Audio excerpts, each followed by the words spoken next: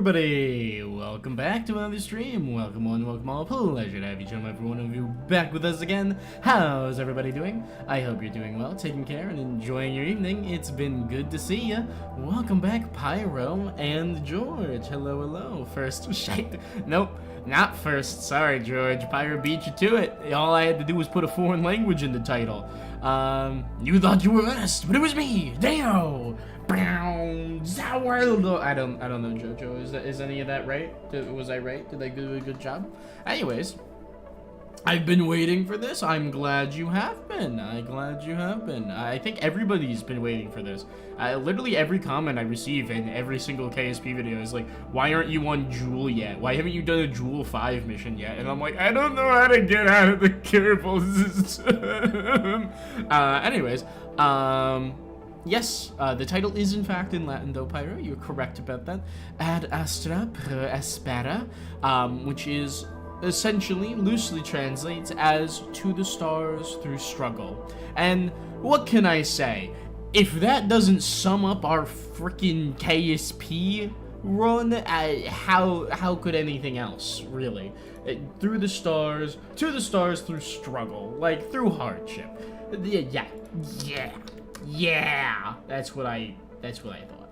It's a whole thing.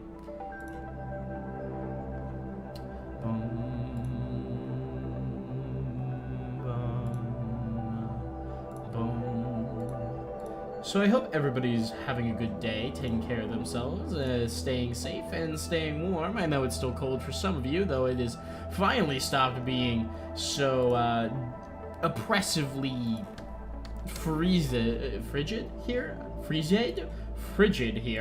That's nice. That's a good thing to see. Yeah, yepers.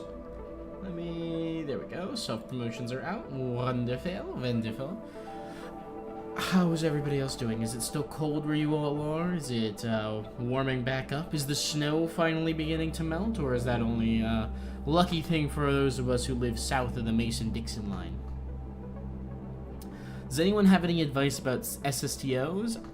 You know, George, bold of you to ask me, of all people, do I have advice about single stage to orbits? That's what an SSTO is, everybody.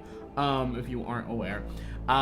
No, I have never once made a SSTO.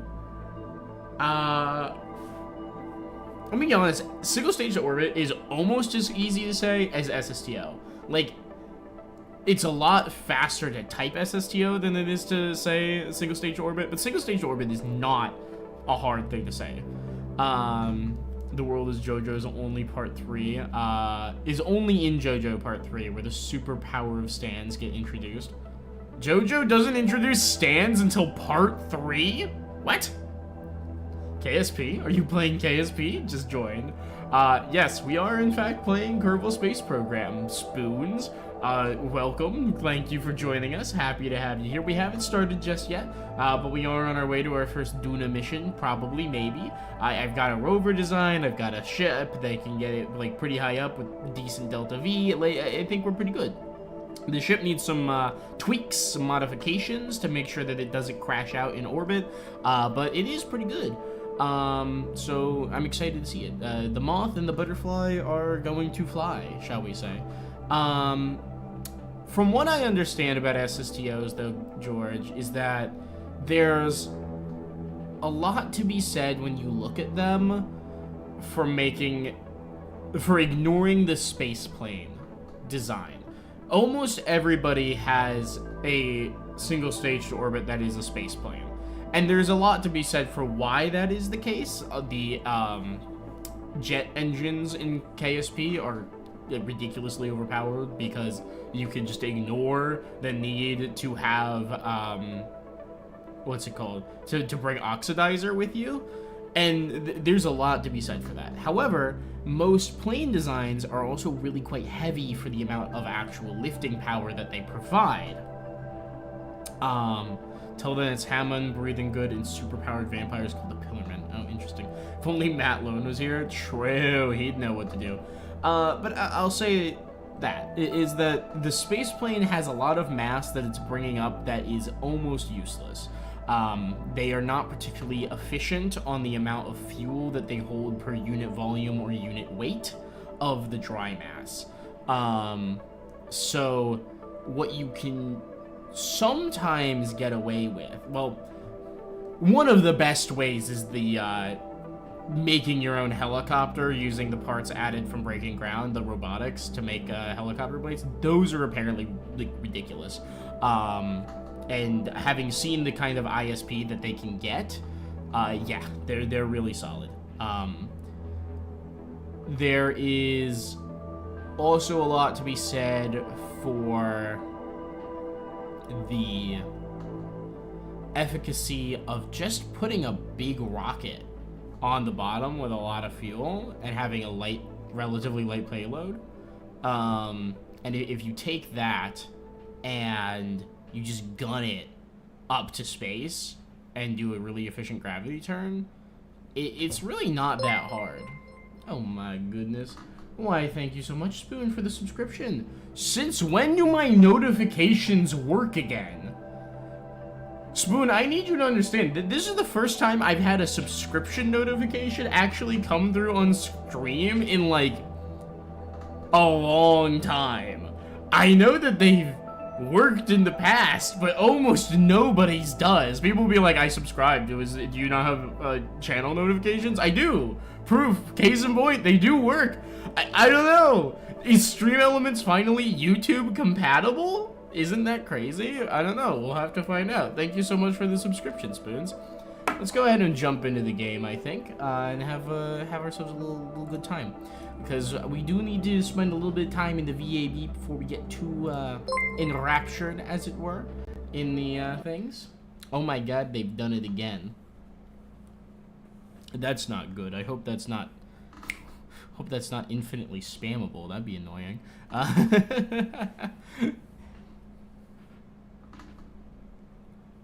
But yeah.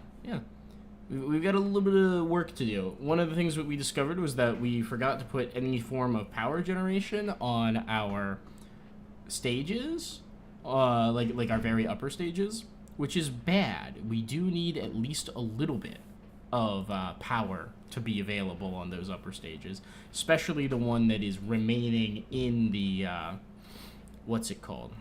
Don't jinx it. True, you're right, George. We need a little bit of extra power that is going to be on both of the stages that are rotating themselves, especially the fuel tank that we plan to leave in orbit. That would be important.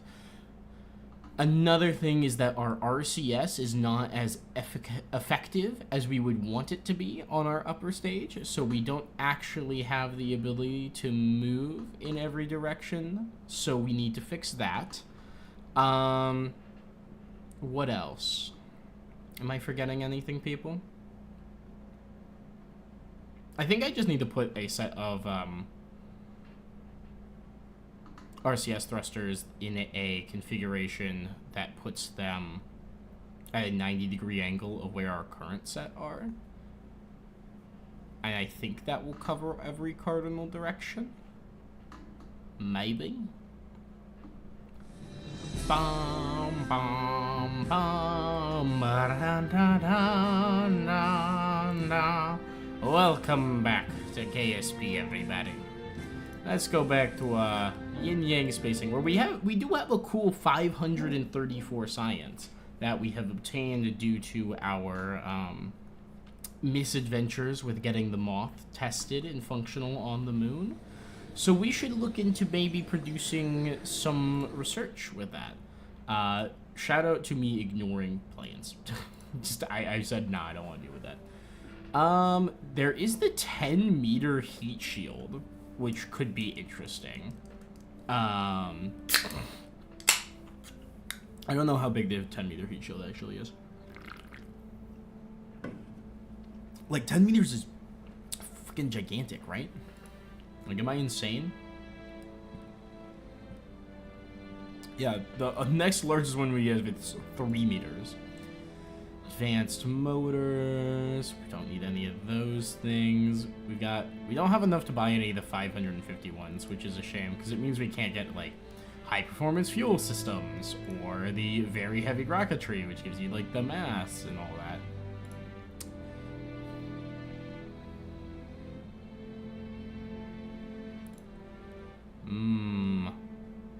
Nuclear rockets. We should probably look into those. I know they're super efficient.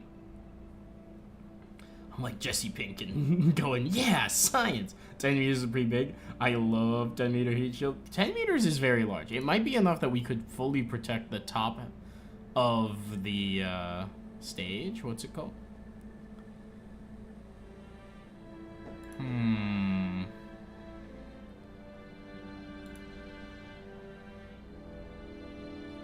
Crystalline S3 3600 nose cone. Interesting. Clampotron shielded docking point, inflatable airlock. I don't think we need any of these. Composites is the one that gives us the 3.75 meter aerofoil, which could be really nice, actually.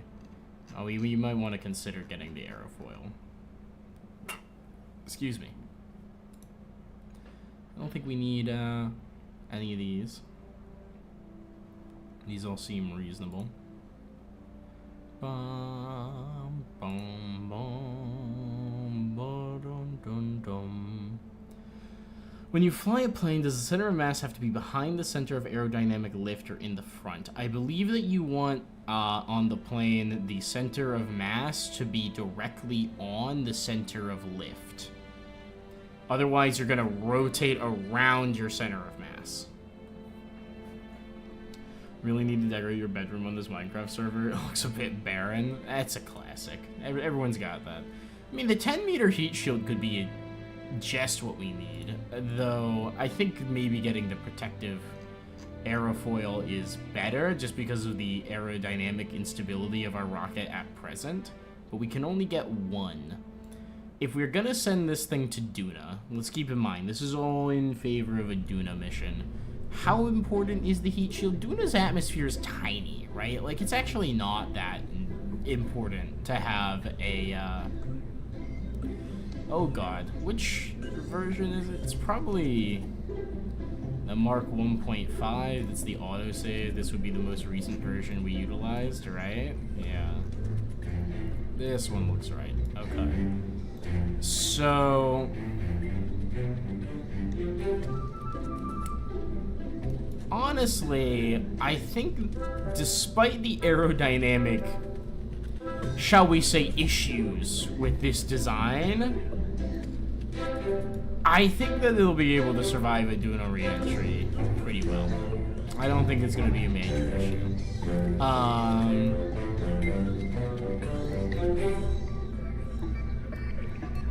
I don't think you even need heat shields if we're talking about Duna. That's what I was thinking. That is what I was thinking. You know, we didn't use these RCS blocks on the Ascent stage at all.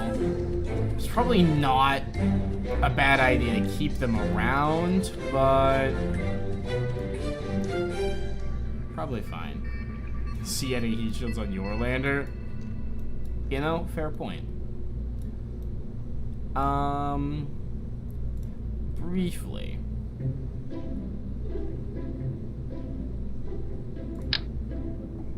Oh, it's tiny. Let's go ahead. And we'll just put on four-way symmetry.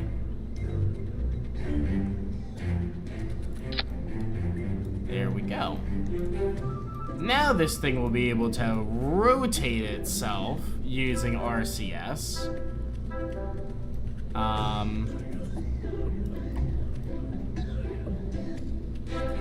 So these will give it the ability to go forwards like that and backwards like that. Hypothetically, it has the ability to go to side, but really these alone were just spinning it. This one plus this one, though, might be able to move it.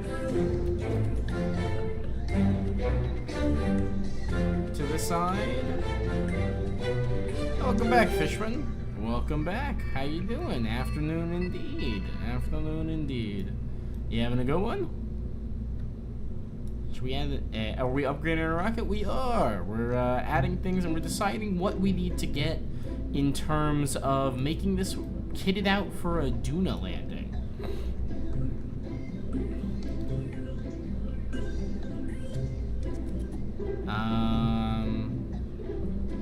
Does anyone know what the difference between this one is and this one? It's the 105, this is the 105A. I mean, it's angled.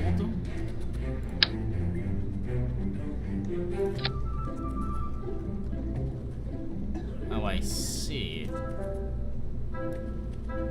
The up and downs are unangled at all. Weird.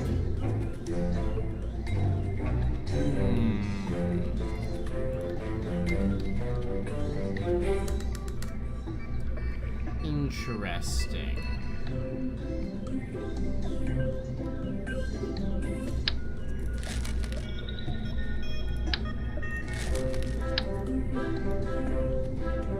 I'm gonna take these.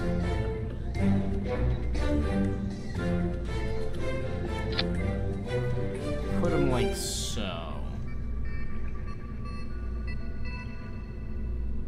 Huh, I didn't know you could do that.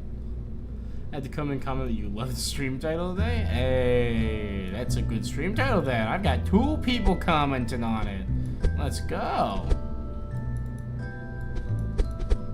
So why are we big fans of the stream title today, Cock? There we go. Just squeeze that in as tight as we can. Very nice. You officially have all your buildings maxed out. Oh, very nice. You running the career mode save, I presume?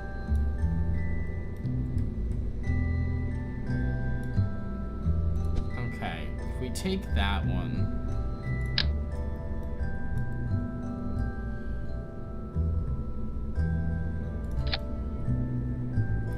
Put in one of those as well. Do we even want those angled ones? Probably not.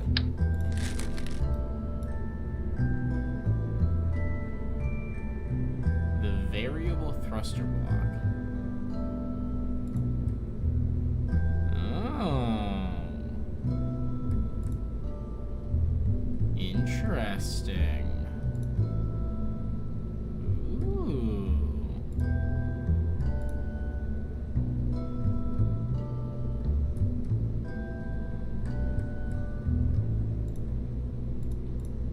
I didn't realize these had all these different configurations. Hold on.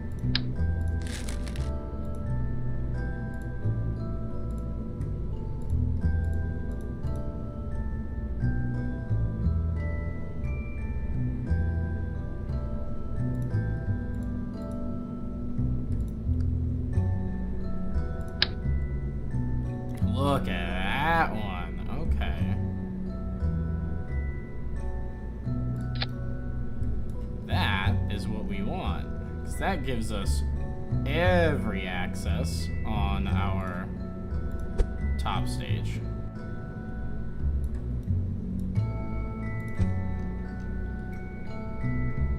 So now this one can linearly give itself a push in every direction. In turn, is this just a lighter version? What's the difference here? Oh, these are smaller, huh? Yeah. They should also be able to take these.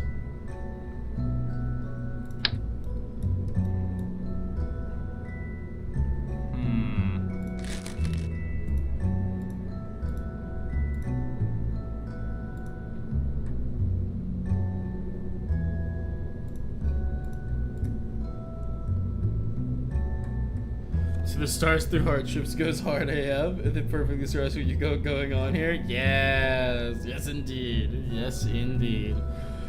You can thank Star Trek for that one. I did steal it, but I think it was far too fitting not to use. This one seems like it's the right one. Because this one...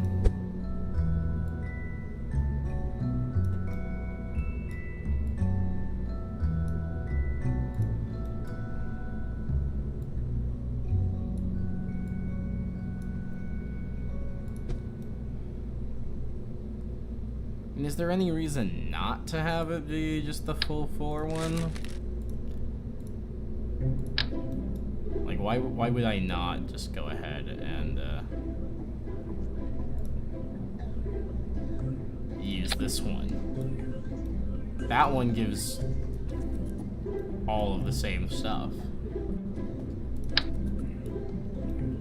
It's probably unnecessary, but...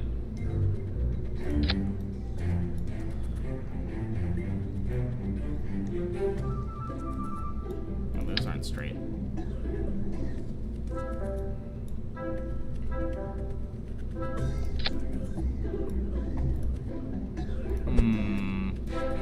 There we go. Do we think that's gonna be enough RCS maneuverability? Is there any reason that it wouldn't be? It's got thrust that way, that way, that way, that way, that way, and straight on. I feel like that's gotta be enough. I feel like there's no reason that wouldn't be enough, you know? Plus it's got reaction wheels in the command pod, so... yeah, it should be fine. Speaking of reaction wheels need power, so let's go ahead and give this thing a solar panel.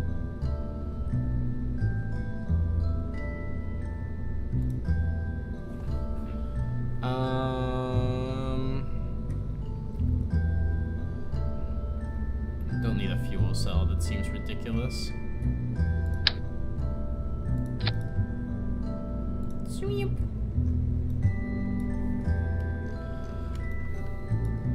I mean, those could be kind of fun. Can these retract? No, those aren't retractable.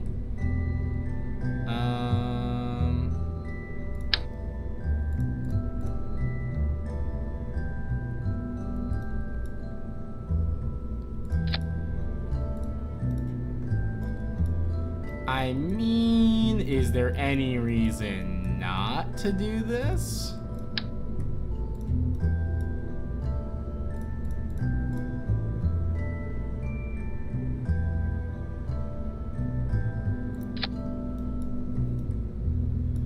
Nice extendable ones. We can extend and retract those even with the stuff out. So this gives us additional power at all times. I mean, seems reasonable. I don't see any reason why we shouldn't use these, you know? I don't know. I also like the circle look. They're fun. No reason I'll not do it.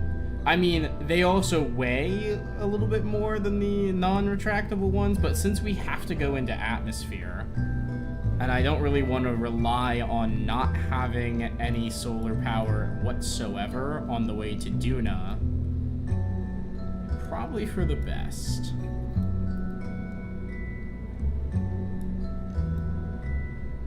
Where did we put the RCS on this one? There? Sure.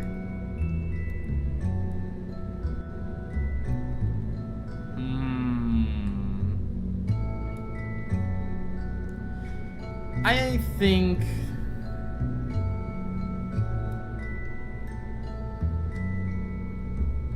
I don't know. Maybe we don't buy anything new. You know, don't tweak the rocket once it works and all that. You. Orthogonal 5-horn. 4-horn, 3-horn, 2-horn, yeah. Orthogonal 5-horn is what we're going to want there. And...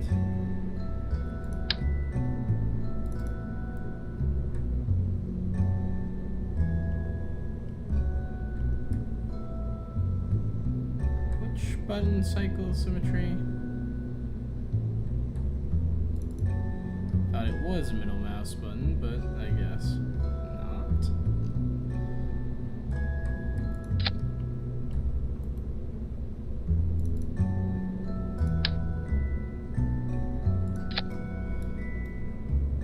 Alright. Hopefully that kept all 4 of them.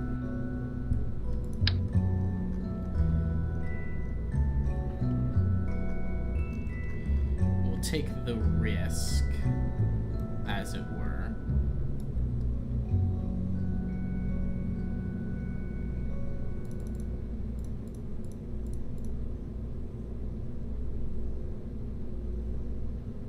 Slot these on in like so. And hopefully that rocket is huge. Yeah, this thing's ridiculously oversized. How fast you think you're going? It is not that fast. It is mostly about trying to maximize Delta V.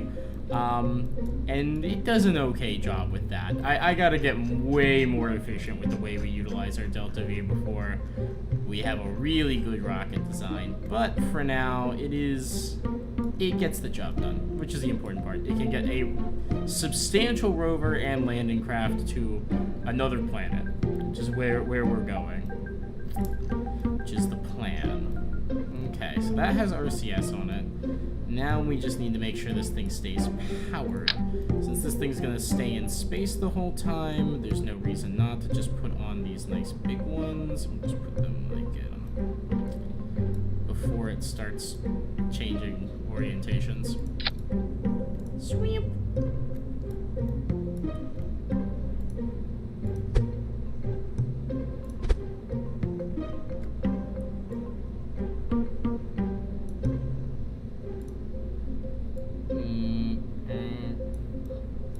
There we go. In case somehow all of these are still in place, those solar panels should still be able to retract. Or extend, which is what we need. Alright, so this will have power and RCS. No reaction wheels, which maybe is a problem, but hopefully the RCS alone is enough to handle it. Because all we needed to do is occasionally do a little orbital docking, you know? And this one having reaction wheels should be able to do it, since both can now adjust their speed and all that. Additional useful elements. We're gonna go ahead and we're gonna add parachutes. We need parachutes if we're going to Duna. That's just the way things work. So the Mark 25.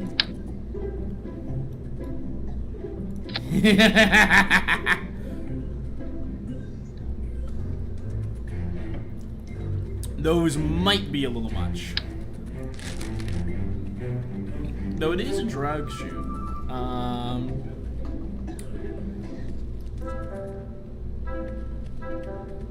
I'm thinking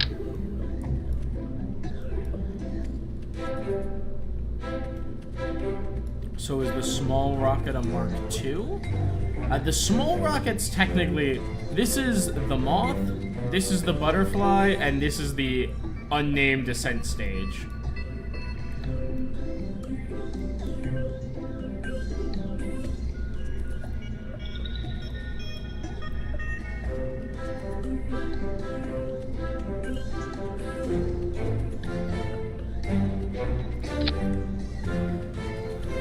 Four drag chutes.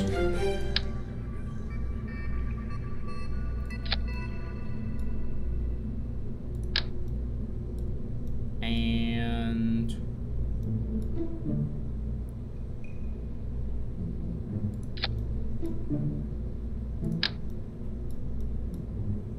8 main chutes. What do we think?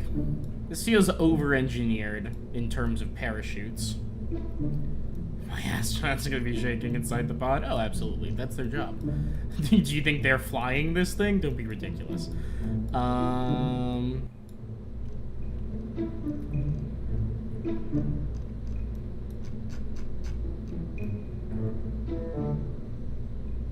Alright.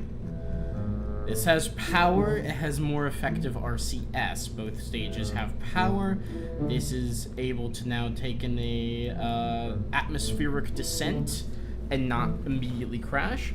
It will not be relying entirely on its parachutes for landing, because Duna has a very thin atmosphere, that's why it's a sky crane, but it has these just in case. This top command module is, of course, its own thing. The moth, the butterfly, the beetle.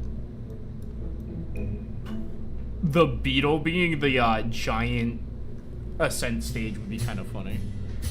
This is more like a stick bug. Well, it's got to be something that flies really hard and fast. That would be it.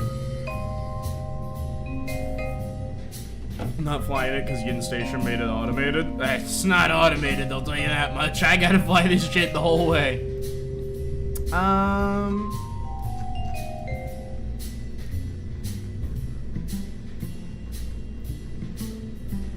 Okay.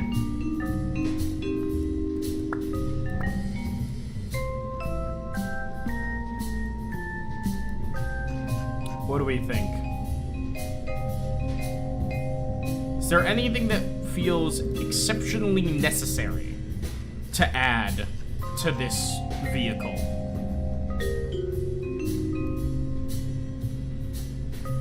It's so tall. Yeah.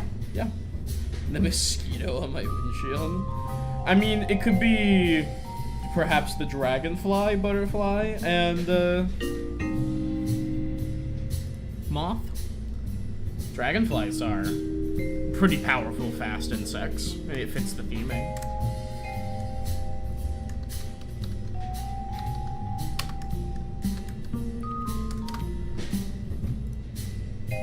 And the dragonfly is what takes us to Duna. 4 or 5 of those ascent stages would be the beetles. Oh, each of the different, like, asparagus stage main ones are the beetles that are helping it take off. That'd be kind of fun. Alright. The Dragonfly 1 is not ready to launch. We need a, add the mystery goo. There's plenty of mystery goo on this. I promise you. We have mystery goo. We don't leave home without the mystery goo.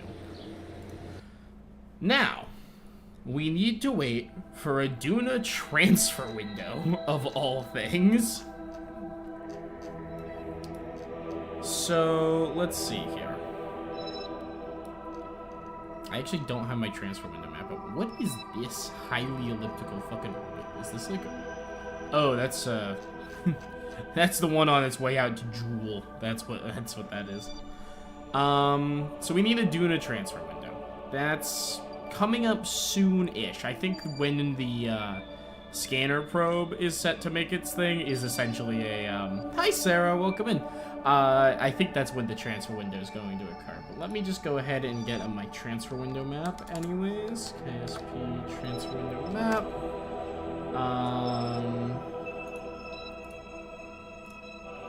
Crack it open.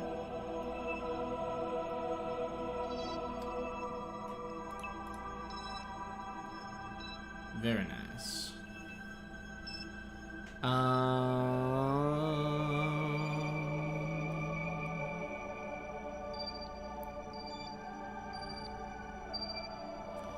Huh.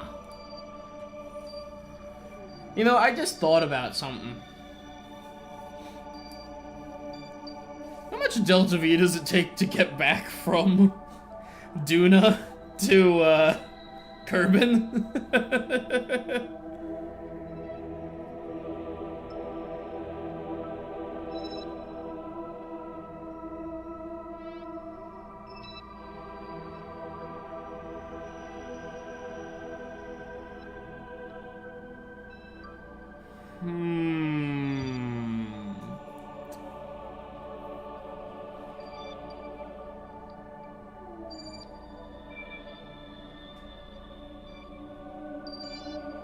I don't think it's very much.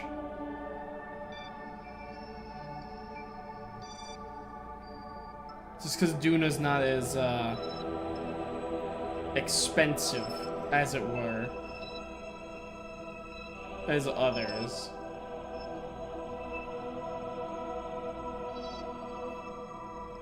It's funny, we're actually in a Duna transfer window back to Kerbin, more or less.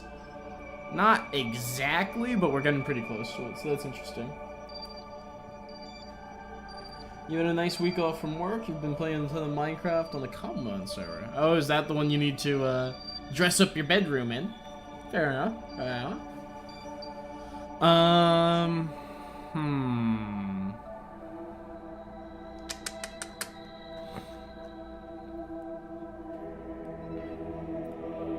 So we've got a maneuver in 56 days. That's the next big thing, and that maneuver is the one that is going to be adjusting the orbit for the scanner probe back out to the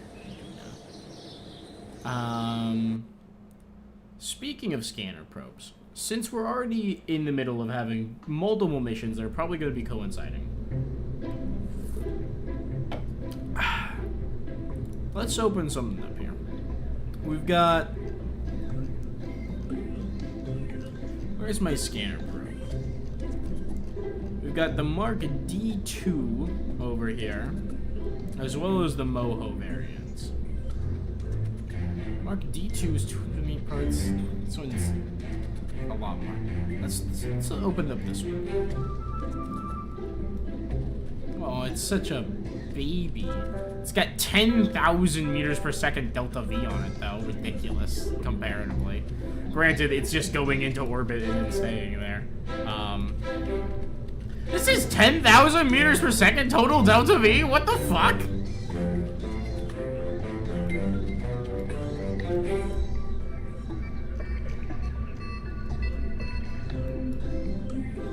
Like, I know part of it is that this is a much, much lighter payload than the original, but that's wacky tobacco.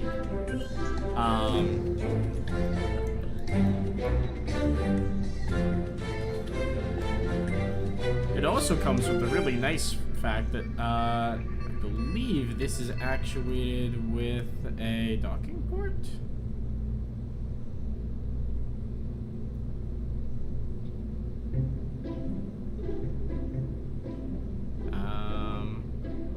Is it? Is this even separable? Is there a docking port on this? This is so much delta V.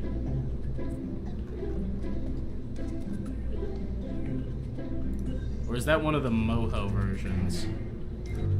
What does M1 look like?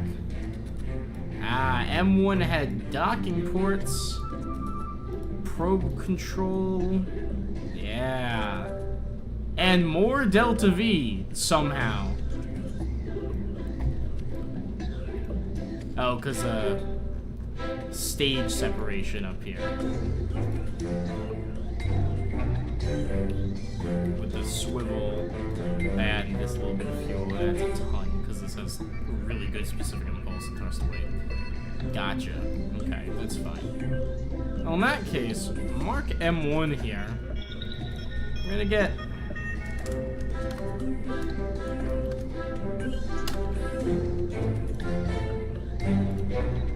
We're just gonna prep this one.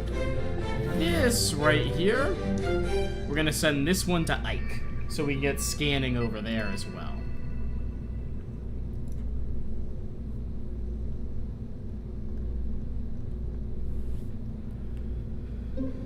You're making a machine to make a Mewtwo? Is that a thing? Goodness. You're doing your 4th Silk Song run. Really, Sarah? Giant tip? Yeah, it's got a bit of a bulbous tip.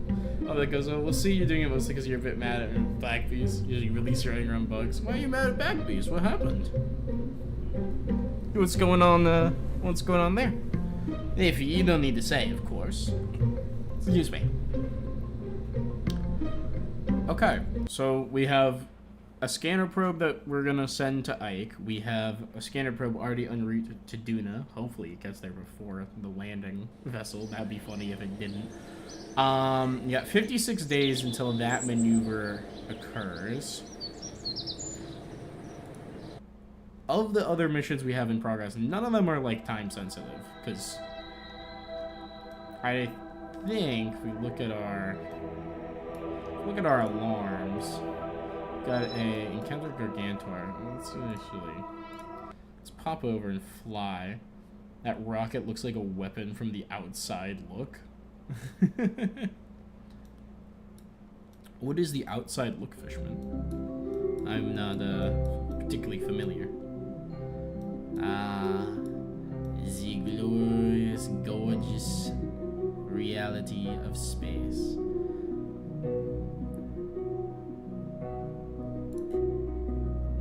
If I transmit, oh, it's not unrecoverable. Okay. High over the sun. Oh, go ahead and transmit some of that science. Get that ready. This is also not. Well, we've technically undone that. This is irrecoverable, isn't it? We, yeah. Only are gonna want to do that one. No science value. No science value. No science value. No science value. Whee! Magnetometer boom. He did tell us about that, I think. He played Metroid Prime 1 Remastered on Switch without you. Tragic. What a horrible thing to do to a person. Alright, no science value in all of those. That's fine. Very nice. Very nice. But let's pop over to the map real quick. Zoom way out over to Jewel. And I'm gonna go ahead and add an alarm.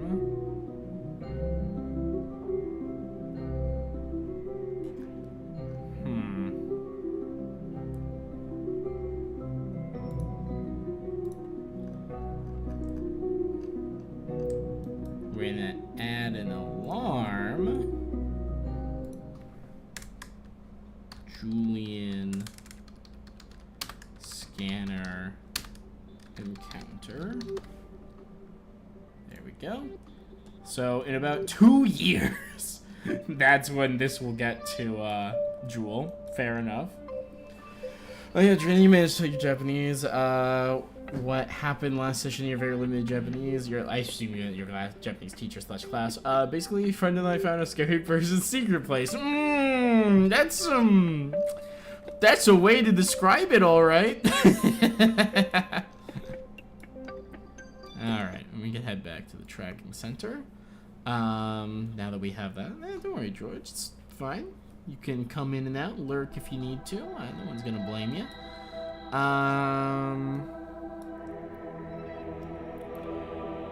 So I don't think any of our other probes or whatever, any of our other ongoing missions are going to be affected by the loss of our, what's it called? But by skimming forward until we're in the Duna transfer window and or the scanner probe's ready for its transfer.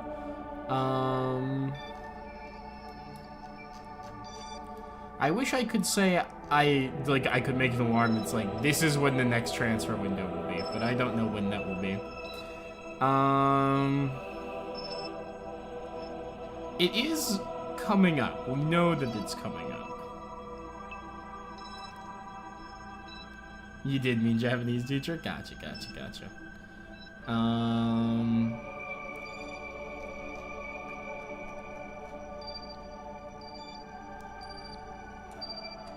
What else?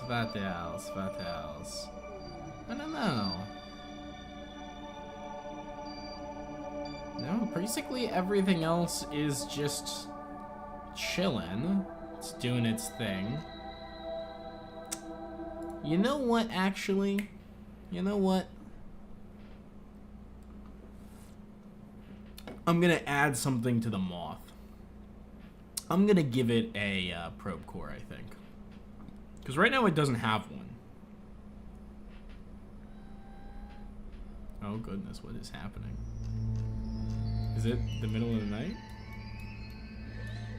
I hear something moving. I can't see anything. Okay, It is just the middle of the night on the moon.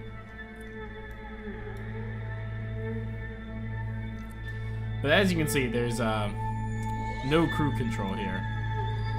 Which makes sense, because the Moth is entirely manually controlled. Which means that its existence on the moon here is essentially just a monument to the fact that we have been here before. And as such, it's fairly useless. So we're gonna go ahead back to the Space Center. You still haven't even finished your VTuber concept. Ooh, Fisherman, you gonna be a VTuber? Welcome. Is it a Fisherman? No, Pyro. Yeah, what is your concept? Obviously, it's not finished, but do you have, like, the basic ideas down? Basic points? I'm gonna just slap a probe core onto the, what's it called? Onto the Moth. Just that way, when we're done with the mission with the people there, it can be taken over by control of a probe.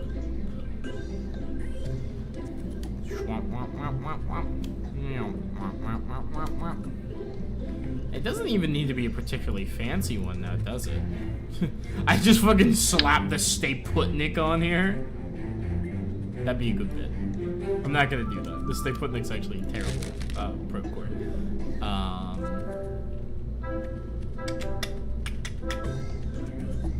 Let's see. Lunar excursion module.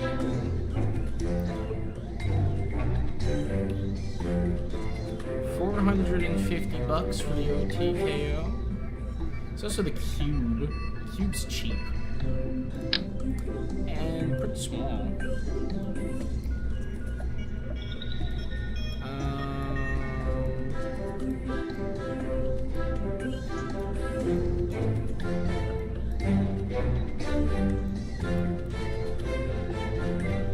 So I can slot it in there, which it's one of the locations of all time to keep a probe core. It's also the Rove Mate.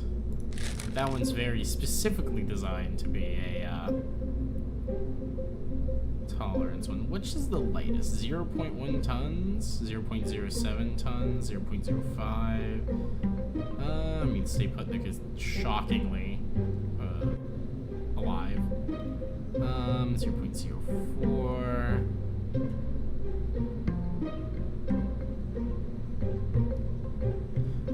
.04, you say? That's less than the Stay Putnik.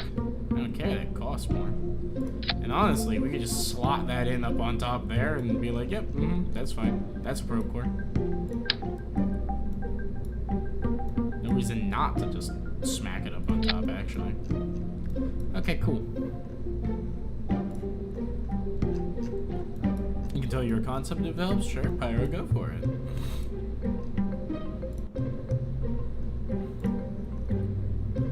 So we have an action group to extend our solar panels on the Moth itself, as well as ones to unfold the wheels. Speaking of unfolding the wheels,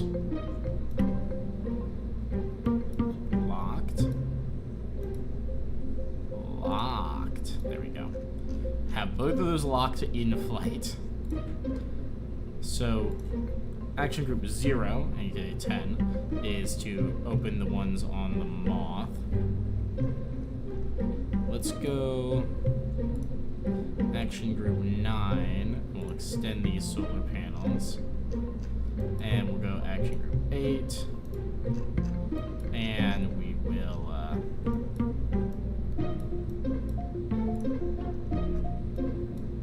extend these solar panels. Okay. Moth, upper stage, mid stage. Cool. You want to reflect your character as a World War I weapon maker. You transforms as a harbinger at Dark War's curiosity, leading him to a trinket that gave him instruments of war. He lacks inspiration. That's a very specific concept indeed.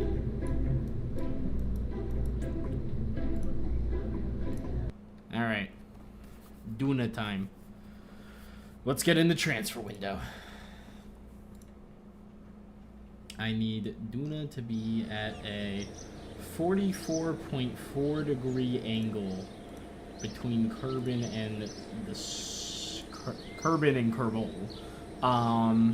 So let's pop over to the tracking station, and then we'll just start speeding up motion, I suppose, until it looks like we're getting into the right area.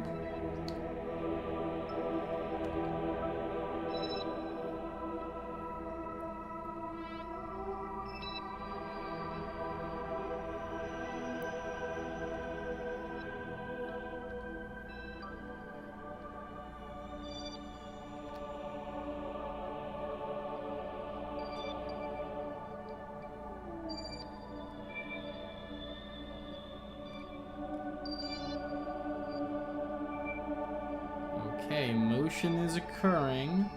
I'm gonna keep an eye out on the whole system, honestly, to see if anything else ends up in a, like, decent transfer window. Actually, speak of the transfer window devil. Optimal transfer window for Jewel. No, it's past, I think. That's a, Jewel's transfer window is pretty tight, actually. I mean, not tight per se, but it's like over here instead.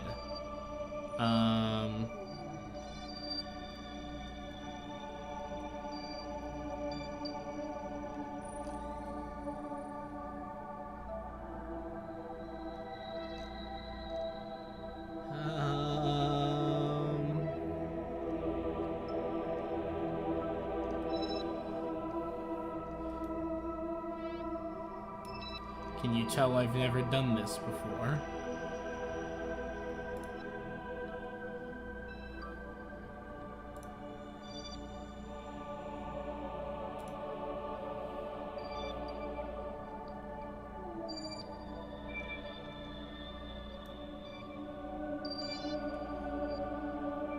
I need Duna and Kerbin to look kind of like this, I think.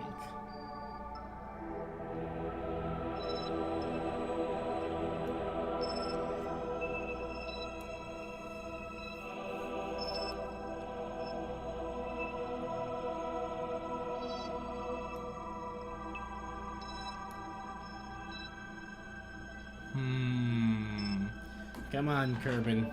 Make your moves. Do you want the look to be based off, or on... Oh, do you want to be looking like you're on or off duty? Maybe make a Pinterest board? That's what I did. Your PNG needs to be reworked? Fair enough. Concept is a demon trying to fail to possess me, resulting in two souls being stuck in one body. Fancy, Pyro. Fancy. A classic, even. It is funny, you can see J1 is going so much faster than D2.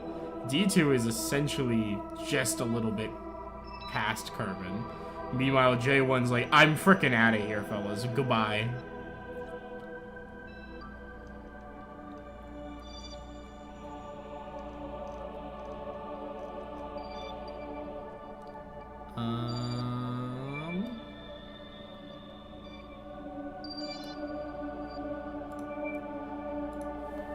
Let's see here. KSP transfer window planner. Ooh. Is that transfer window planner? Yo.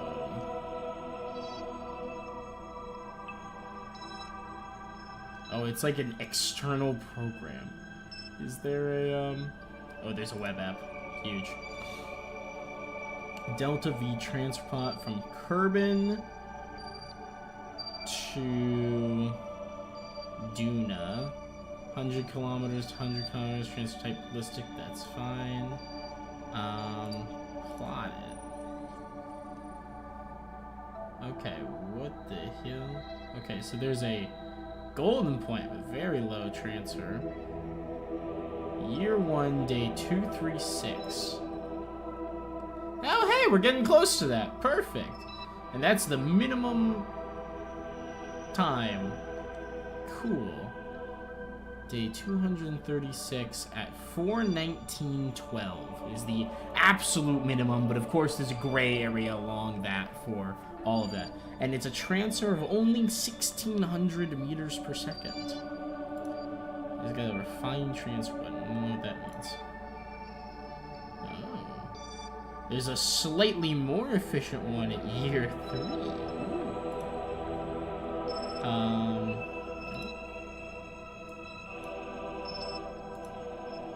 Year 1.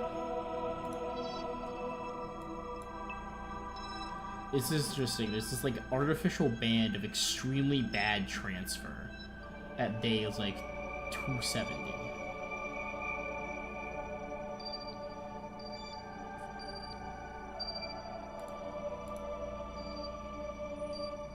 Alright, 1,600 meters per second, year 1, day 236, 237, somewhere like that. Cool. So we are getting close to it. Let's speed things back up again. Actually, you know what? I don't even need to do this specifically. Interesting, our Duna probe will be getting there sooner than the actual transfer window optimality thing. So that's cool. Yeah. No game. There we go. Well, hello 956 science. Where did you all come from? Deployed science report. Ah, 400 from the deployed ion collector on the moon? Oh my goodness, we've been sleeping on that. Well, is there something that we should get with our 1,000 available science, do we think? Something to give more science, maybe. Experimental science, scan art, hyperspectral resource mapper. No, that's ScanSat stuff. We don't need ScanSat stuff.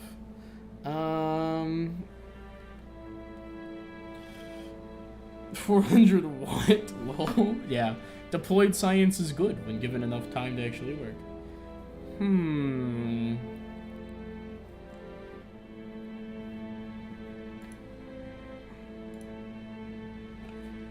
The RA100 relay antenna might be nice, actually. Because that's, like, the better one. Level 3, 158 gigameters a second. Whereas the previous one we're using, the RA2, I think is the one we're currently using, 22. Oh my god, that's pretty big. That's pretty hefty, actually. Yeah. As well as the Communicatron 8888. Interesting. Someone help me with my PNG Fire, they're really good at drawing. Also, thank you, Julio, as well. Hey, don't worry about it. I have an artist from my channel. They don't let you know exist. You're listening to this, doing your own thing. Oh, thanks so much, George. Enjoy. Specialized electrics, monopropellant, APU, fuel cell arrays, the SARL antenna. Huh.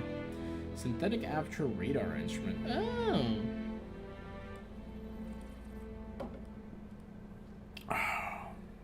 Interesting. Wow, it can map biomes as well. Altimetry and biome high-res. That's cool. The mini nuke radioisotope thermoelectric generator. Probably unnecessary. Thanks for the look, George. Streamers need people like you. Absolutely we do. Absolutely we do. It kind of looks like we're out of just actual new science experiments to put on our things. I will give us that. So that's good.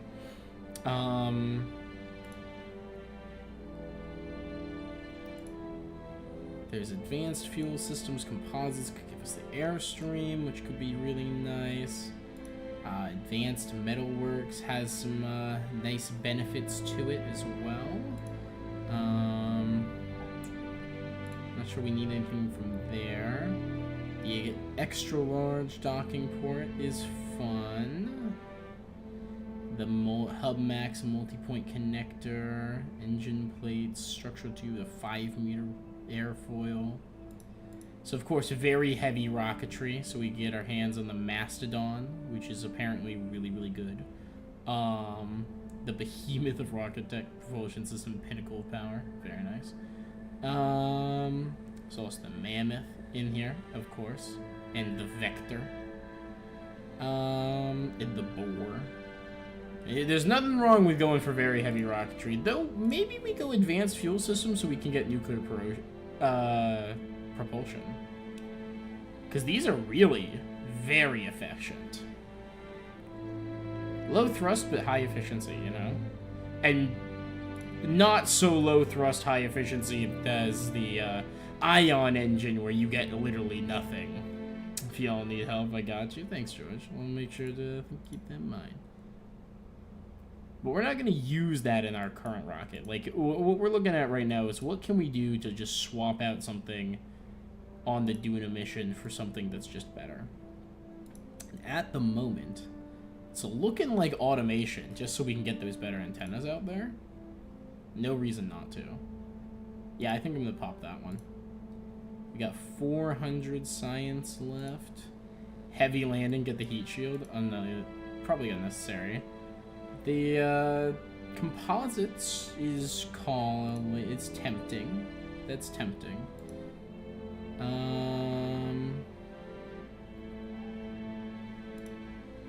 You know what? Let's pop advanced fuel system so we can be in range of nuclear propulsion. With the science we get back, I think we'll be able to get a whole lot of this tech trio available. So that's good. Mastodon the Megalodon. Yeah. Does it speed up with the low thrust? What do you mean by that, Fishman? Like, do you mean, can I use time warp with the low thrust still active?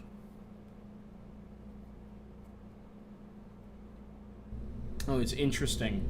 We're gonna have, the old tech on the Duna scanner probe. But the one that we're about to send to Ike, mark I-1 over here, this one I'm going to upgrade the communications technologies on. So that's interesting. Alright, so we've got the RA-15 relay antenna here. We can go for the RA-100. Oh boy.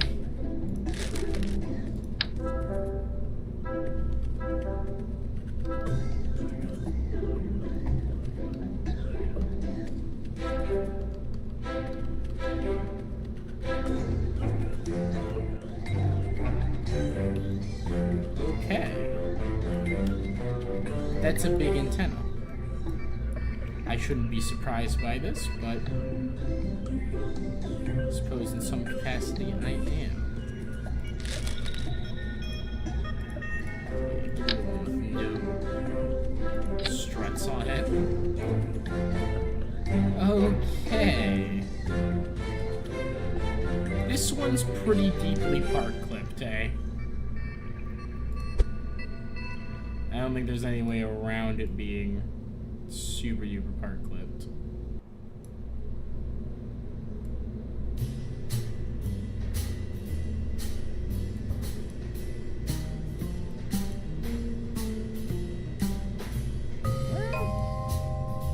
Nope, that's coming out of the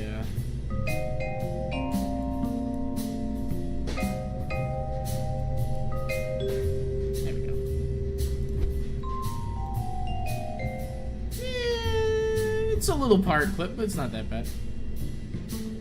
Alright, so this is the current one. High gain, 61.2 gigabytes.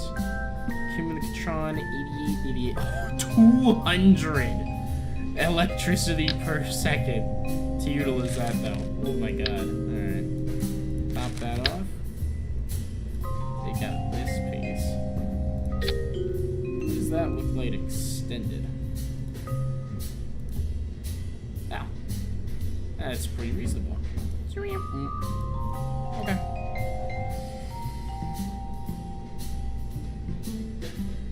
With the number of solar panels on this thing, it probably has enough fuel. Outputs 24.4 4 electric charge per second. What are these? The 1/6? 1.6 of these. How many total do we have on here? Let's just be generous, assume 1, 2, 3, 4, 5 times 2 times 4. So 5 times 2 would be 1040. So all of those little 1/6s together are the equivalent of 2 Gigantor arrays, essentially. Wow. Upgrading your arrays is in fact worth it. Because I'm pretty sure we can get more than 2 Gigantor arrays on this thing.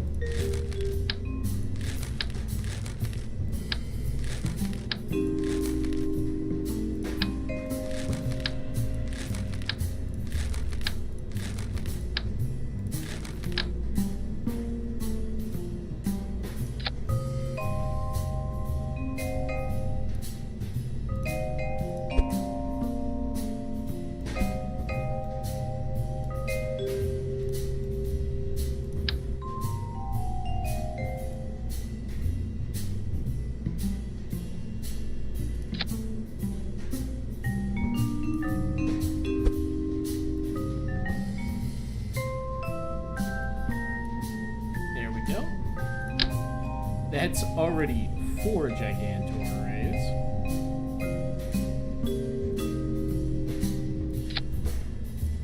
Can I fit in 2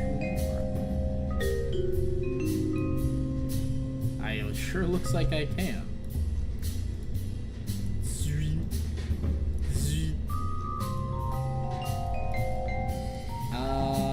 Are these gonna run into each other on extension?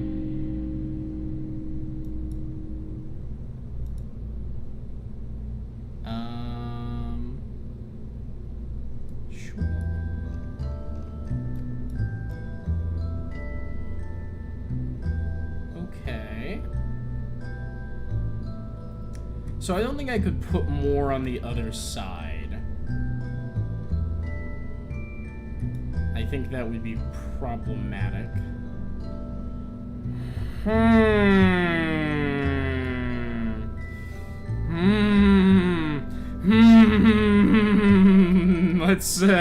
Let's not look at the cross section of this one too closely, shall we?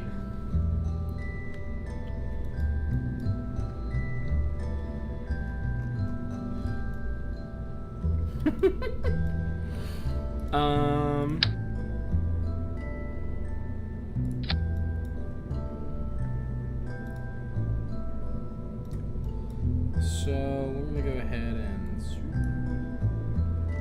have those out. Have those out. Extend these as well. Hypothetically, all these will rotate to face the sun.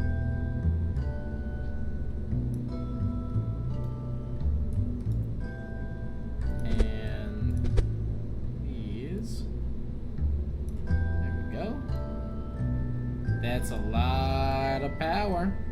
I'll tell you what, that's a lot of power. Can I...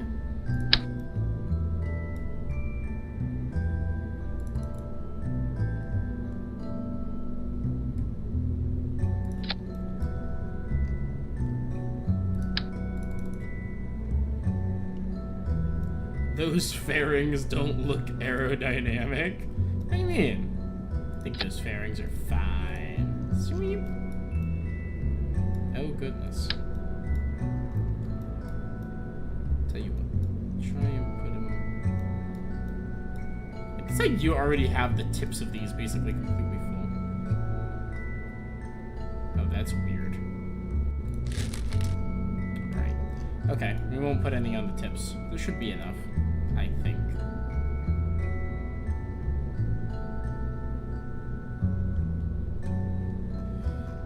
Go ahead and give these just a little scoot down so they're not clipped into each other.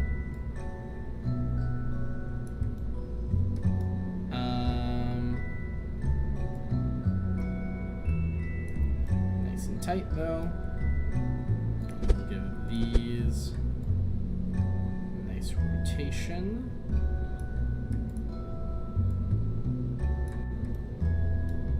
There we go. Okay.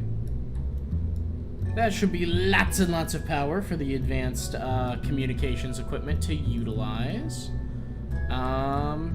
Nice.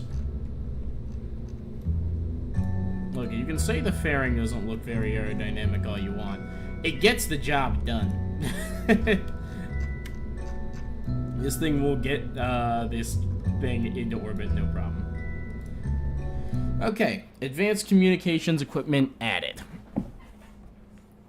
We'll put that in orbit around Ike, and between it and the original high gain antennas on Duna, it should be enough to keep whatever probe that we have on Duna working even when the other Kerbals leave.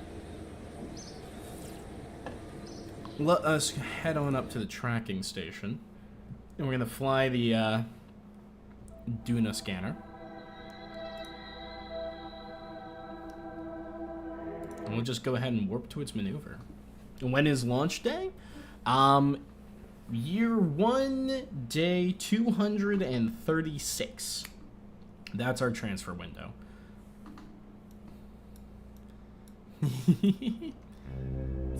Oh, God, I forgot how old this design is. It doesn't even have the advanced probe core on it. It can't automatically face maneuvers. Okay, we got a maneuver in 4 days. Let's go ahead and see if we can head on up towards it. I am turning it in the wrong direction.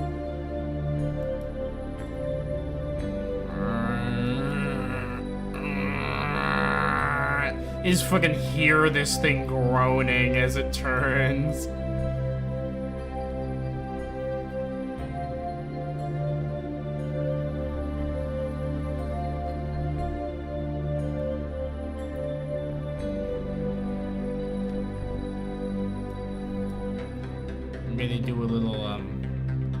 We're gonna do a little silly here, and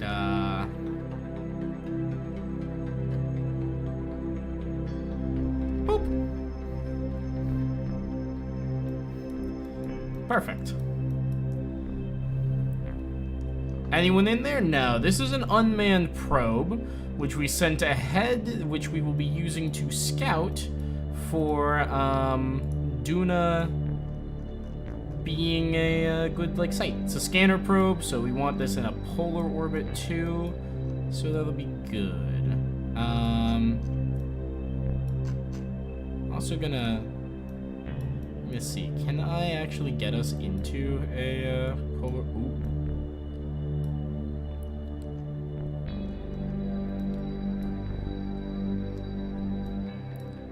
Let's see if I add a little bit of that. Oh yeah, I can get it right in close, and then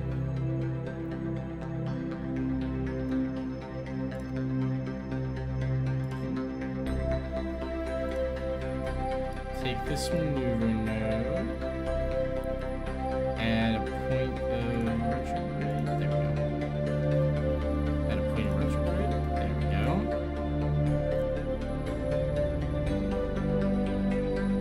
Very small changes lead to large effects. God, I can't really see the retrograde.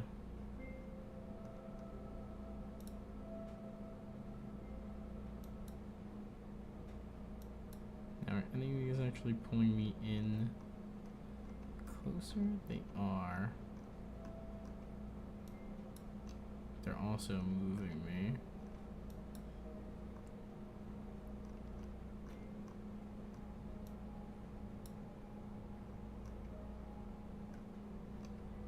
Ooh. That's an Ike encounter. 256,000 meter. Duna semi-equatorial. Okay. Let's add some of this then. And then some of this. And then bring that in nice and close. How high? We want it like 250,000 meters. 185,000? Polar orbit slingshot? Okay. Nice. Brick noises monster. Yeah, just the sound of stone grinding against itself. I've not seen the new SpongeBob movie. Which one is it? Like, they keep making new ones. I don't even keep track anymore. Yeah. So with the new rocket ship, what's the mission? Well, the main mission is Duna landing. But we also have, because Ike is in orbit with Duna, we're going to send a scanner probe up with that mission to fly to Ike at the same time. So we're going to use the same transfer window, send 2 missions, and we've of course already got the scanner probe in transit as well. So, yes. That is the plan. We're going to go ahead over to back here. I'm going to zoom on up to our maneuver node a little bit more accurately. We want to be right on that, given how outsized an impact small corrections can have.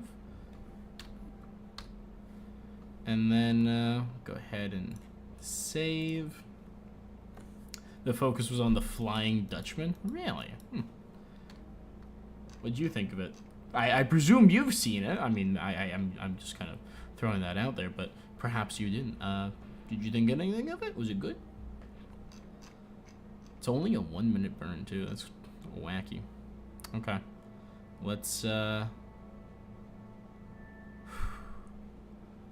warp on in to our maneuver. Hey, look, it's Duna. And Jewel. Cool. Zoom. We're zooming in. Maneuver in 1 minute. 4, 3, 2, 1. Okay. Time warp halted. Alarm begins. We are at maneuver. 1 minute remaining. How's our electric charge doing? Oh, we've got plenty. Good. You would hope so. You did. I wouldn't say it's good, but it's not the worst SpongeBob sequel out. By out, do you mean out? Presumably. It's not the worst one out. Interesting. Which would you say is the worst one, then?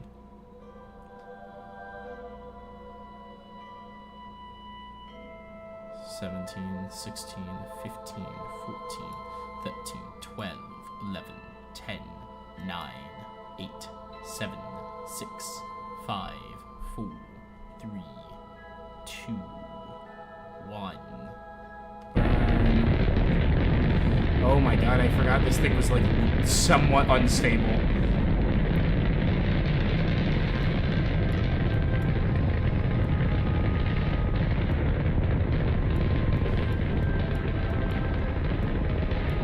Look at it go though.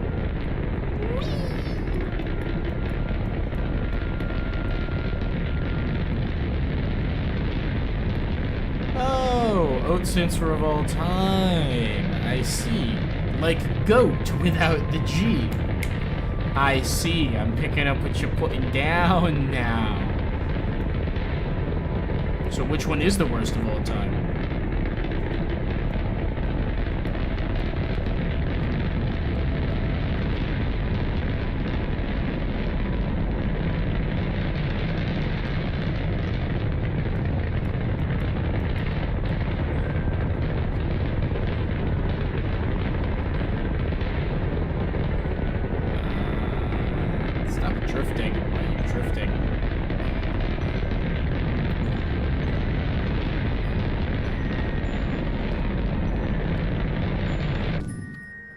I am out of fuel in that stage. Okay. Let's go ahead and set up this. And let's see, what is our maneuver look like currently? Oh. Are we... Is that with the maneuver or with what? Is that our actual periapsis?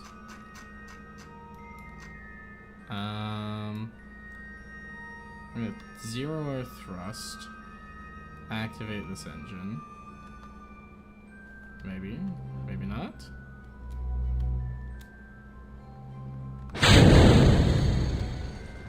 There we go. Fires. And we'll go ahead and keep burning. Oh, there's our actual. Okay, cool.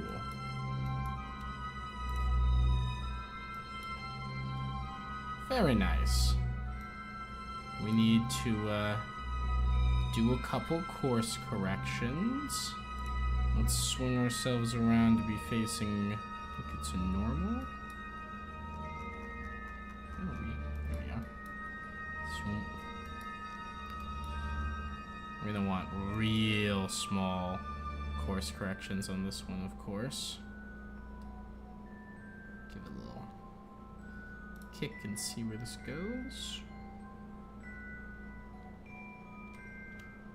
Further away. Cool. That was anti-normal, not normal. Whoops. I might even need some radial in and outs to go through.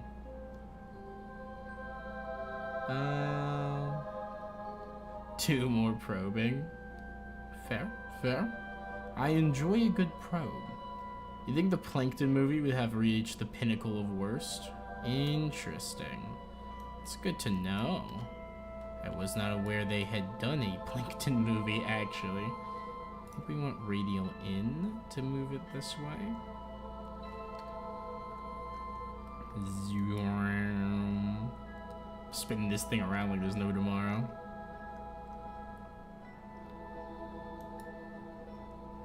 Alright, and we'll give it a little bit of that. And... okay, and I believe normal pushed us up. And we want to shrink that periapsis, so that'll do.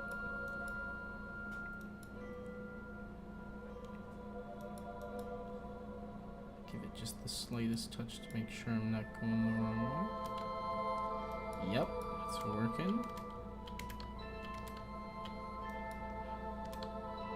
190,000 meter Duna polar periapsis. Okay. Number 1, 2, 3. Very cool. And then right at periapsis, we can add a maneuver. Maybe.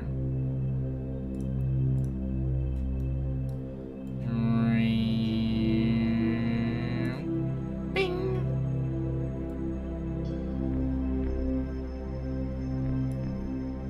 We can just capture.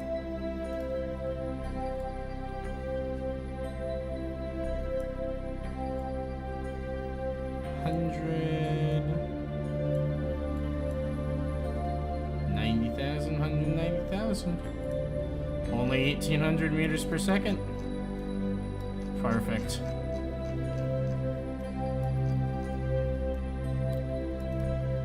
Okay. We get our Duna encounter in 161 days. D-scan. System. Let's call that encounter. Cool. That's well before the Julian one gets there, though it's going for a flight. Okay. And we're gonna go ahead and we're gonna create an alarm as well for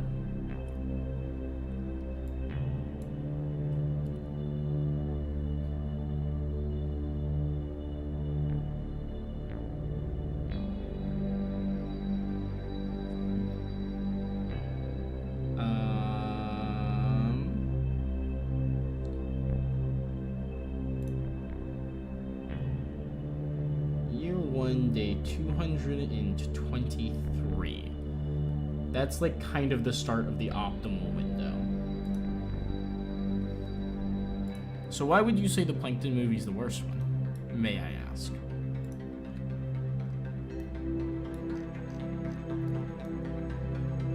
Awesome. Okay.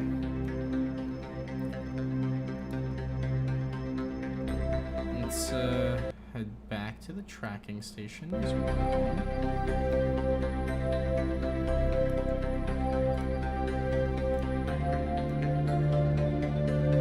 Very cool to see that it still has connection with the Julian scanner probe out here. Network.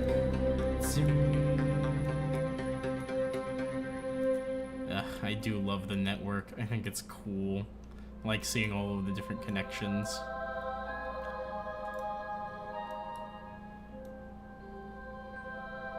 Okay. Let us head back to the tracking station, as I said. And we're gonna go ahead and add a alarm.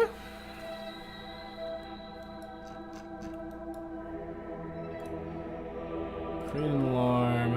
I'm gonna call this Duna transfer window. And time of alarm.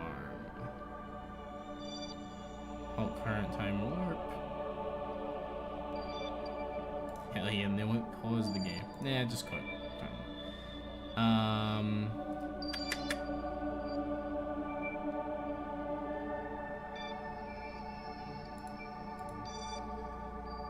So we want this on year 1 day 223.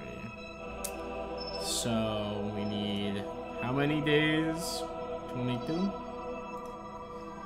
Year 1 day 223, 2 hours, 2 minutes, 7 seconds. Technically, it's not that precise, but 5 hours, 27 minutes is technically the launch window.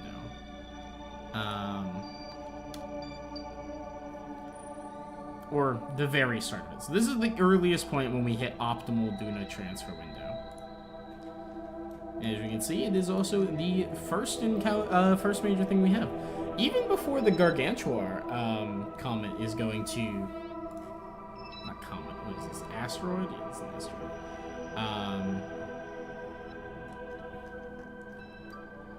That's before even this makes its encounter in the Kerbin system in 43 days. So, you know, that's cool. We'll have a mission underway while they're in transit, I suppose. Yeah. Okay. Cool.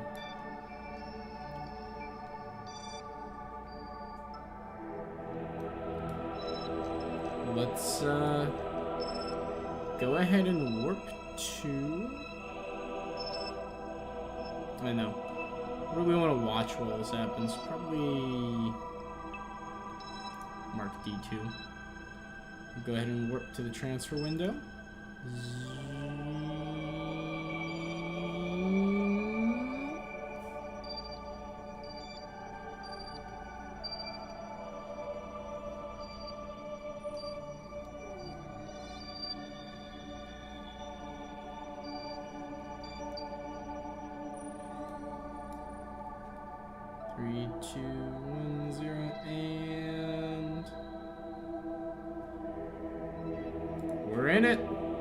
This is an optimal Duna transfer window. So, that means it's flight time. Are we flying a monstrosity to another planet? Oh yeah, welcome in, Pictus. Welcome in, pleasure to have you with us. It is in fact time for us to fly to another planet. We've finally actually hit the Duna encounter window, which is really cool.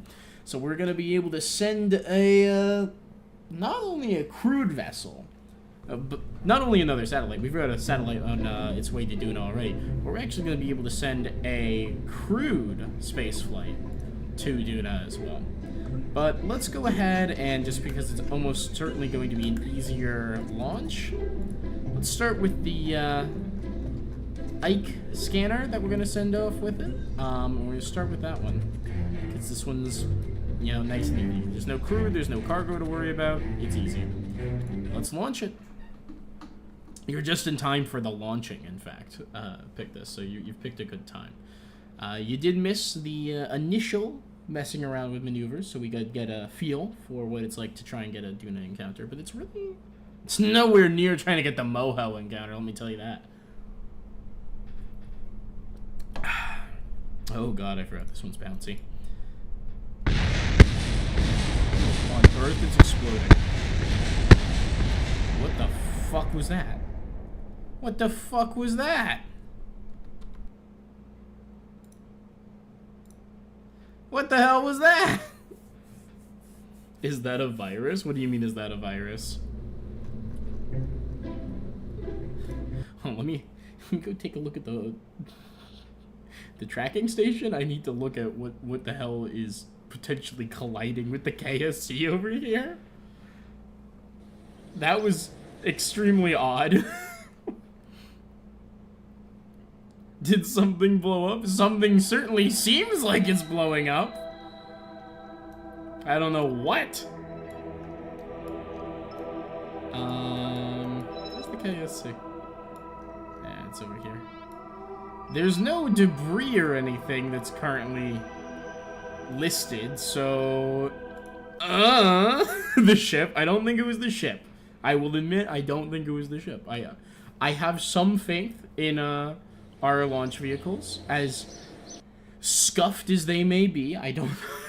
They don't have a tendency to throw things 200 yards to the left and then cause them to explode. They usually have the decency to explode on the launch pad, you know? Or at least mid-flight. Let's give this a shot. Duna's great because it is like a fully equatorial transit, so it's very efficient to just go up the way that you're used to. Is the ship a virus? I don't think so. Why would the ship be a virus? Why is the ship a virus, Pictus? I'm confused. Is that some... It's weird because it's reloading Scatterer every time it does that. Couldn't begin to tell you what's up with that. Anyway, time to launch. God, I forgot how bad this thing's thrust to weight is at the beginning. Shit. Oh, it's shaped like... Oh, you know what? You're totally right. This is kind of shaped like a, bacteriophage. It's got the, crystal geodesic on the top, doesn't it? Nah, that's just where we keep the satellite. The ship seems alright. The ship does seem to be just fine.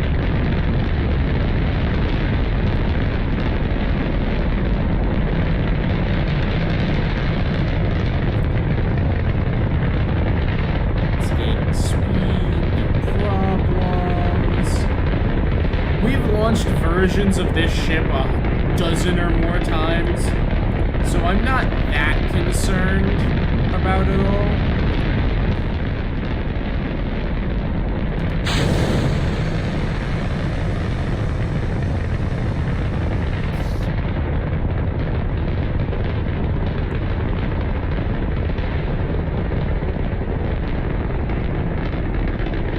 God, it is a really effective rocket too, huh? I mean, it likes to start wobbling mid-gravity turn. That's fine. What ship doesn't like to start wobbling mid-gravity turn? Especially when it's the opposite of smooth like that one was.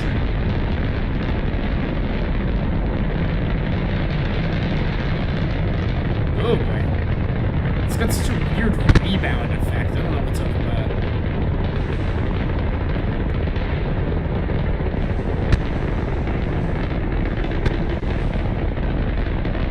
Lots of things exploding, so that's probably fine.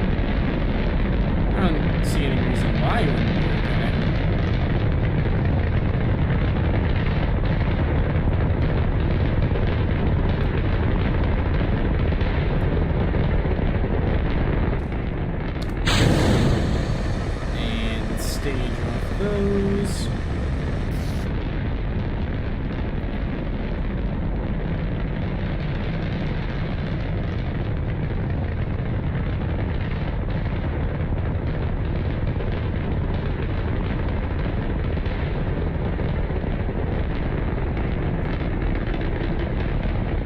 This thing has a lot of sideways momentum right now.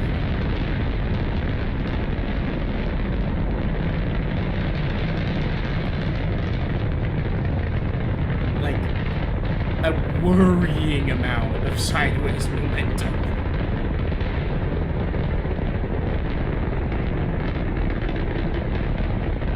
So I do need to get it out of the atmosphere before we hit orbital velocities. Otherwise we start having, shall we say, negative ramifications.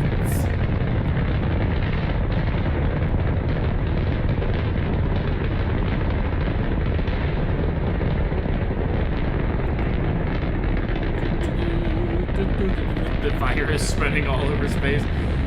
It's, you know, if you think about it, is Kerbal Kind really that far away from being, you know, viral?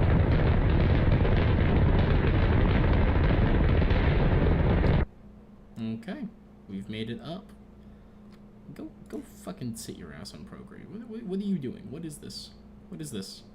Why are we flipping? What's going on? What's happening? This is not supposed to be like this. That's bad.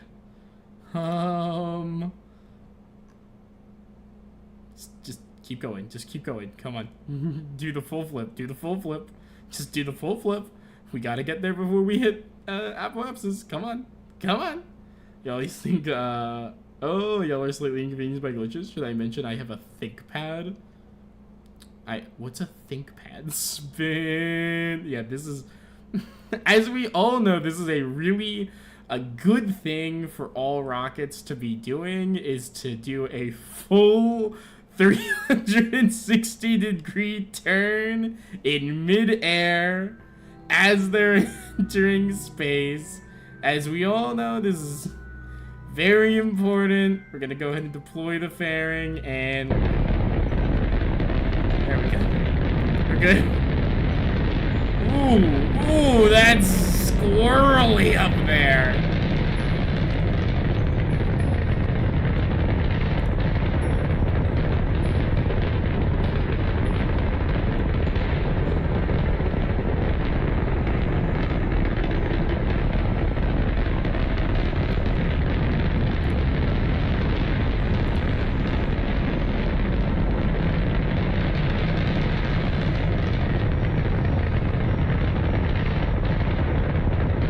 Nice. Gravity scan science added. And apoapsis is going up. This one is periapsis. It's at 70.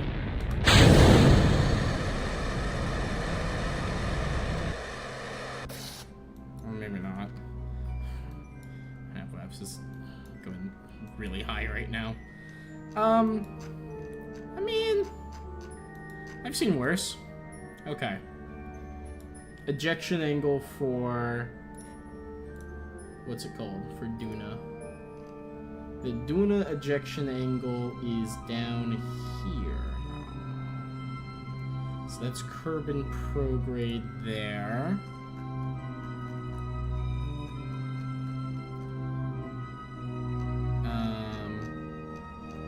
Kerbin prograde goes along the day-night terminator, duh. So the ejection angle that we want is basically right here. Add a maneuver, and we want it to be about 1700 meters per second to get to where we're going. Go ahead and put your ass on maneuver, that's fine. Come on, connect with the maneuver.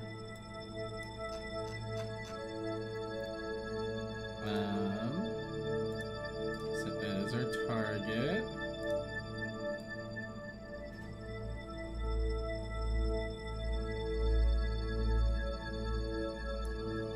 That's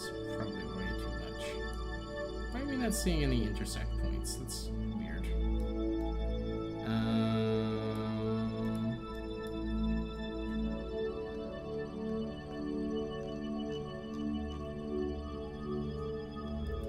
0.3, 0.2, 0.1.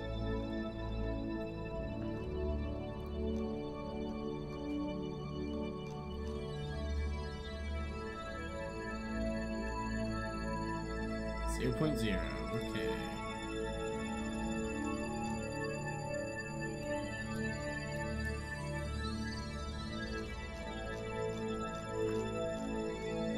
Closest approach coming in.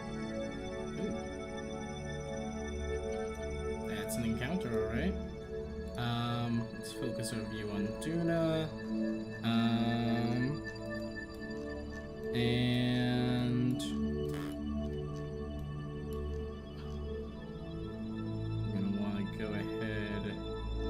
honestly, maybe we hit that burn. How close are we to the maneuver node? 7 minutes? Okay, no, we've got time. We've got time. We can tweak this, make this good. Let's go for Duna. Come over here. Maneuver node.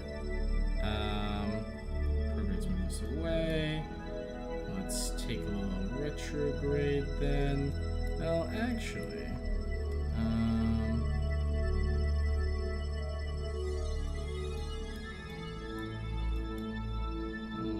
Us in tighter.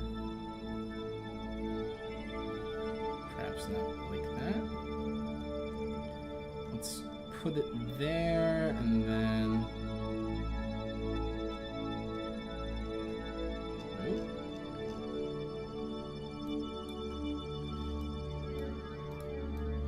46,000 meters. 30. 27 million, 30 million, 26, 30, 20.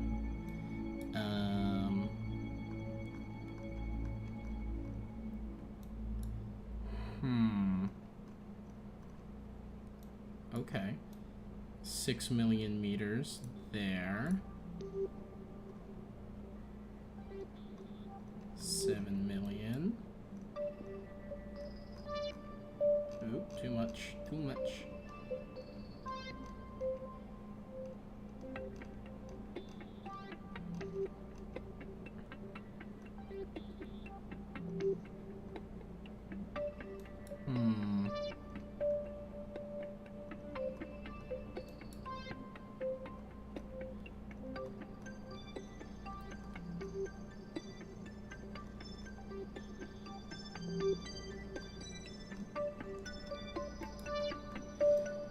I feel like I'm having a hard time getting this in on a equatorial orbit. I mean,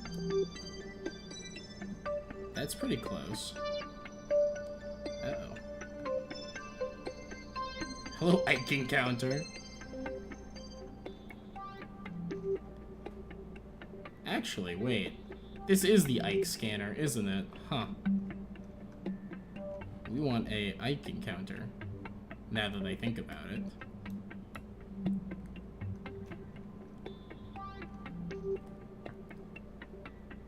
Unfortunately, it won't let us look past that, but that might even be a decent Ike encounter. So, 4 minutes until burn. Let's zoom back in, and we'll go for it. That's fine. Okie dokie. Cool. Traded spin. Oh no, what happened to the top? I traded spin it. Spin success. My brain's a bit fried, so maybe disease. I can blame your ship on the virus. Yeah, probably. And I wouldn't blame you for it. Let's do a gravity scan. Might as well transmit the data while we've got the opportunity.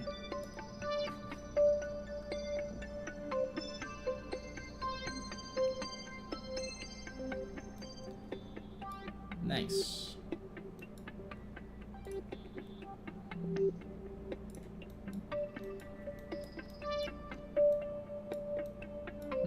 Okay. What are these? Action Group 8?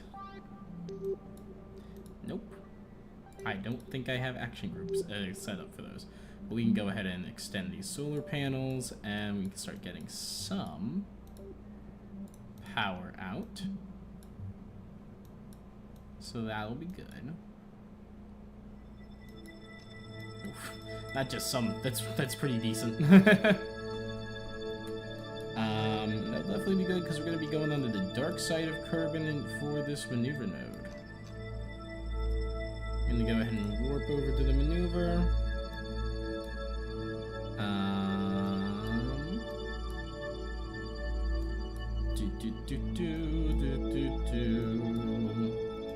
Thank God for the ability of this thing is distracted. The Min scanner. That's Min-Miss over there, ain't it? Cool. Alright, 1 minute till burn. We've actually got more in this tank than we need, so that's good on this ascent stage. So that's really awesome. So we should have plenty of Delta V to recircularize around Ike when we get there.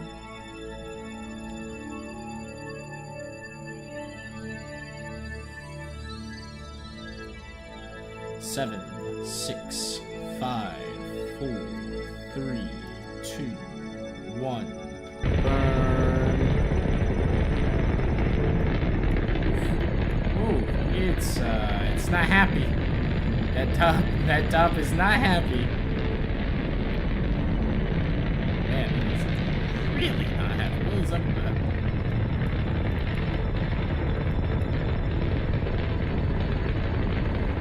Seeing how precise of a maneuver this is. You know what would help?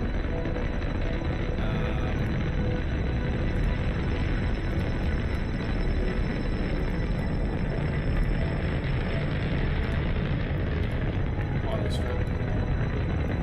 There we go. Got it up. Libin.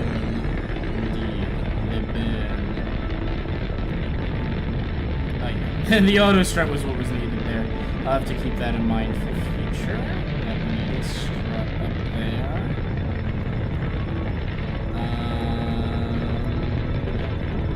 Oh, jewel.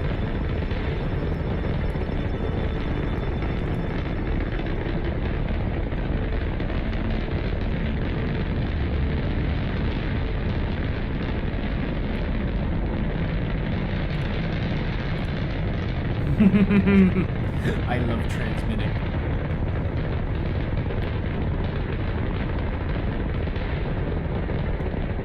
Ooh, look at the planet glow. Ugh, gorge.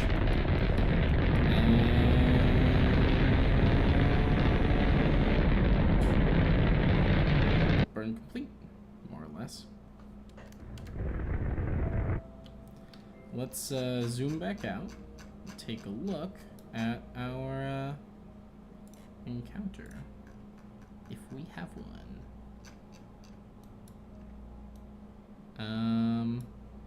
Do we actually have that Ike encounter? Question mark. To check. Nope. We ain't even hidden the Duna system at this point.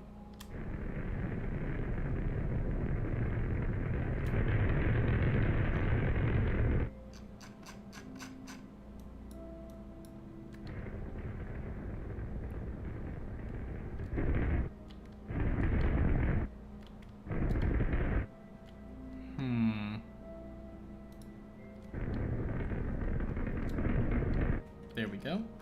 We're in the system. That's good. Come on in.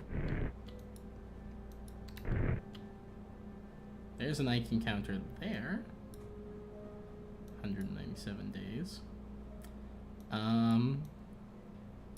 Though Duna's gonna be throwing us directly into Ike for that encounter, which is maybe a little concerning, but you got lots of situations going on. Oh yeah, plenty. It's part of the fun. So, I mean, all in all, million-meter Duna periapsis. If worst case scenario, we can capture into Duna with this, if the Ike encounter looks like it's going to be straight ass. So I think we're good. Cool. All right, well, we've got more stuff to plan. This will escape Kerbin in 3 days. So that's good. What are the situations? Many and varied.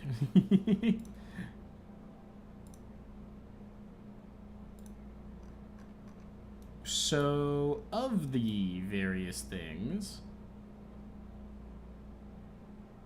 we should be fine. I don't think we need to worry about overspending our electric charge. Once we're out of Kerbin's shadow, we will be fine. So we're going to go ahead and save.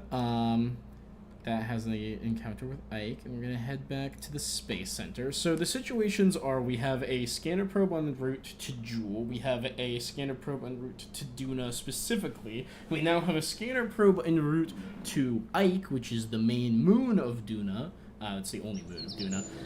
And we are about to send a crewed mission to Duna. We are actually sending Kerbals. Hello, Scanner Probe Mark M1, Mark I1 debris. What are you doing here? Congrats on surviving launch and landing in the middle of the KSC. Yeah. So we're gonna actually send a crewed ship to Duna, which will be our first ever. All of these are actually our first ever true interplanetary endeavors. We're doing all of them at the same time because I'm insane. So, let's open up the Dragonfly Mark I. This is a modification of the previously soon Moth plus Butterfly. The Moth rover, the Butterfly landing sky crane, and the now named Dragonfly Ascent stage, retrofitted with additional RCS thrusters, power production capabilities for all stages, and the ability for us to have rail suits. Not radar suits, retrofitted with additional parachutes, because Duna does have an atmosphere, even if it is quite thin, so hopefully this thing doesn't rip itself apart in Duna's atmosphere on descent. If it does, we're gonna have a whole lot of problems. I appreciate your bugs. Oh, hey, thank you. Speaking of hoping that we don't rip ourselves apart on ascent.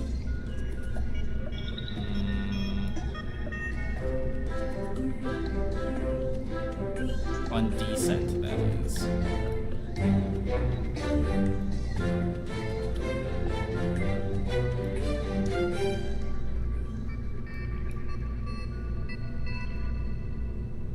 I don't want to do it. I don't want to change up the way that this has been built, but it really does need it.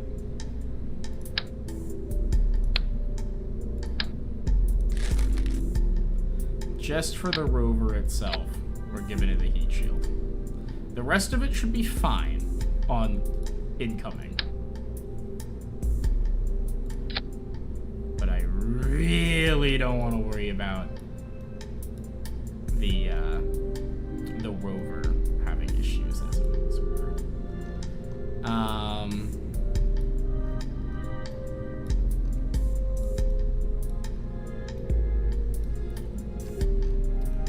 Really hope that didn't fuck up staging somewhere.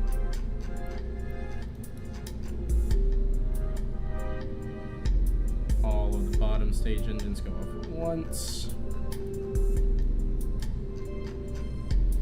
Looks like all the fuel ducts are still where they need to be.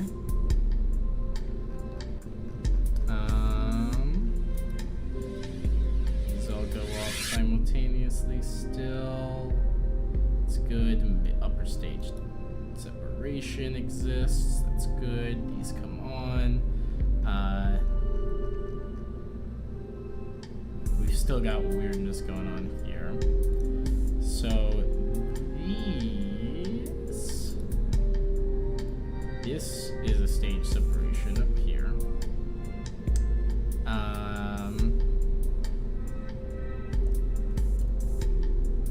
This is like a final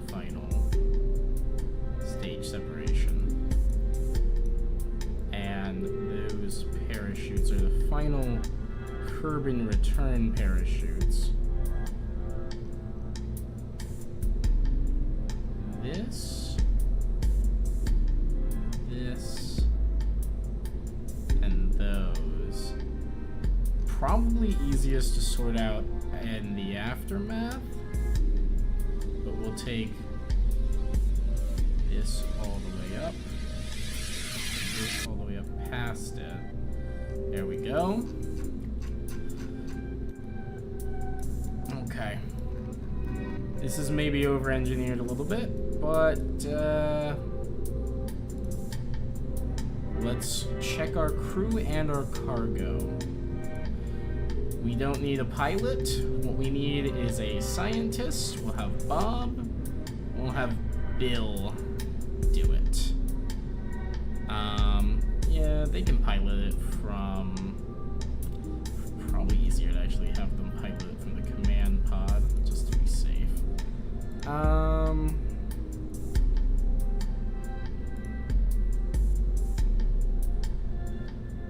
Let's go ahead and have Bob Kerman. He's our scientist. Let's get you set up as part of the science team.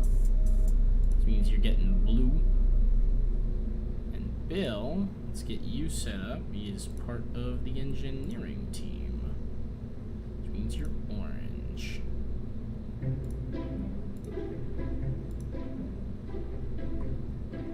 Cool. You know what? We're an inclusive organization here. Dard, you have made a great many number of flights in your time, perhaps more than Bob has. We're gonna leave you one. But we're gonna have Milliman, our engineer, join us here. So we've got Bob and Milliman. The Kerman Space Family? True. So we can show we're such an inclusive and progressive space agency, where we're going to have availability for all of our cargoes. We'll do whatever we want.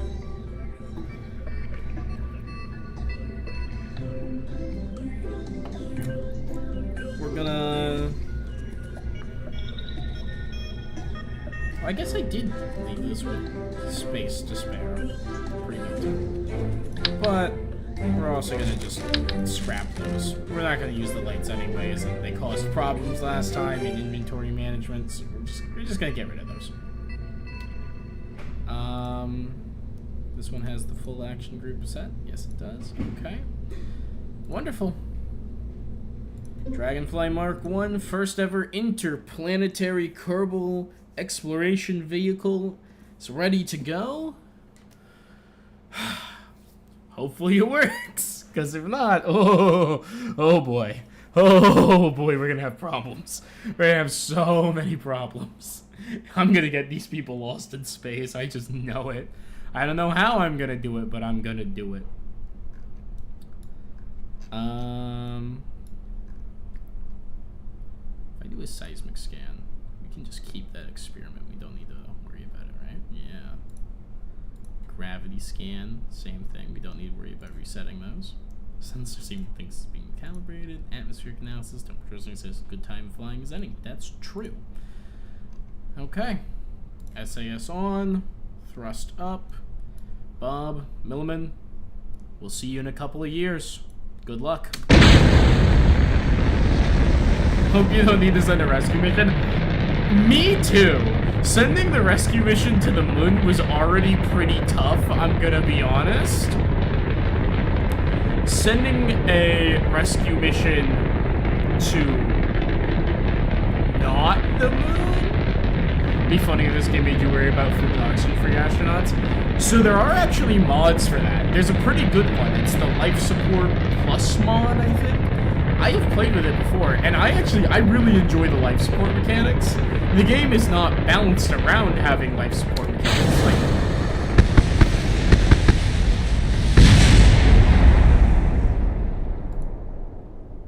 Okay. Well, leave these Kerbals to show it, show it, show it. Not sure what you mean, George. I'm 69. Okay. Okay, sure. Great.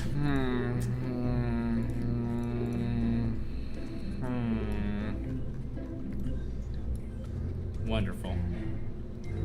Maybe I'm hungry, gotta go fill the void. Bye, Fishman. We'll see you when you get back.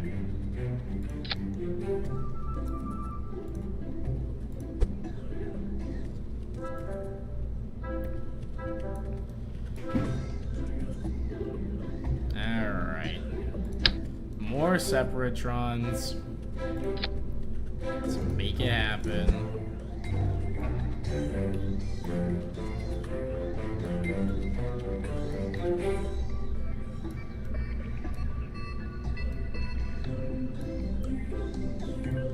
I love haphazardly strapping more rockets to my rockets.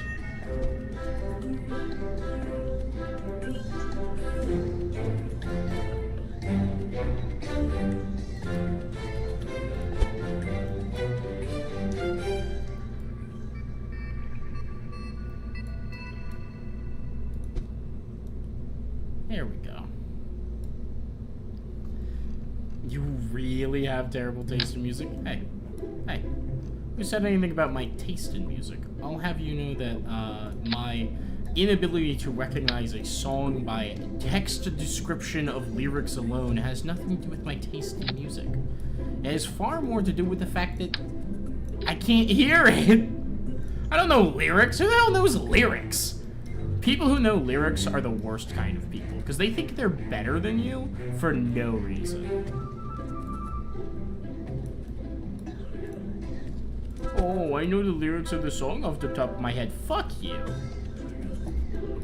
You know who else knows lyrics of the song off the top of their head? The singer. And you know what? They're better at singing it than you. I'm being an asshole right now.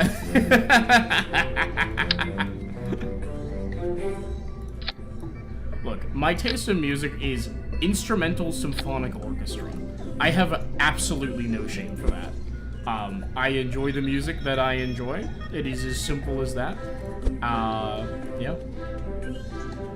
But your feel in music? What about your smell? Why is it just your taste in music? You know what, Pictus? You're fucking on to something here.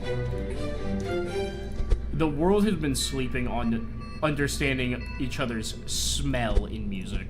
That's so true. Alright. Mark 2. Since the other one blew up. Hopefully this actually works. Wouldn't that be nice?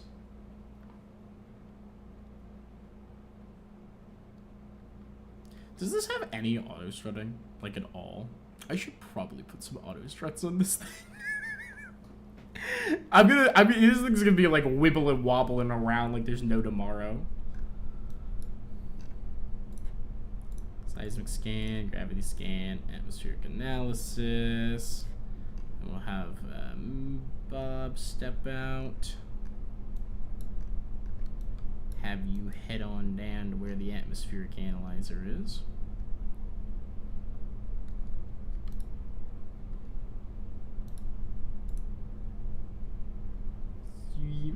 You know who else can't recognize music lyrics? Mom!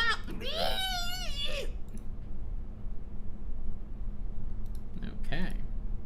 Should be able to run additional atmospheric analysis now. Good.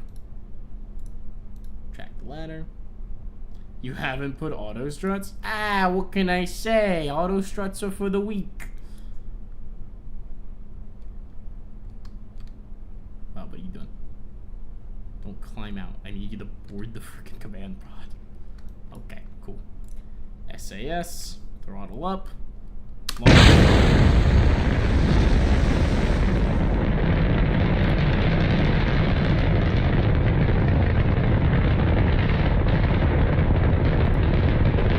Yeah, who needs auto struts? It's fine. I have real struts, sometimes.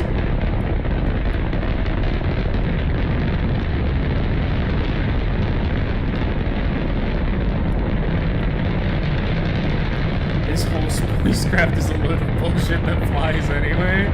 Exactly. NASA should really hire me.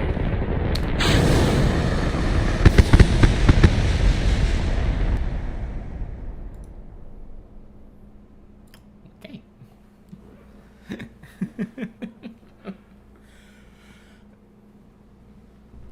It consistently explodes now. Sometimes. Alright, fine. Ah, and then, you know, we do have some auto strutting. It's fine. We got, like, the important ones on auto strut.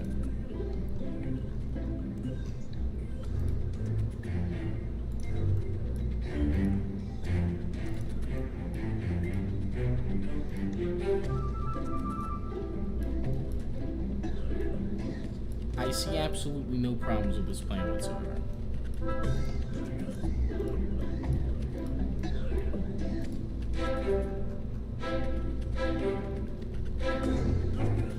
We should see how far it can make it. Ah, I'd rather not waste our time.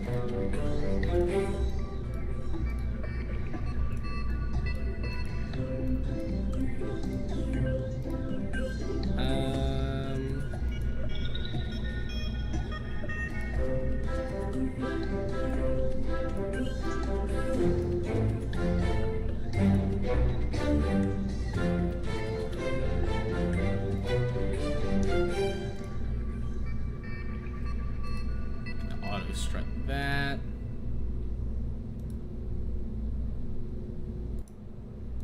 Sure. Plenty of struts now. I want to know how far it can go once the fuel stops blowing itself up. This should be able to get to Duna no problem once the fuel stops blowing itself up. That's the thing, is that I don't know why these tanks are so insistent on self-detonating, but they are. Dude, Benson's gonna kill us if he doesn't see this in orbit. It was a terrible, terrible impression just then. Tell you what. Let's come over here. Slot in a separatron. Near this point of separation, right?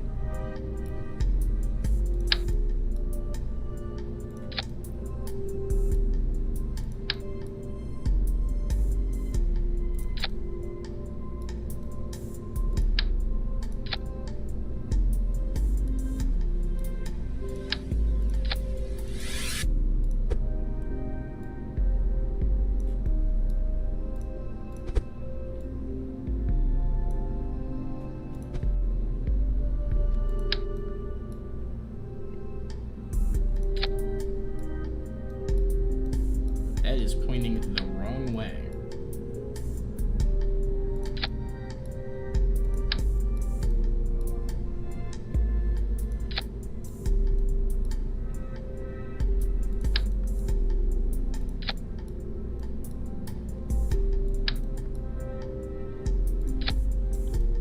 Okay. More separatrons. Hey, you know what? I bet they weren't even staged correctly. That's why it blew up. I always forget to restage my separatrons.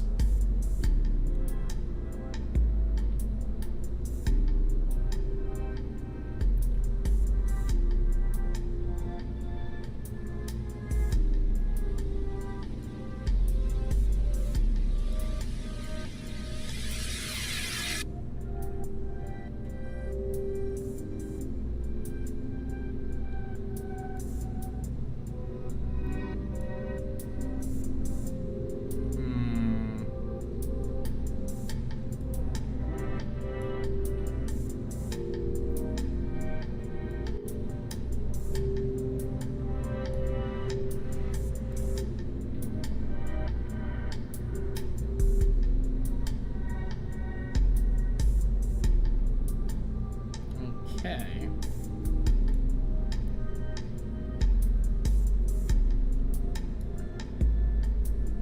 Now for this section.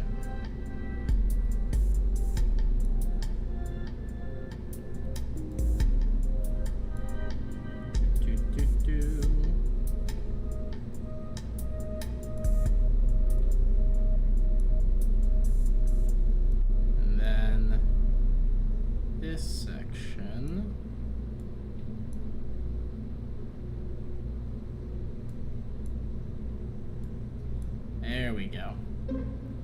Save. Launch. Maybe it's because the tanks are too close to the main tank. Use the damn wide side couplers. And I don't want to hear this no, I'm lazy bullshit. This launch doesn't work. Change to the wide side couplers. No. I don't care that you think I'm lazy. Or that you don't want my excuses. I'm the streamer here. If I want to farm another 10 hours of KSP content because I refuse to redo the launch asparagus staging, then that's too damn bad.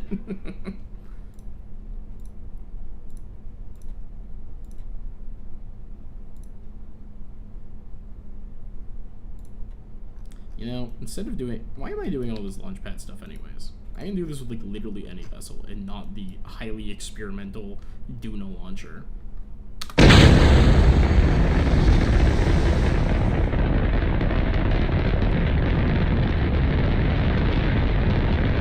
And I'm gonna be so real, George. I do not think that having them the 2 inches out that the, extension manifold would provide would meaningfully change the outcome. Because the problem is that these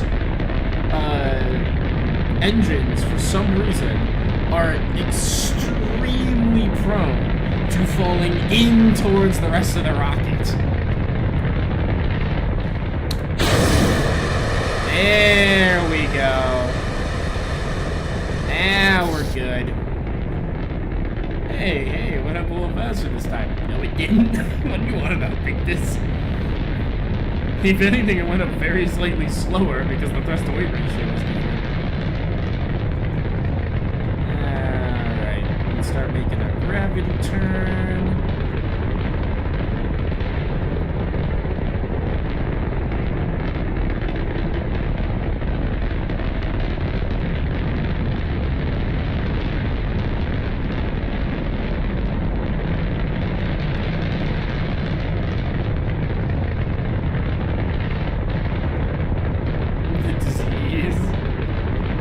Virus from the other one is spread.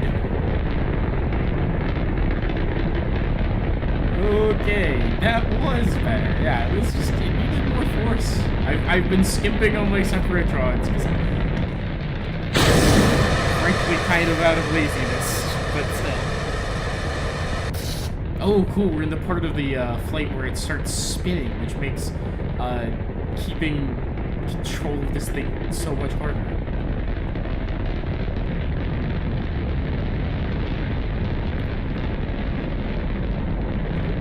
Why are we drifting? Why are we drifting? Go back to program.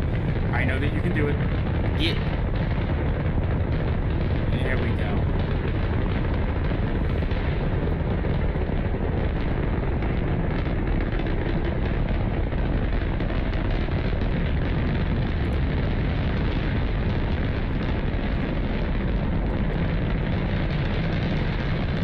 Overruled, Judge? Or was it overcooled? I think I hit the guitar riff pretty well with just using my mouth, I have to say. Spin! Yes, you're spinning. You're having a good time with your spin, I have to say.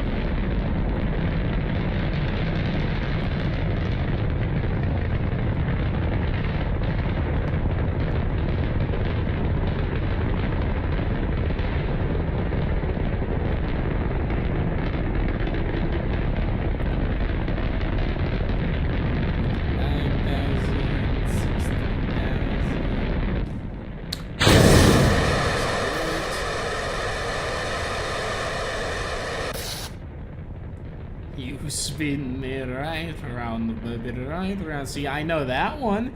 See, if you start with the famous lyrics, I might be able to actually identify them sometimes. Alright, we'll push this up to like 75,000 meter apoapsis. This is already a much more efficient gravity turn than the last one anyway, so I'm not too concerned.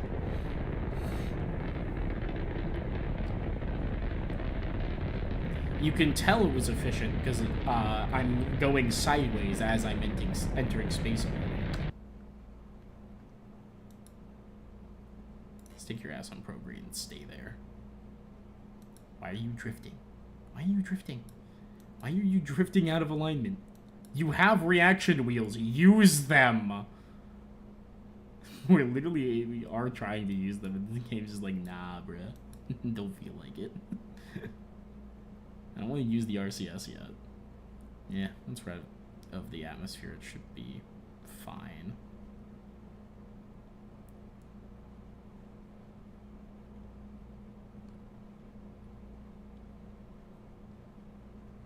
Alright, we are officially in space. Let's go. Very nice, very nice.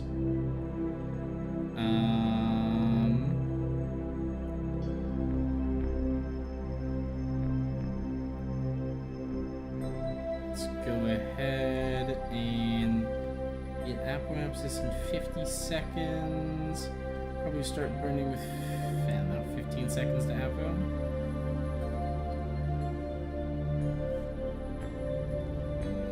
Yeah, see, now that we're out of the atmosphere, it's able to hold prograde pretty well.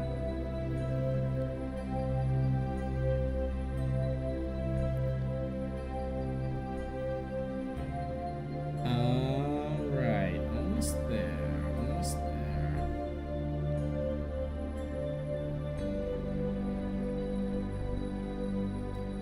And, yeah, let's say 10 limits to apo. 11, 10, burn.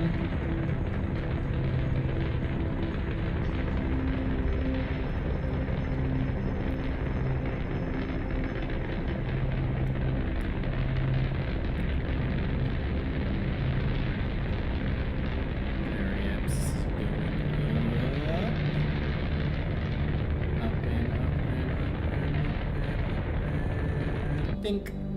Okay. Stable orbit achieved. Let's go. Hello, scanner probe going to Ike. Yeah, I don't think that's technically a real version of the orbit. But we can look at its ejection angle and see that we want to be in ostensibly the exact same place. So we'll go ahead. Shockingly, I've accidentally lined up one of our other probe orbital paths on being a really solid lineup for the Duna ejection point. Okay. Go ahead, set Duna as our target. On the scene where Muscle Man's Macho Mom says, you know who else likes scaring people? Me! I don't remember that. I'm gonna be so honest. Oh wow. No orbital correction. Straight Duna encounter? Huh. That's interesting. I think that gets there after the Ike scanner probe by a not insubstantial amount, maybe? Let's see here. If we focus our view on Duna, take a look over here. Barely skimming in. Philo prograde, move in closer. Okay. Then we'll probably want to add some normal question mark. Normal's just moving us that way. What about a little anti-normal? Nope. What about a little... Can I get my little thingy on the retrograde over here? Okay. Add a little retrograde, eh? Not that much retrograde. Add a spot of the prograde then?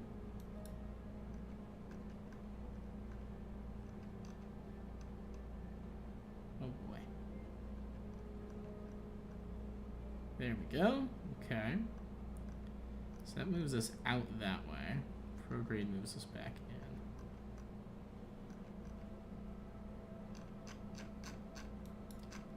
You know what? What if instead we focus on changing the ascending node, descending node, angle of separation first?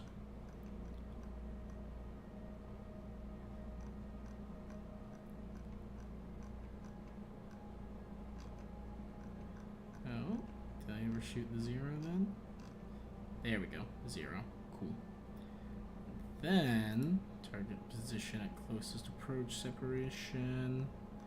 Just change how that is until we get one that's right close.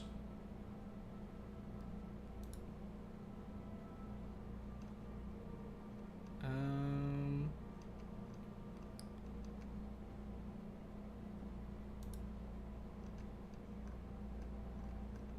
18, 20, oh.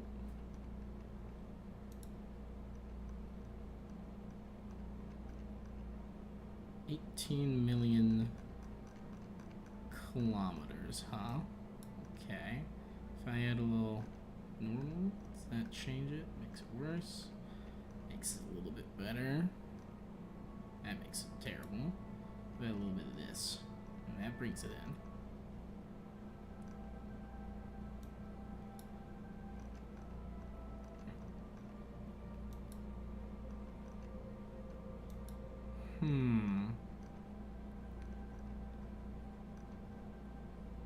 Difference of like an hour, maybe 2, on the launch window here. Isn't that crazy?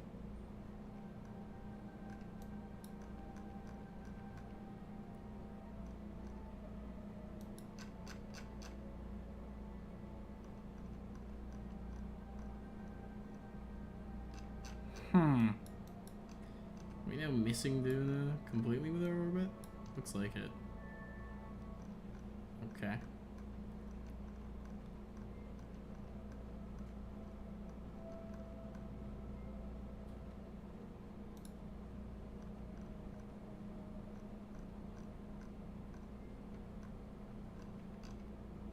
Retrograde that. So we get target closest approach of the smallest possible amount for an intercept. I might need a mid-course orbital correction on this one, actually. Ooh. Too much.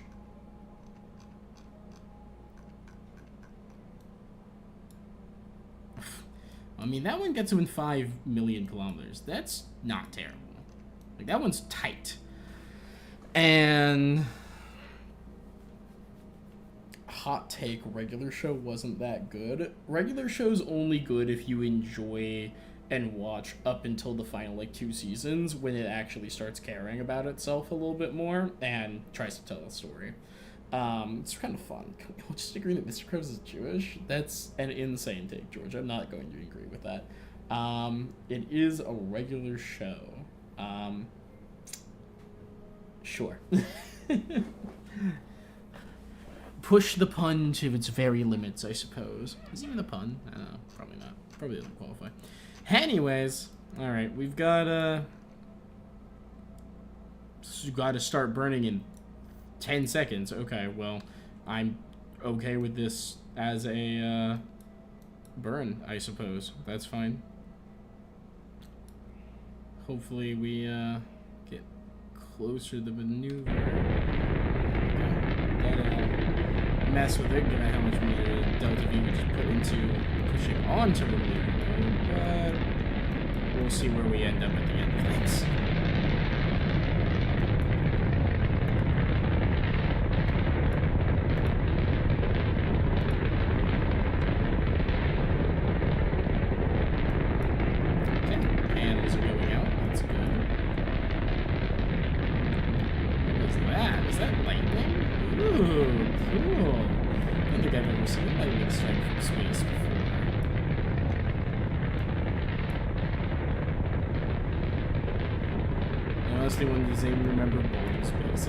Plenty of people remember all these basics. I was never a fan, but I know plenty of people who were.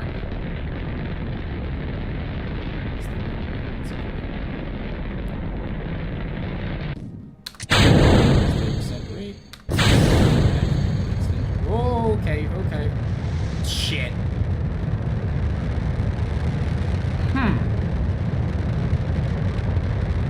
That's not good. Lightning. Good job. That's not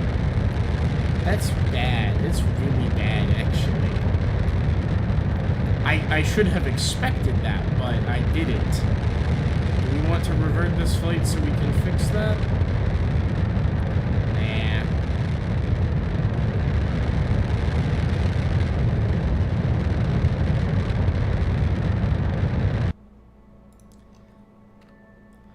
We're just gonna have to deal with this thing almost certainly running out of power again. So that's fun. Cool. Well, it looks like we have managed to pull a Duna encounter. It's not exactly equatorial or good, but it exists. I'm thinking...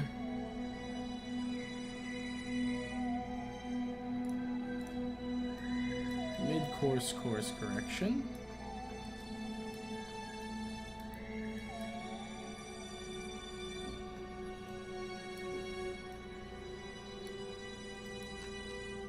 Do we think it's a retrograde to pull that in tighter? Yeah, it is. Okay.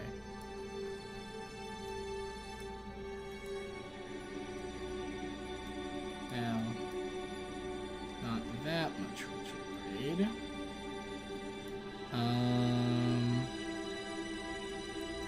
Pull that up in relative relation to the plane of Duna.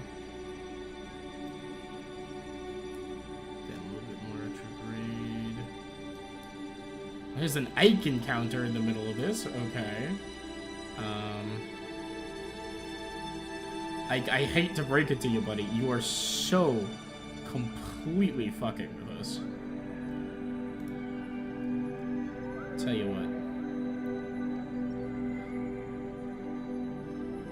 What is Duna's atmosphere stop at? 50K? I'll pull into 60. Seems reasonable. 29 meters per second. Okay, okay. That's probably fine. I mean, that's a 29 meters per second. Almost equatorial. Let's see, if I add like a point more on normal.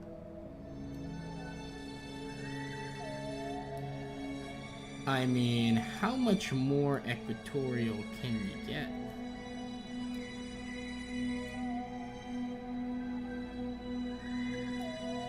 That's pretty much equatorial. Is it a little bit more retrograde? Oh, not that much more retrograde. I want this at like 60. 65,000 meters? That seems reasonable to me. Okay, reasonable course correction. Add a alarm for that. Cool. If we head back to our vessel, we are on the move.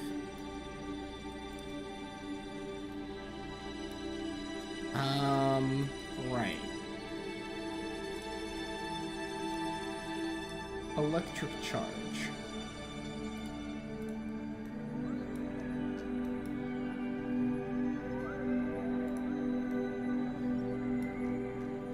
This remote guidance unit has 10 electric charge that it can hold. We're gonna go ahead and put this thing into hibernation. We have several rechargeable batteries available.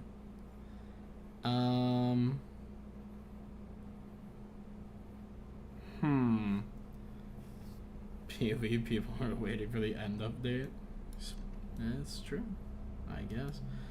I might have Bob unironically pop out and take off one of our batteries from the moth and move it over to this, because this can no longer regenerate power in any capacity on its own. It has no storage as well. But if we take one of those battery packs and smack it over here, keep it in hibernation, that probe should use basically no power.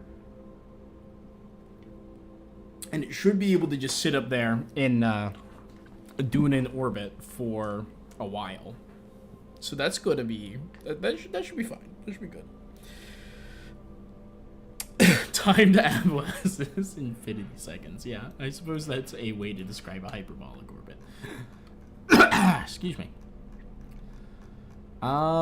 Is there anything else we're going to send to Duna in this transfer window? We have something going to Ike. We have a crewed mission. We have a mission for scanning.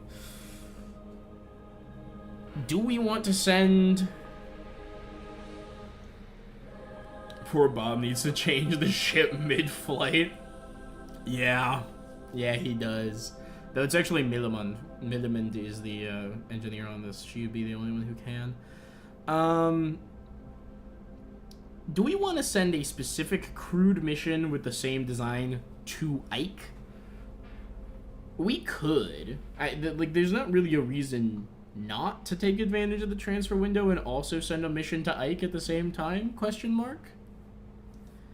Like, what do we think? Should we send our crew to set up a rover in base on Ike as well? While we're on the way. You know? Like, why not? Thoughts? Feelings?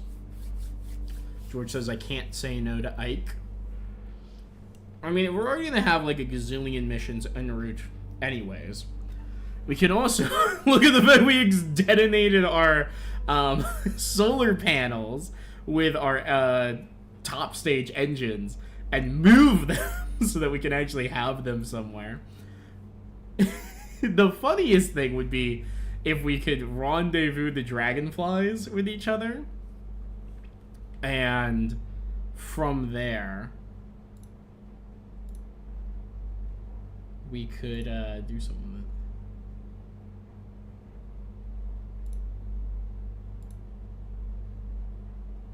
Cool.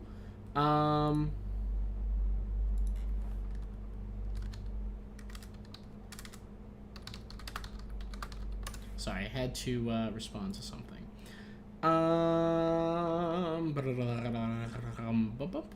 Okay. Well, in that case, let's head back to the Space Center. We're gonna pop into the VOB. We'll get another set of the dragonflies set up, and we'll send him to Ike. Cool. Cool, cool, cool, cool. Cool, cool, cool.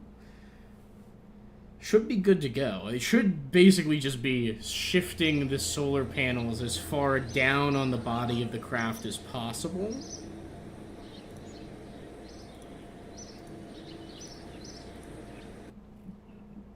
Lots of crap that we're leaving on the beach.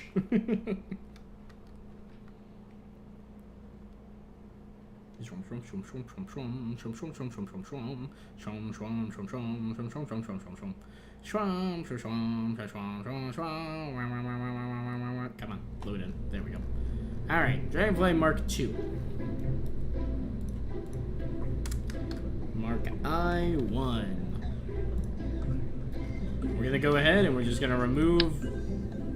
Not that. We're gonna remove all of these parachutes. Because they're literally dead weight on that section. We're gonna head on down over to here. We're gonna take our solar panels. Slide them on. Oh wait, that's right. We can't just slide them down. Is that a strut? Why is there a strut there? What? Why do I have struts attached to the solar panels? That's weird. Nope, no idea what those are there for. We'll just go ahead and put these right over here next to the monopropellant. Slip them in next to the monopropellant, actually. Hopefully they don't get detonated by the stage separation. That should be fine. Cargo, this is all still where we want it. Crew. We'll go ahead and we'll put Bill and Dard on this mission. Very nice. It no longer needs this heat shield. It's also dead weight.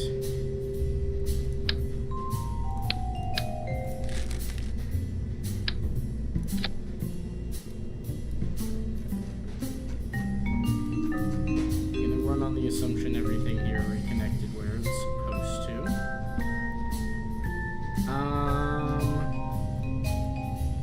And for the sake of reliability for the future,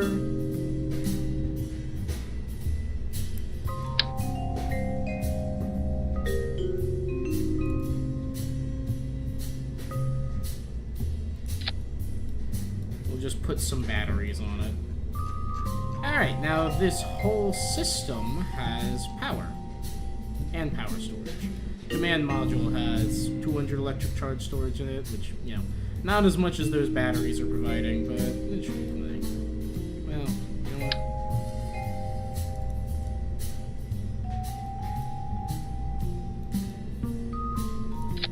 Let's just give it one battery. It should be fine. Hypothetically, it's unbalancing the rocket, but something tells me that's not going to be much of an issue.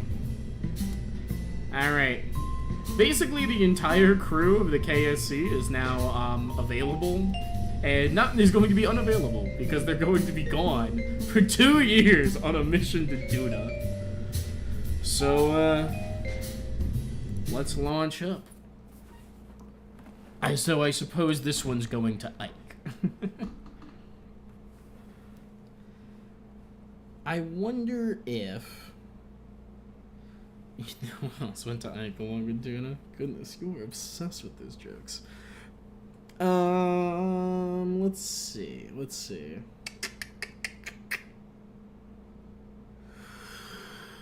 Excuse me. Oh, stretching.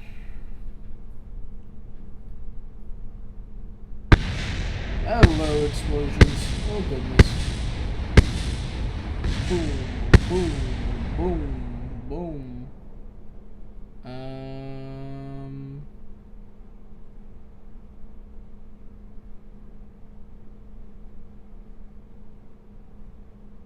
Okay. Bada bing, bada bang. SAS on. And throttle up.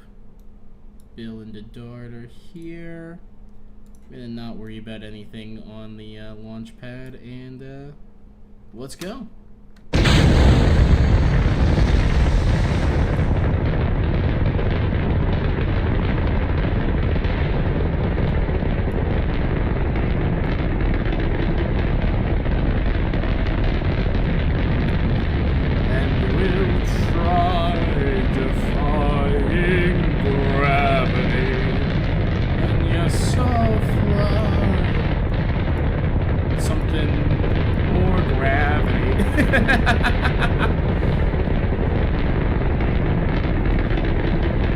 It is really a little bit terrifying. We are burning a ton of fuel per second.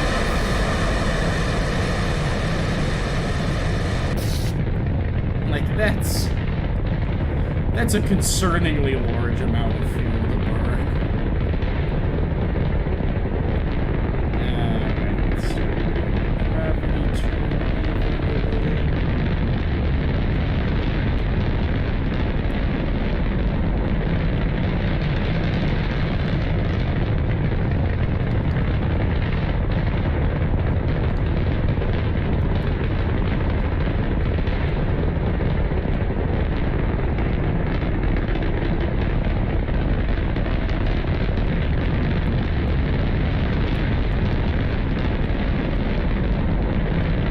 You know what? Yeah, well, I mean, don't worry. If you think it's funny, you think it's funny. I can't stop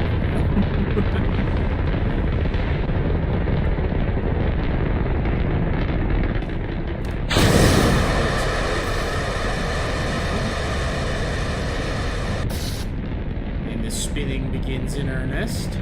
I still don't know why it begins spinning when it's down to these two thrusters. but it does. Very consistently, too. It's fascinating that it is as consistent as it is for it to do this. And it is funny, you know, to sing Defying Gravity in relation to launching a rocket in Kerbal Space Program, because there is not a single moment in this game where you are even remotely close to defying gravity. All operations in this game are undertaken with the distinct understanding that it is related to the function and cause of gravity. First, brother, I hate to break it to you, you're so far from being first. The coupling problem has been resolved. Yeah, as it turns out, piling additional separatrons is a great way to do that. So it's nice.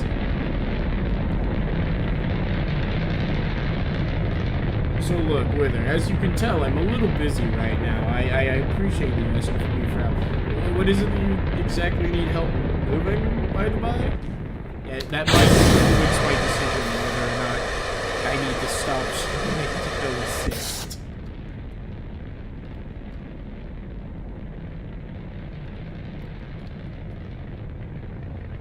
It is so funny once it's down to just the one mainsail engine, how much quieter it is. Alright, push this up until it's about 75k again. Boop.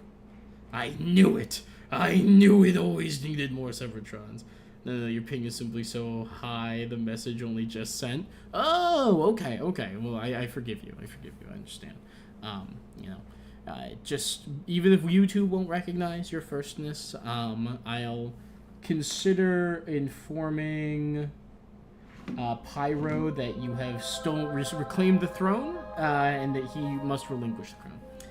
You got Chance and possibly Pup to help, so you're good. Okay, great. Glad to hear it. Sorry I couldn't be there. Not to imply that my video games are more important than whatever it is you were doing, but you know. Alright. 34 seconds till apoapsis. The throne still has my butt marks. And what better proof or claim to it do you need than that, truly?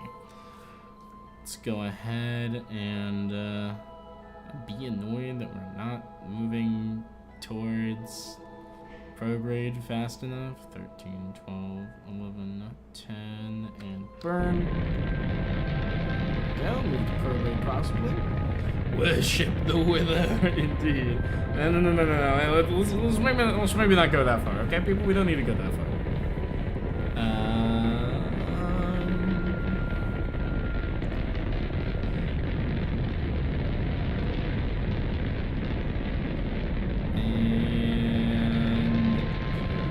This is going up.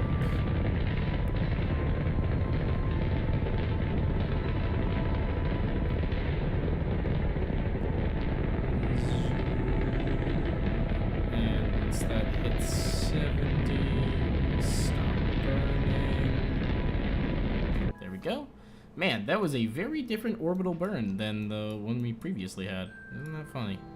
It's fine. It doesn't really change much because we're gonna come over to here, add a maneuver, 1,000 meters per second.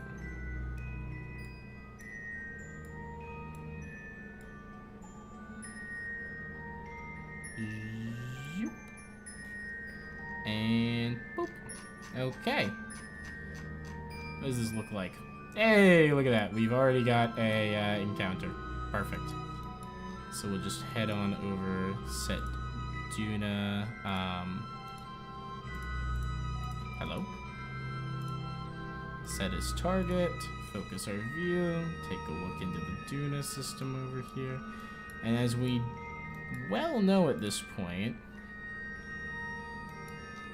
we can absolutely swing an Ike encounter direct into the system here.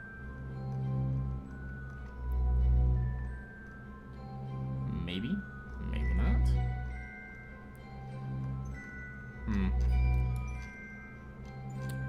Tell you what.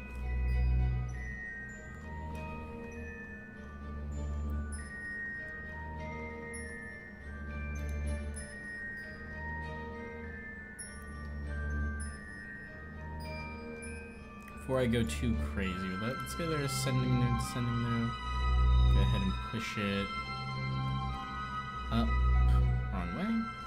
Push it down to 0.0. Then we get a little prograde.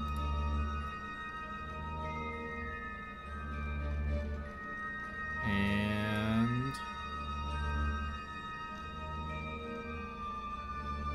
don't quite hit an Ike encounter immediately. Let's see.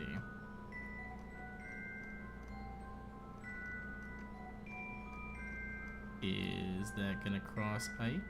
Nope. Oh, hey! That's an interesting Ike encounter. I'm not against it.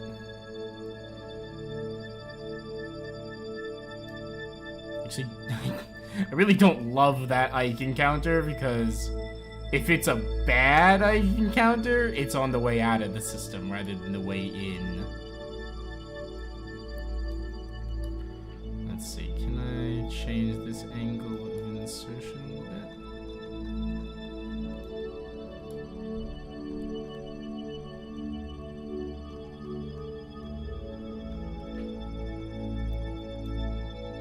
It's pretty tight Duna periapses, actually.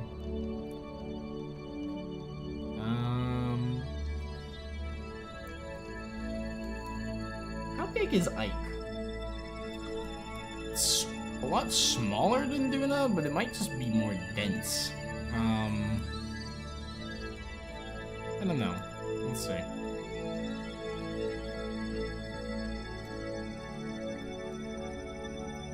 It's pretty much equatorial Duna.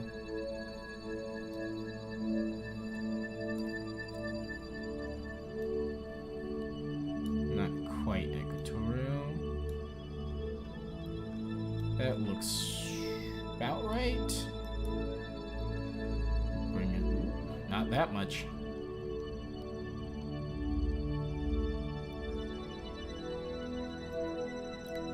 And I recognize no kings, only the supreme reign of tea. I will allow you to continue with your tea. Pick this 3 letters.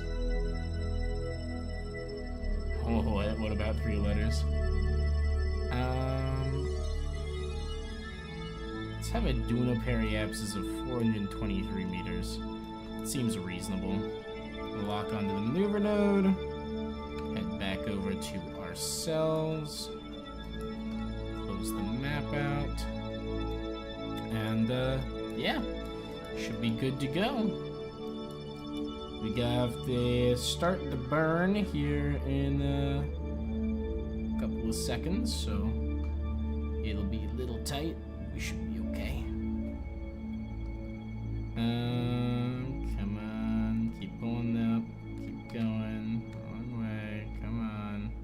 Go to that maneuver node, please. Please go to the maneuver node. The closer we are to the maneuver node, the less after burn finagling I'm gonna have to do. Oh, 3 letters. I think it's 3 letters big. And Duna's 4, so it's a difference of 1 letter. Gotcha. You're so right. Thank you very much for the heads up. All right, we're on it. 2, 1, and burn. I love burning in the dark. Using the engine plume so I can see the ship.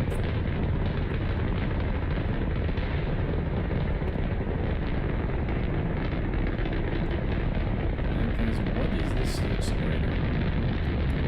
What is this? It should not be going off. This separates, that separates. This is finished, this separates. Should be fine. Hopefully nothing explodes here.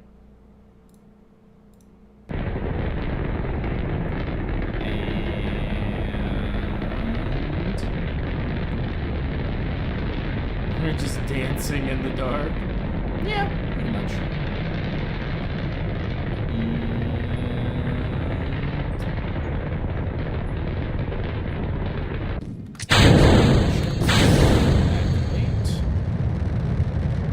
Good. good. Our solar panels haven't detonated this time from our engine plume.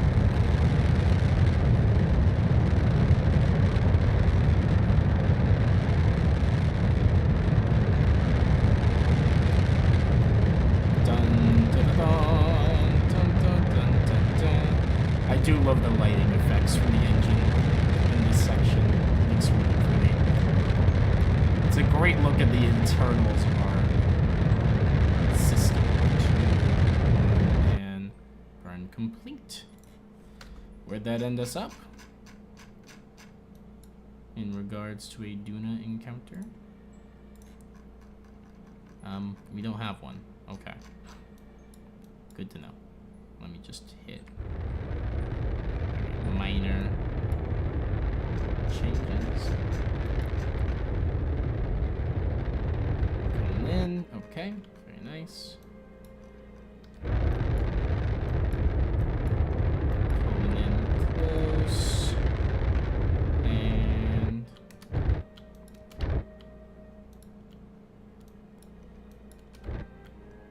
there's the Ike encounter.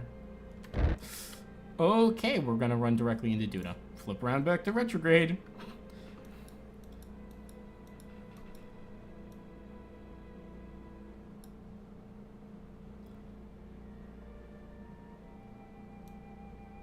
Kinda wish there was a, what's the word? Not anti-normal. Anti-maneuver. You know, I just like, oh, I don't want to go where the maneuver... I've overshot my maneuver. Take me to the exact opposite of my maneuvers to just reverse that thrust a little. Because this is going to push us down towards a slightly different angle of everything. It is wobbly as hell trying to get itself over here. Interesting. Okay. Should be good, though. We need just the most minuscule of touches.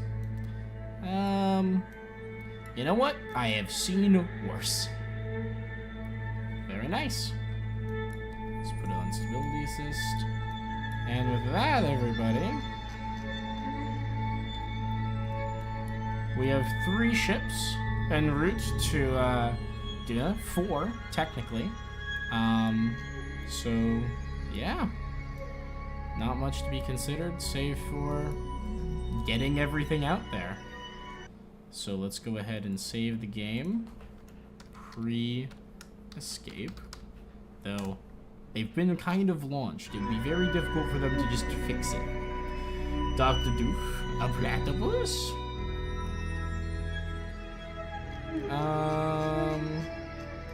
Okay.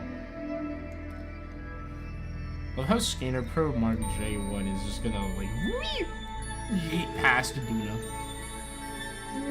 Out towards Drool. Alright, so if I look at our current list of alarms, the next one that's going to occur is actually the Gargantuar encounter. This asteroid is going to enter the system. So that's interesting. I don't really know what to do about that, but it does exist. It might be interesting to go and, like, take a sample or something.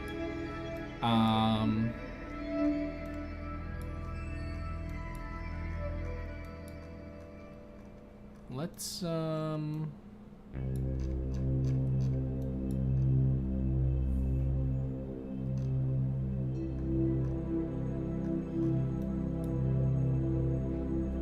let's switch to Scanner Probe Mark I1.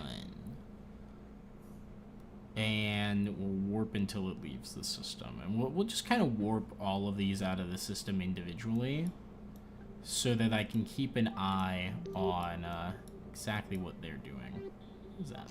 What is casting us in shadow there? Is it the moon? Is that the moon putting us in shadow? Oh, it totally is. This thing has flown from Kerbin shadow almost directly into the moon's shadow. In fact, I wonder if there's going to be a lunar eclipse here in a second. Interesting. This is cool.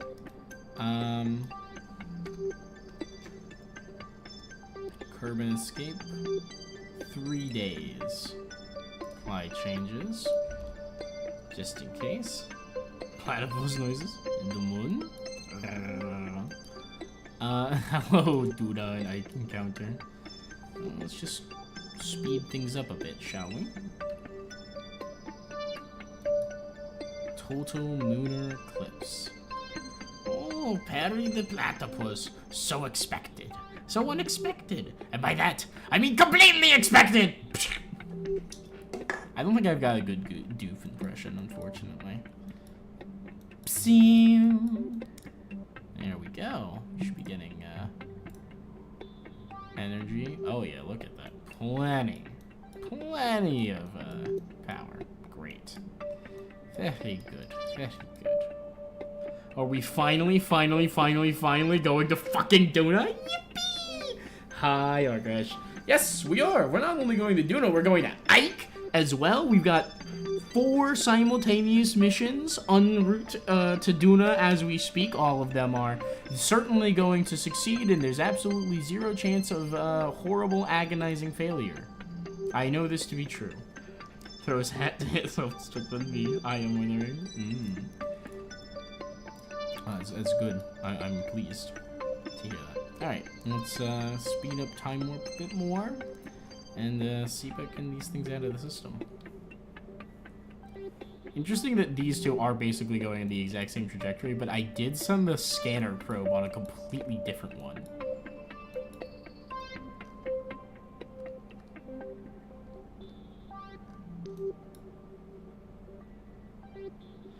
Interestingly enough, this one also is going to be going a little bit faster than this one. Not a little bit, like a lot faster. But with time, that could genuinely lead to them 4 simultaneous missions. So are you going to do the bullshit where you avert and start a new one instead of finishing the ongoing one, or no? Oh gosh, you're going to be so mad.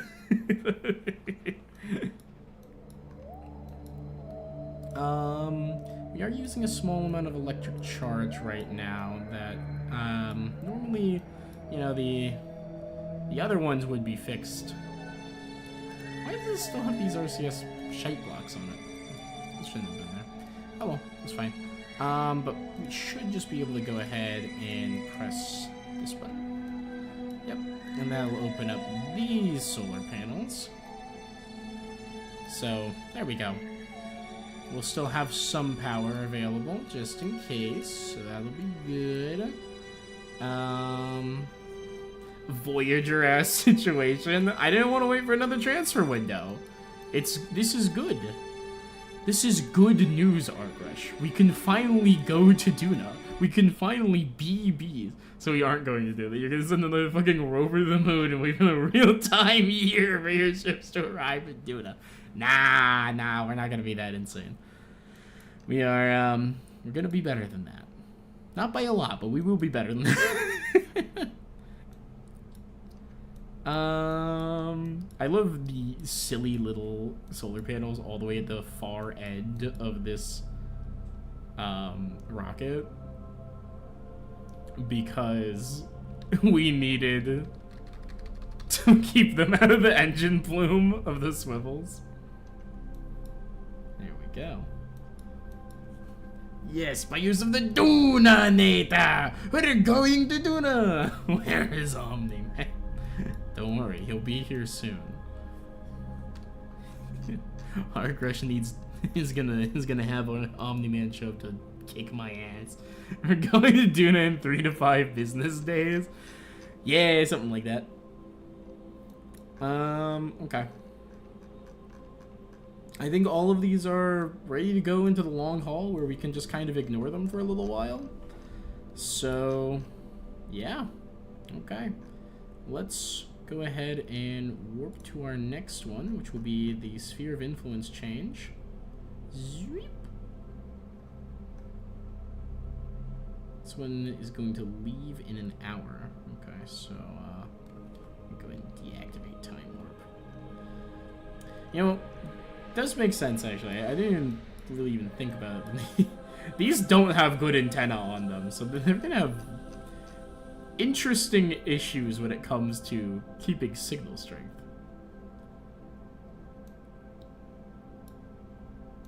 3 of 5 business streams? Trail.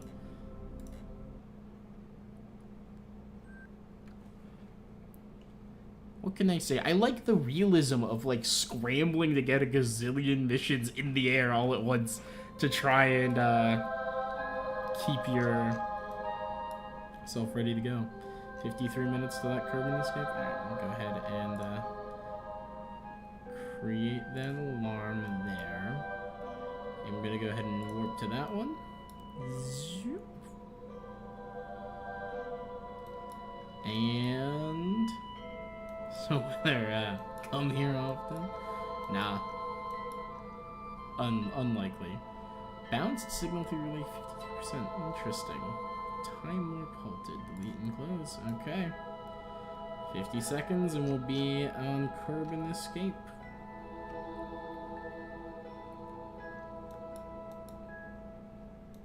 Twink. Okay. Officially on a solar orbit. Let's go ahead and make sure this 128 days. Yep, we got a maneuver for that. Good.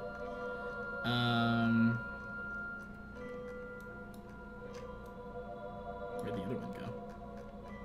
Huh.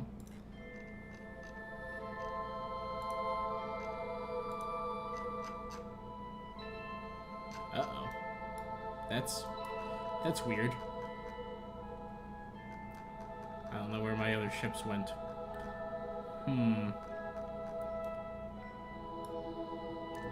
Well, I'm sure it's fine. Back to the tracking station with you. Yeah, me too. I come here pretty often. Me too. Yeah, Droid's been showing up pretty often. It's true. It's true.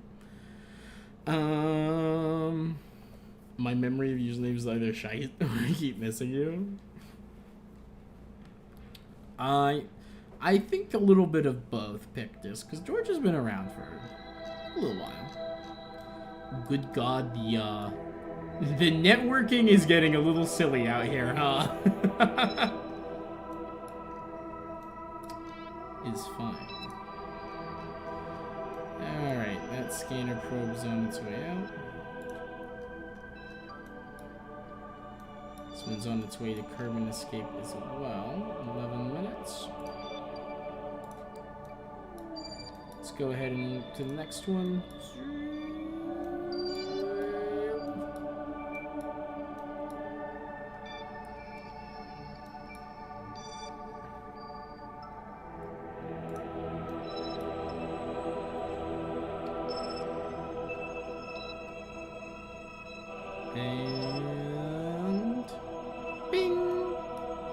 Escape trajectory out of the sun?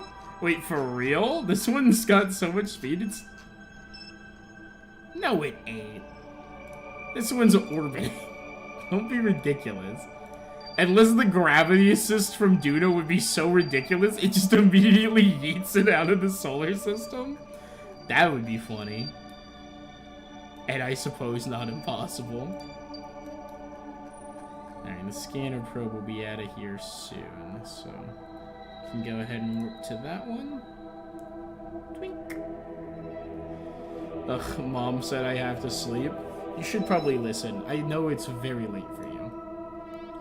Leaving the Cobalt system like a boss. That's so true. And ding. This one's also technically on an escape trajectory out of the sun. Fascinating. Only one of these is considered to be on a stable solar orbit. That's really interesting. Okay. We'll take a quick look and make sure that we have alarms set for when all of these are going to enter Duna's sphere of influence and or when we need to make that one mid-course correction burn. And then we should be good. We should be fine and we'll warp forward. So we do have this really big asteroid that we were tracking that we call it Gargantuar. I think we might just skip the Gargantuar encounter. I feel like it's probably not that necessary for us to do anything with it, if we're being really honest. Yeah, this one doesn't have a encounter. So let's just go ahead and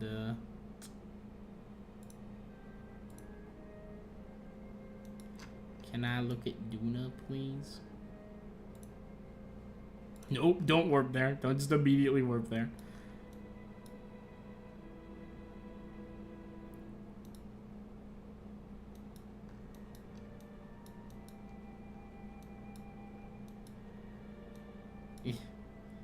I want to focus on Duna, please.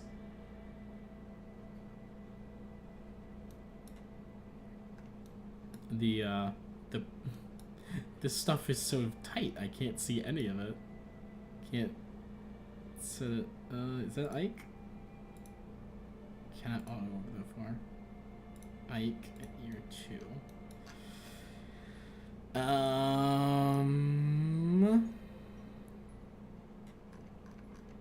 Is there a way to switch this a little bit easier? Like switch to target? Bitch, Mom. That's why I live alone and manage my own bedtime. Argrish, don't say that about your mother. Be kind.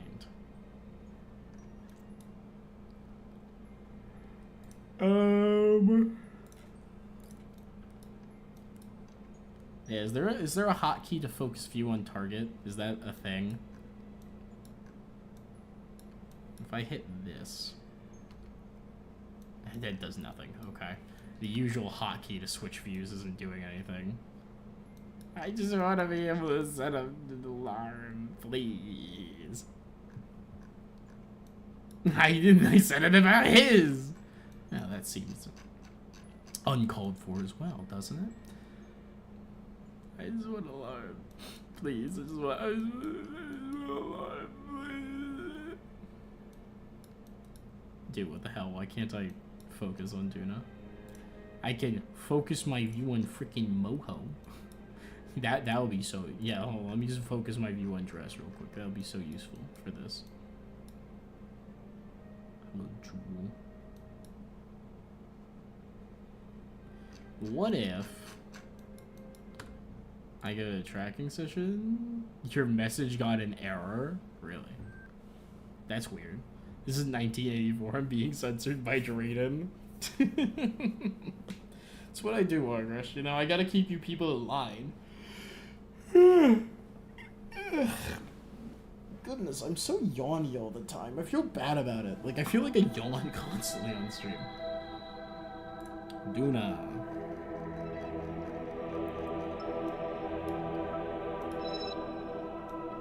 Okay, focus Duna. Focus that.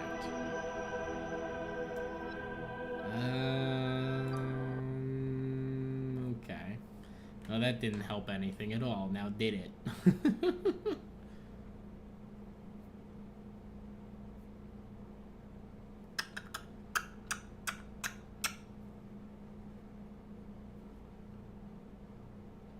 It's okay, you get 8 hours and you never stop yawning either. I'm ontologically EP and it sucks. And see, that's how I feel. Like, I slept in a little bit this morning. Not even a little bit, a fair bit. And, like, yeah, I think I was up until, I don't know, 2 a.m. But I slept in enough that that would cover it. So that shouldn't have been a problem. Not even. I was only up until, like, midnight. That's a reasonable time to go to bed sometimes. I don't know. Craziness. I'm on the Dragonfly Mark M1. That's fine. This one doesn't have a maneuver, so...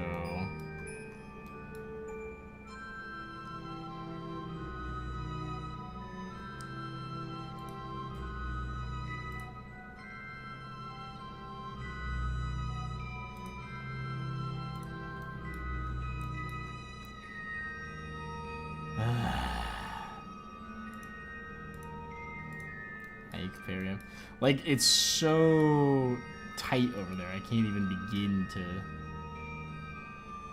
get zoomed in enough to actually select anything.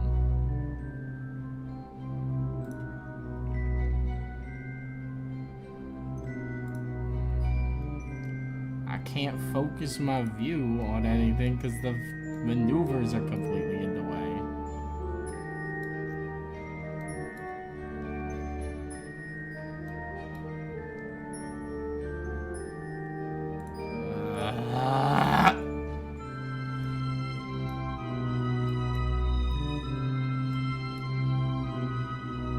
Duna encounter at the very least I can add an alarm for.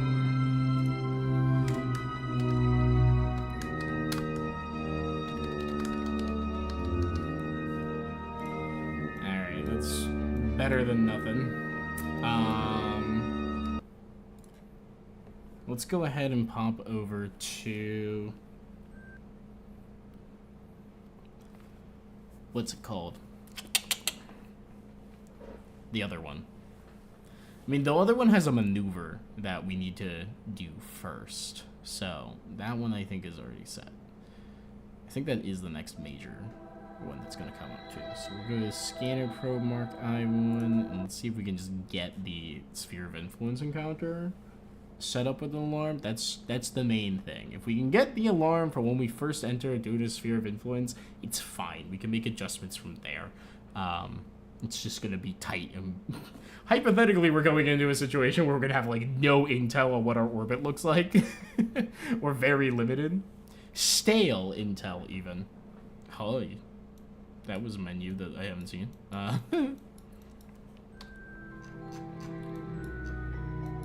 Okay, you.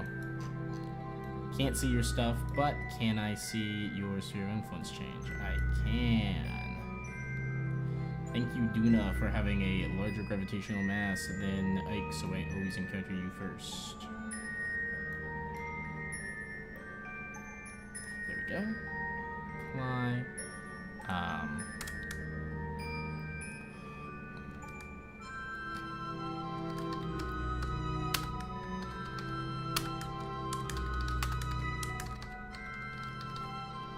This is the scanner, right? Yeah, there's no purples on this one. Interesting, the scanner is gonna get there, like, like a month after the actual Duna landing crew gets there.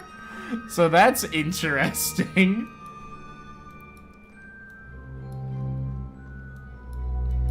Fascinating, actually.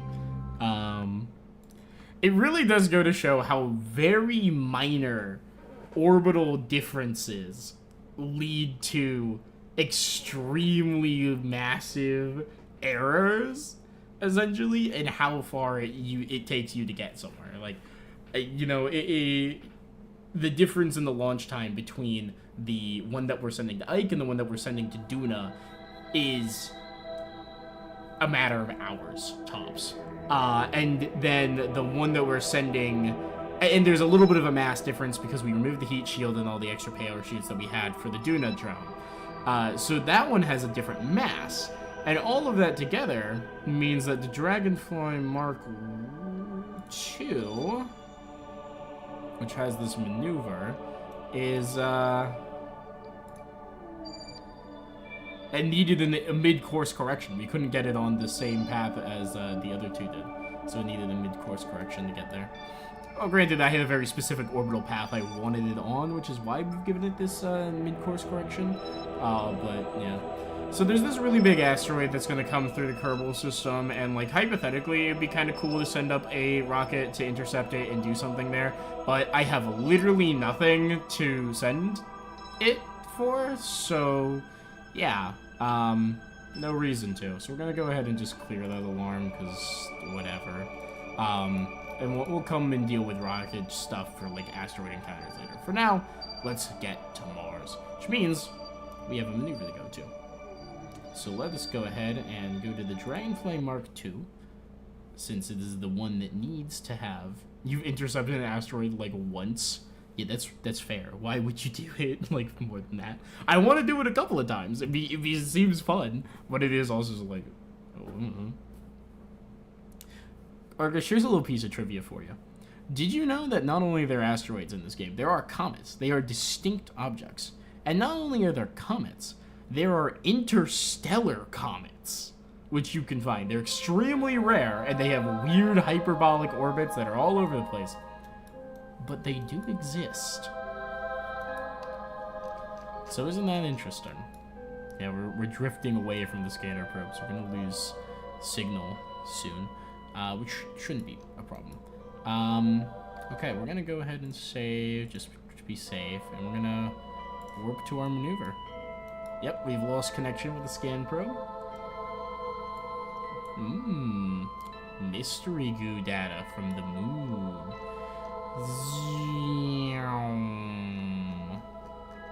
We're flying in. Wee. There's Duna and Ike. 27 days. We are growing on the horizon. Where's Kerbin? Eve? I don't know.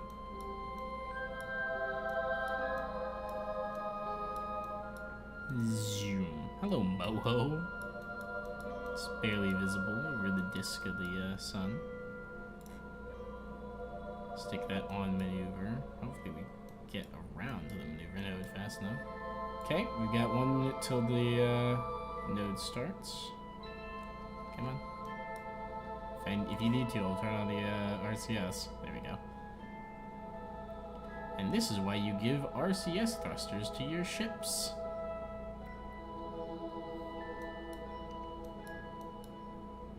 Okie dokie.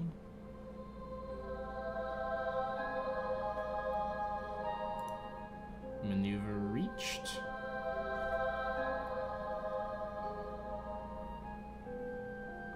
We start the burn in 20 seconds. Burn time of 4 seconds at max. I'm not sure I want to burn for a full 4 seconds. That's terrifying.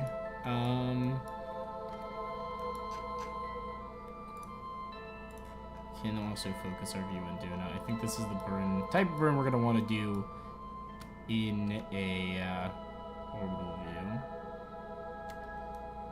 And poop. Okay.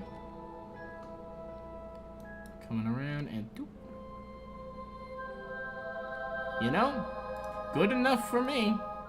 Cannot delete maneuver controller. Get out of here. Alright, limited crew control available. That's it. They are lost in space right now. Oh, what's the difference between them? Like, just design? They give you unique science? They, both comets, and in fact, interstellar comets too. Fully unique classifications within the game. Unique science events, the whole 9 yards. And of course, they're exceptionally difficult to get to, because they're on weird-ass hyperbolic orbits that fling them around Kerbal at 10 billion kilometers a fucking second. Yeah. It's a whole thing. Do I want to put a little bit of prograde on this to try and shrink our appearance? Nah, no. I mean, what is it? 137,000? 137,000 prograde. Equatorial orbit. Like, yeah. This is fine. I don't want to fuck it up more. Okie dokie. Let's go ahead and give the Duna encounter a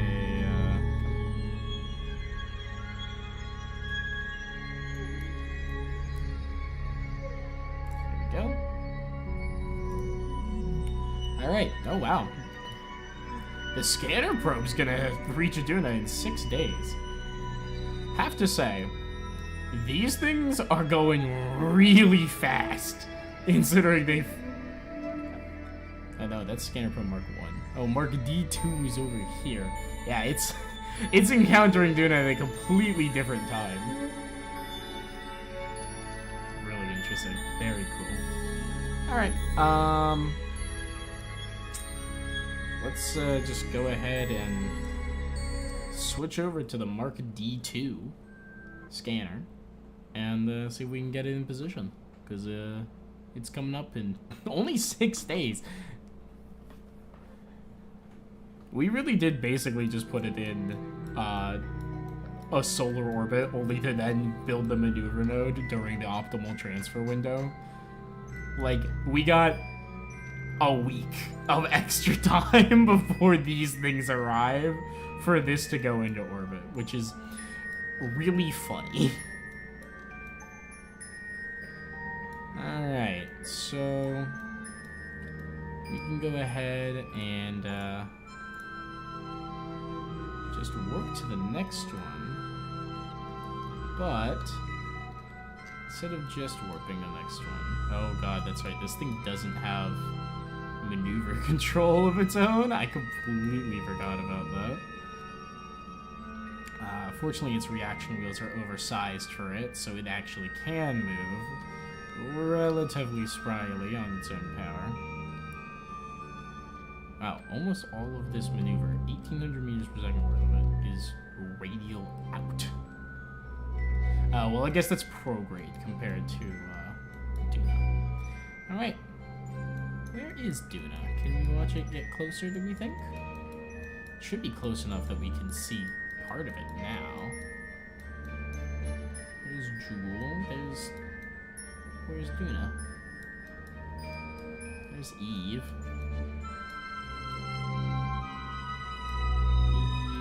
Oh, there's Kerbin, the pale blue dot.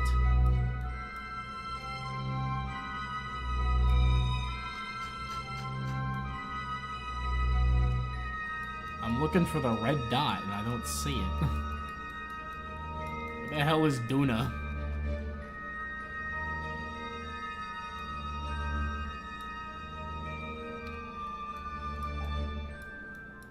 Jewel's over there, so Duna should be right there.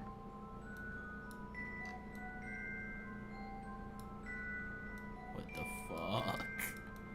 Is gone. Duna's gone. Duna has been consumed by the Kraken. Is that Duna and Ike there? That might be Duna and Ike right there. That pair right there. I need to see Duna. It's my second favorite orbital body. Is Lathe your favorite? Have you said that before? Alright, let's warp in. This encounter will stop us when we hit that, I believe. Yep, that's Duna and Ike right there. Just barely able to see it from that far away, but as we move in closer and closer, it grows and grows upon the horizon. Auto time warp canceled. Hold up. I don't like it when auto time warp cancels. That's concerning. We'll just go ahead and warp to the next alarm. Yes, Lathe is the best. The orb from the other stream ate Duna and Ike. Ooh, it is pretty. It's pretty. Look at that. We're gonna enter Duna's sphere of influence here in a second. Let's go. And from this perspective, nothing will change. But I believe that stutter right there. Yep. Orbital speed is only 2,000 meters per second. And that is because we are now officially within Duna's sphere of influence. Awesome. We're officially interplanetary, folks. Only took forever. I'm gonna save the game. And we're gonna warp ahead. Shout out to the fact we have 100% signal strength out here still, even with the shitty relay. We're actually utilizing the Mark 1 Ike probe to make that jump. I don't think we would have had the signal strength to do it on our own. Cool. Finally. Glad I was here for it. Absolutely. I'm glad you were here too, Gresh. Alright. Let's go ahead and add one for the maneuver, which is in 5 hours. And let's warp to it. And we can watch Duna loom large above us. Hello, Ike.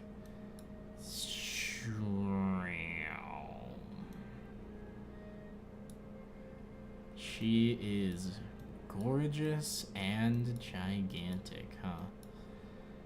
Alright, we got 1,800 meters per second to kill. And we've got plenty of Delta V. So it should be fine. But we do have a 2-minute burn ahead of us, so that's fun. Look at those. The thin clouds, the veil of dust storms. Yes. Oh, we're in space high over doing. We should probably... Measuring temperature of space appears quite impossible, except for that. Yeah, okay. Go ahead and... Wait, we don't want to keep that. We want to transmit this shit the moment we get the chance. Infrared telescope. Go ahead and transmit that. Magnetometer report from out here as well. Oh, look at the moon go. Ooh! Interaction between the solar and the magnetic field of his body. Nice. Look at that. Mystery goo observation. Goo takes on a red sheet and looks very much like the planet we're below. Ooh, cool. Yeah, we'll render that observation inoperable. That's fine. So fucking so pretty at Perrin's, genuinely gorgeous. Oh shit, I missed my launch time. Ooh, sadly did not enjoy that jolt, I'll tell you that much. It's probably fine. Right? 10 seconds differential's not that much in orbital dynamics, right? It shouldn't meaningfully change things very much. Still mostly just about cutting all of this excess speed. And we've got the delta V for it, so it shouldn't be a problem at all. Where's the thermometer, by the way? There it is. Go ahead and transmit that. There we go. You're back. You ate 2 chicken sandwiches and a high C frosty. That sounds good. You're gonna make me hungry if you're not careful.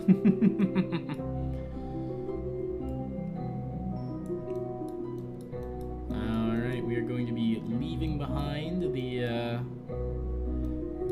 well, actually we're not gonna move into Duna's shadow quite yet, so that's good. Our prospective additional orbit is pulling in nicely. This is coming back around very well, very well. You bought and tried a zero sugar Oreo double stuff that's new. The formula is different for Oreo. Oh, really? Interesting. Yeah, we're drifting off of our maneuver node because I started it late. It's fine.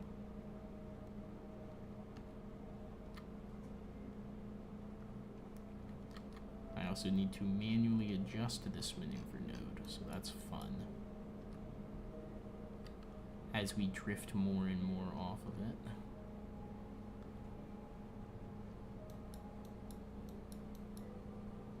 Come on. Keep cutting that speed. Oh, we've officially captured. Okay. Well, we are in a polar orbit over Duna, everybody. We've officially done it. We have a permanent satellite installation over another planet in the Kerbal system. Dun dun dun dun dun.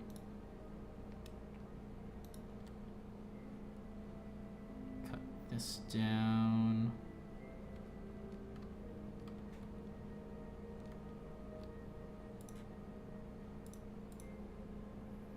And we'll cut that.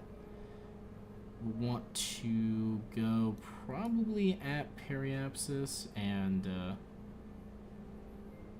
lower our what's it called? Apoapsis just a bit. Get an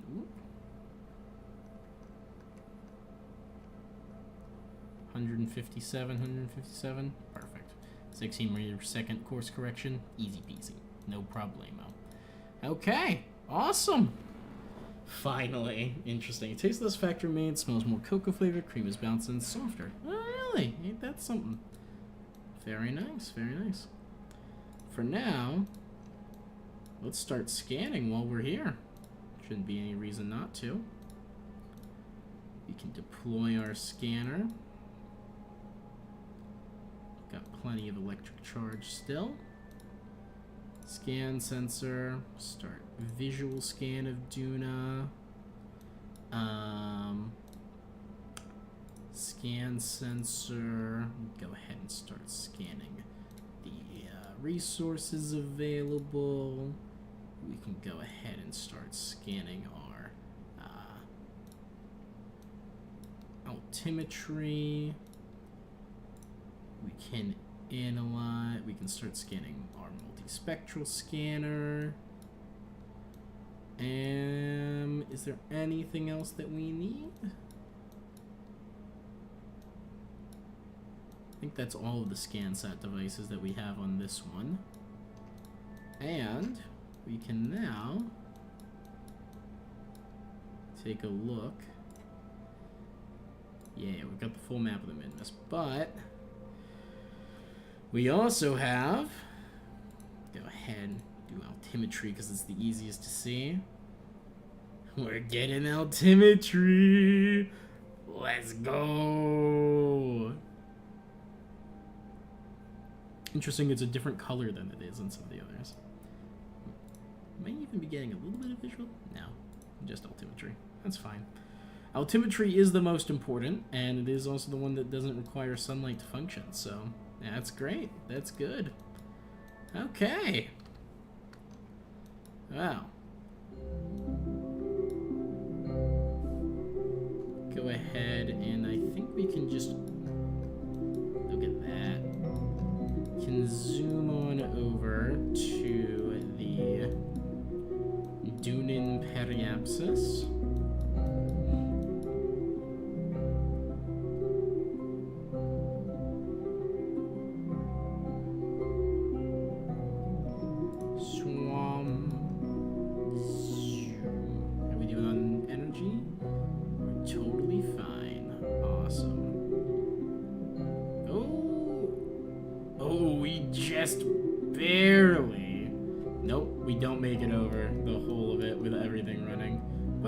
Back in the sun, and we're fine. Okay, that's good to know that this doesn't survive being in the what's it called, on the dark side for very long.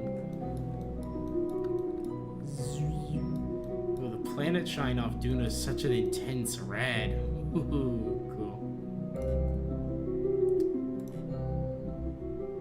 Swing ourselves back around to retrograde.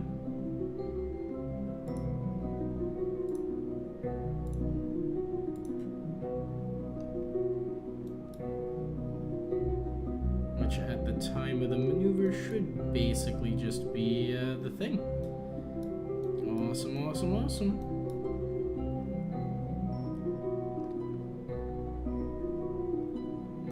Man, this old clunky piece of hardware that was developed like unironically years before all the rest of it, only just barely providing preliminary, shall we say, research for the rest of it. It's like a scouting probe at this point.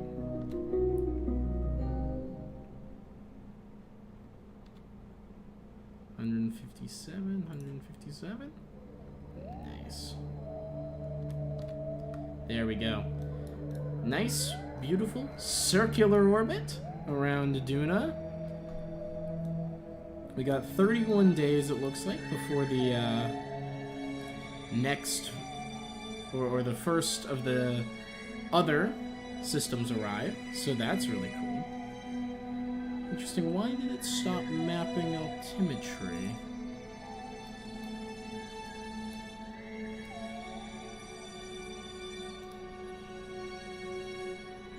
Still going. 50,000 kilometer ideal.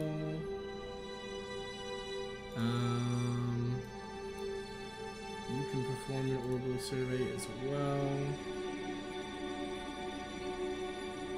Nice, 50 science added.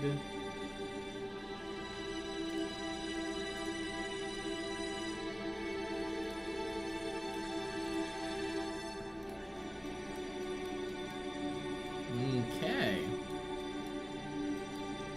It should be giving us scan data. Oh, we've got slope data for the whole section. That's good. No bio, not much biome data, but quite some. And also visual map. Okay. Wonderful. There's the altimetry. Just need an update. Wonderful, wonderful. Okay. Well, that is good to work for now. We'll just keep buzzing away up here. Busy as a little bee. And then, let's see. So, the Ike team is going to arrive 32 days from now. And the Sphere of Influence change for 34 days is almost certainly the Duna team. So, let's go ahead and, I mean, no reason not to just go ahead and warp to the next one, right? So,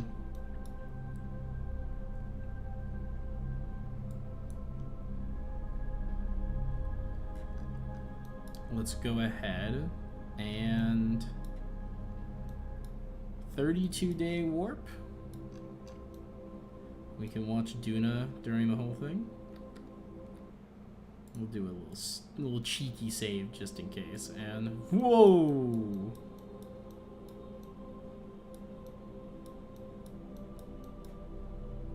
Oh, is it because we ran out of electric charge or something? What happened? Oh, no, this was doing things, wasn't it?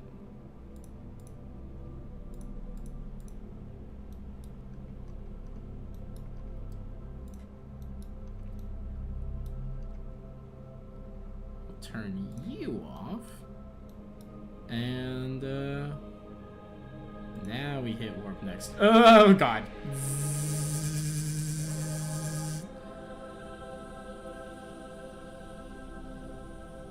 Interesting to see running out of probe control several times during that process. There we go. Now we can actually keep track of what's happening each moment. And okay. The next ship will be arriving here shortly. Why purple? That would be because we have completed a resource analysis of a large proportion of the map. So if I go, say, visual map, you can start seeing we have bits of Duna pre-mapped, and we can see we should have a resource overlay available. As you can see, the resources have been mapped much more reasonably completely than most of the other things. Just a little peek before I sleep. Good night. Bye, George. Thanks for coming around. Much obliged. Take care. I'm gonna go ahead and toggle the overlay because I don't want Duna to be purple right now. And let's go ahead back to the... Oh, Kerbin, is that Minmus? Yeah, Minmus is much more reflective than the moon. It would make sense that you can see it from farther away. Sweet. And then we can pop over to the group that just got here, as it were, because they're gonna need to plan a maneuver right quick.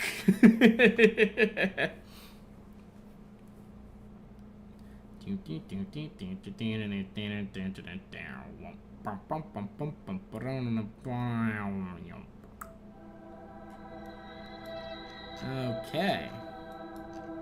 Let's go to the Mark I-1. Currently within Duna's sphere of influence. You can see all of our ships just on their direct routes to Duna. Very cool. Very good. Orbiting sun. Yep, so let's fly Mark I-1 and let's figure out what we're going to do with them. Because we need this thing to go to Ike, not Duna. But that is a, shall we say, different question of capability than some of the others may or may not have. Yeah?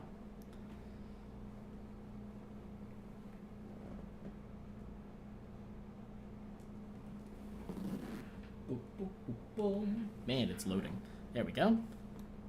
Okay. Hello, everybody. Alright, they've got a fair bit of time. So right now, let's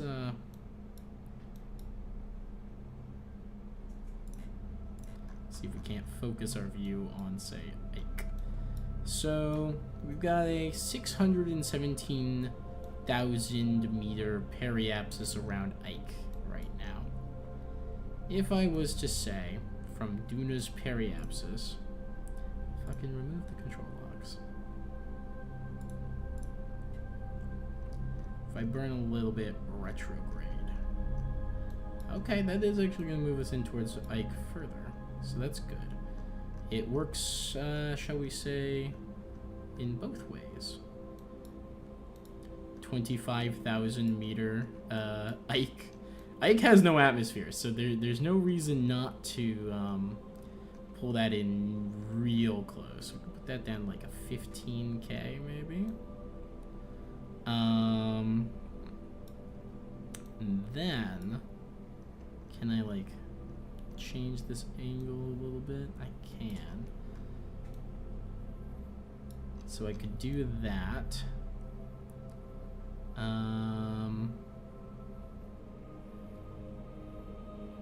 Yeah, since we're coming in at a bit of an angle, we're gonna come out at a bit of an angle. Wow, that's already 700 meters per second to pull us in like that. That's youch. Probably fine. Right. Maybe? Question mark? Well, there's an Ikean eclipse over Duna right now.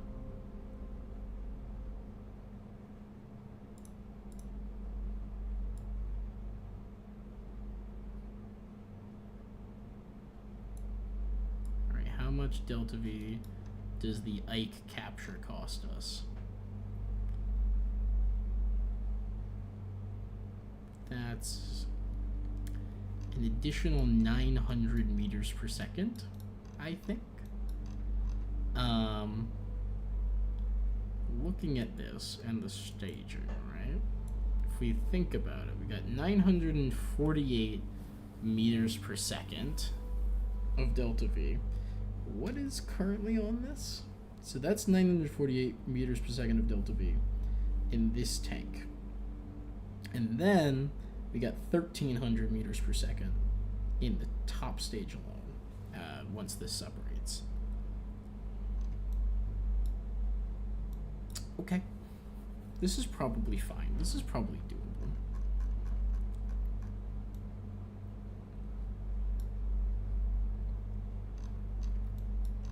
Probably.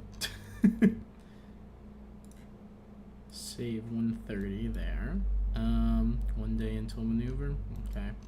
That means that won't interfere with, well, then we'll be doing this movie basically when the next one enters the system, so that's probably fine. We'll warp to whatever comes first, I suppose.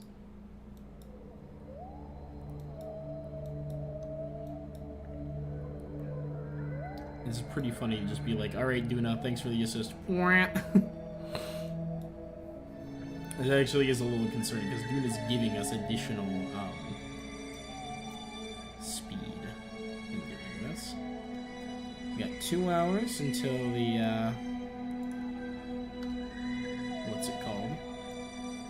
Something happens. Until the next sphere of influence change, so that's good.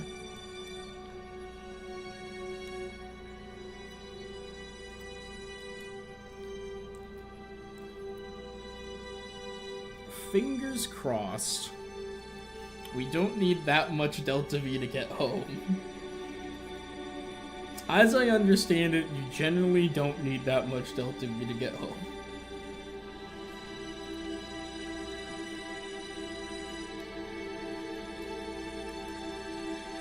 But we will see.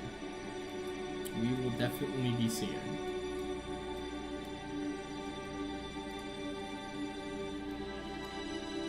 Okay. 3, 2, 1, burn.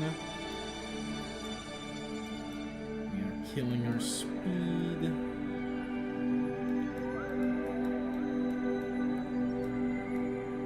Ugh. Stupid pretty. Look at that. I love the way that the I'm not sure which mod is adding exactly what, but whatever combination of visuals we have here, giving it this wonderful sense of haze. You can even see a little bit the blue sunrise down here near the poles, where the sunlight's skimming through the atmosphere in a similar way as you might see during a sunrise-sunset. Oh, hey, we have like a ton more Delta V now. Nice. Visual mods are a necessity, in my opinion. You know, what can I say except I agree. Thank you very much for the ones that you've recommended, because they have been gorgeous. Gotta say, wild to see that it looks like I am increasing my available Delta V. Planet Shine is what's giving that, maybe also volumetric. Also probably Eve, right? Like, all of them in tandem are what give it the exact sense, but... Oh, you think Planet Shine specifically for the effect of it having, like, the sunrise? That's probably it. And... there we go. 900 meter per second capture.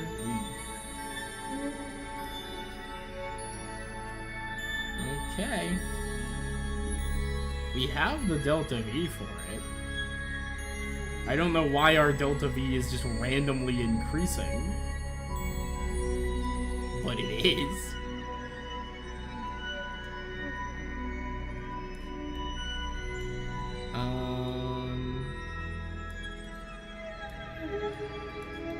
Just in case we need this to be a equatorial orbit.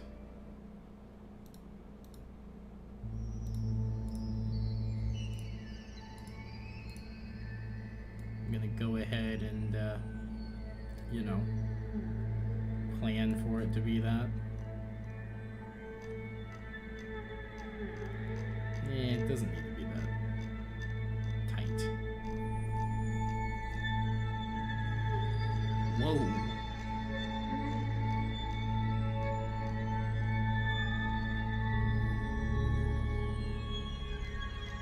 Show me the 910.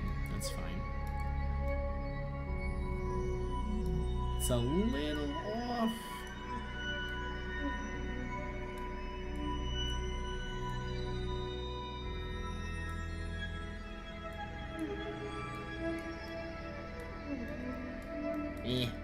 It don't need to be perfect. It just needs to be a functional review. I will never understand the whale sounds of the background music, but I love it. Maybe a Hitchhiker's Guide reference or something. I'm not sure. I also love it, though. I think it's extremely fitting. Alright. Let's go ahead and add a alarm maneuver. Oh, we're gonna hit that maneuver well before they actually even enter the system. Okay. Good to know. Glad I didn't just hit Sphere of Influence Change Warp next. Okay. Let's go ahead and warp ahead to the Ike connection.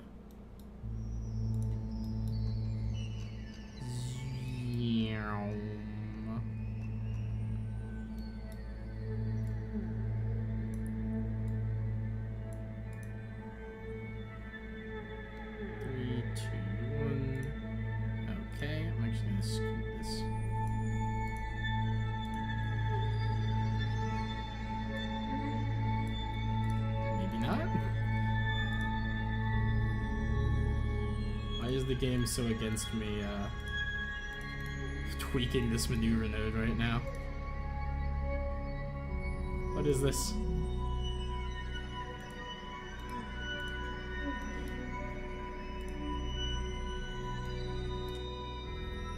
What the fuck?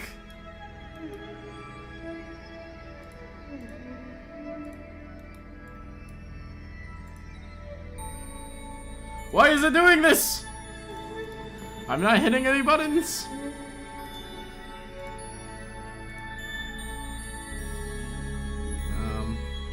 Oh, we're starting the burn in a second. Okay. 4, 3, 2, 1, burn.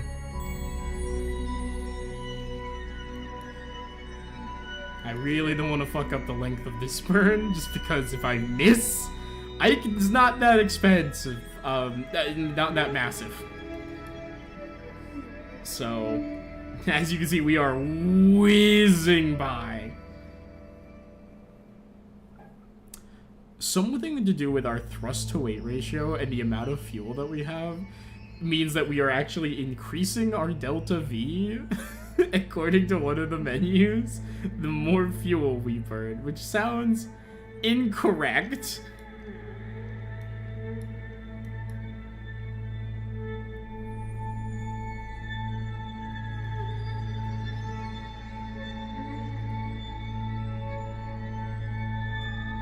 Like, we've designed the perfect rocket. It beats the rocket equation.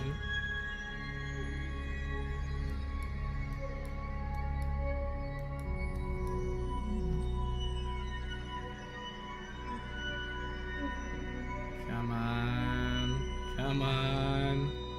Pull it. We're on a collision course with Duna right now if we fuck this up.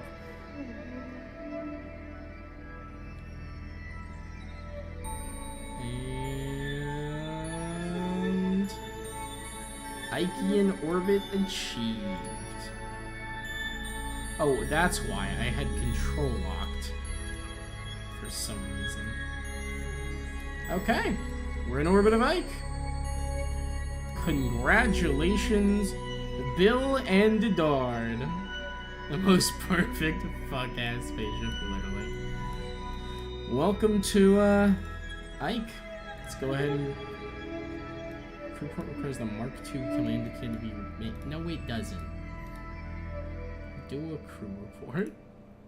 Appear to be some steep rocky slopes. The higher are lighter in color and the low ones appear to be a very dark gray. Go ahead and keep that. Temperature scan.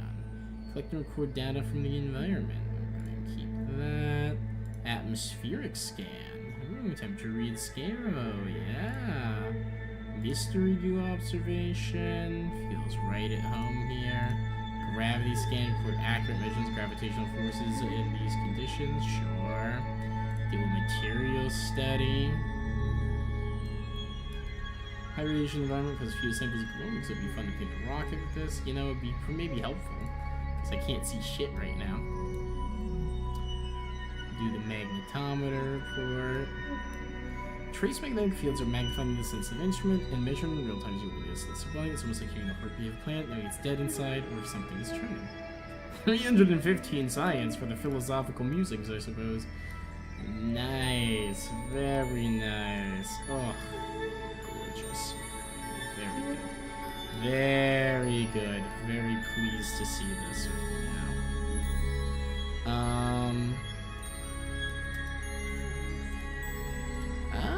Oh, hey. This thing's useless. I didn't even realize we'd run out of fuel. I had forgot to disable crossfeed on these. Well, fortunately they weren't burning too much. Well, we're not burning any fuel right now, so let's just go ahead. We'll have Bill pop out. Now we'll have Dard pop out. Have her give an EVA report. Just board back up. And from here, we can pop over this. Sphere of influence change in an hour. Let's warp to next. Oh. New situation, high space, high to the midlands. Why can't I do any of these? I can do crew report. Ah, scheiße. Dard. Take the data. Board the data. Crew report. Crew report. You can't help but like Ike. I like Ike. True. Do I? Do I like Ike? I don't know. It's Ike. Yep, Dard go EVA. Have an EVA report. Keep that.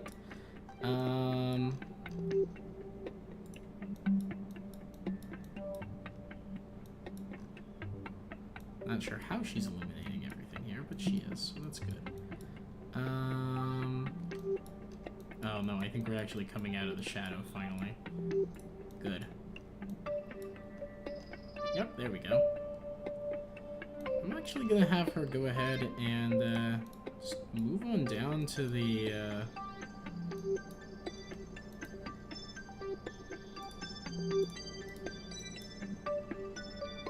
rover. And from here,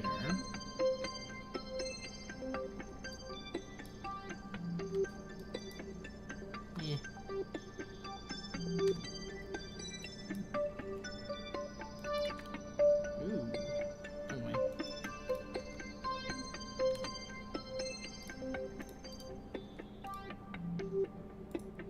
Get download data. Oh boy.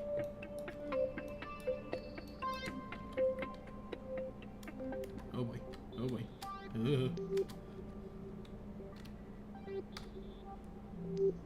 Good enough. We're good. Can rerun the material study and the magnetometer report. Keep.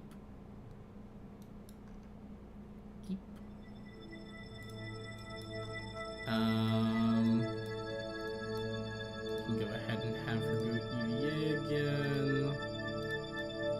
And we'll have her reset the mystery goo, collect it, can observe it, keep it, collect data, restore the experiment.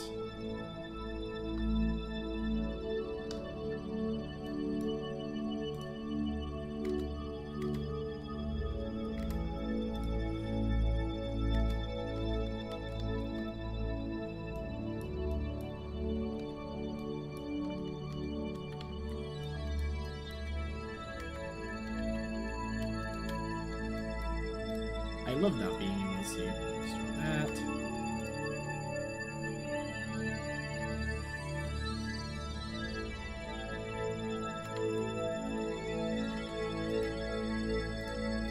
That data. Can't do anything with the seismic data, but we can take the data here, log that, keep it, take that.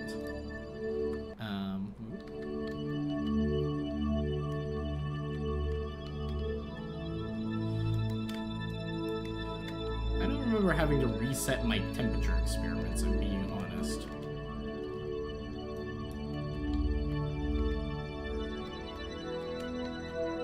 Ooh. Where are the temperature experiments? Like, I know I've got a pressure. There it is.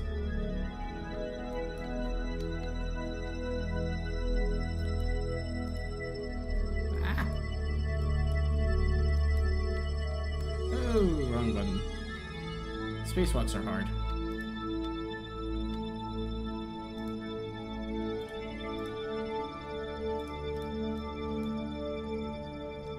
Gotta maximize that science.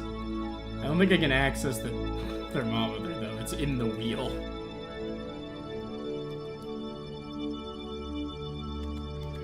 Alright, let's just go ahead and have the door.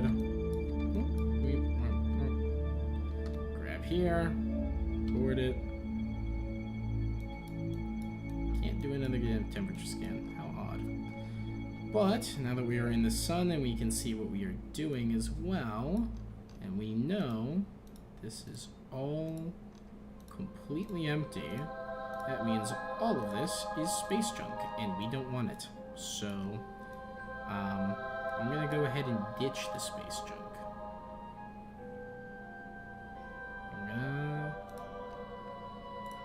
We're gonna save, just in case something goes horribly wrong, and we're gonna undock. And we're gonna go RCS, docking mode, we'll just go push ourselves forwards.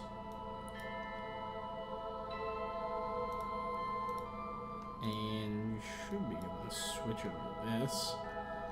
And I mean, this thing's got a ton of RCS fuel on it.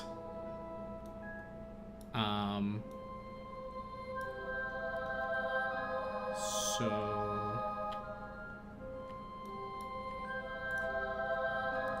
we'll go ahead and push it away from our main stage, just because it's totally unnecessary now.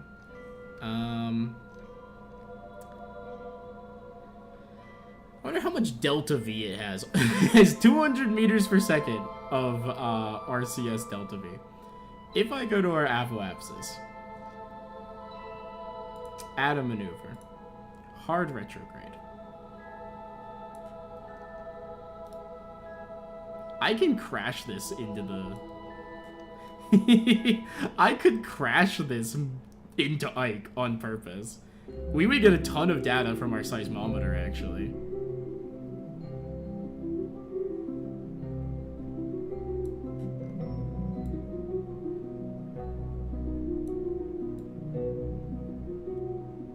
Okay, sick. Yeah, also it takes like no fucking delta V to land.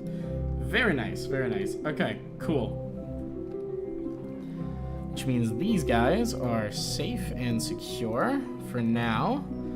And hopefully that little bit of extra momentum away from each other will be enough to keep them separated on the longer term orbit, because these guys do need to plan for going down eventually.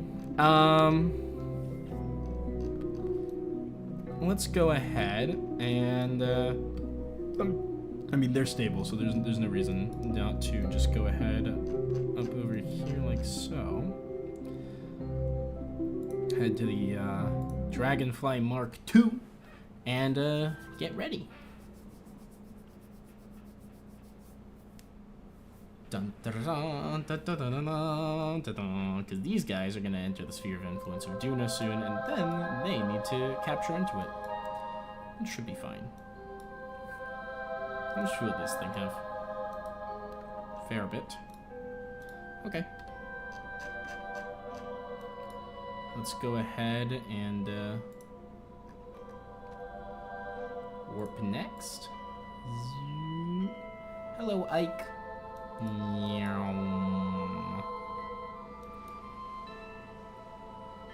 Interestingly enough, this thing has no signal. Mildly concerning that it has no signal. I mean, it's not that big a deal. Crew control is fine.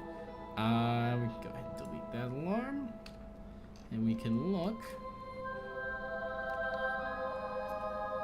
When we enter Duna proper. There we go. We are officially in the Dunan system.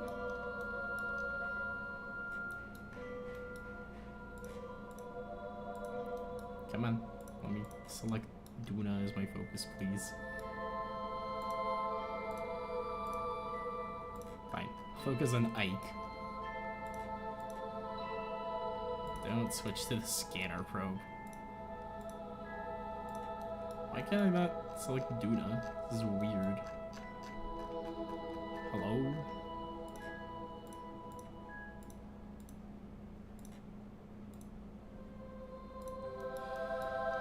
Whatever.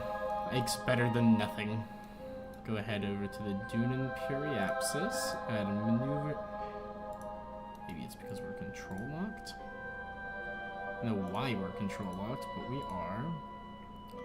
Alright, we can go to the Dunan Periapsis, add a maneuver, hard retrograde. There we go. Get captured. And I'm actually gonna circularize the Duna orbit.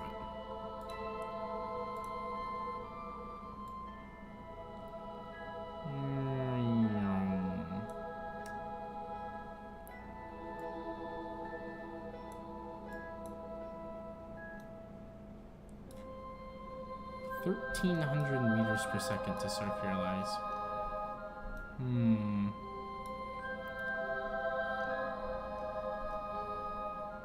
You know what?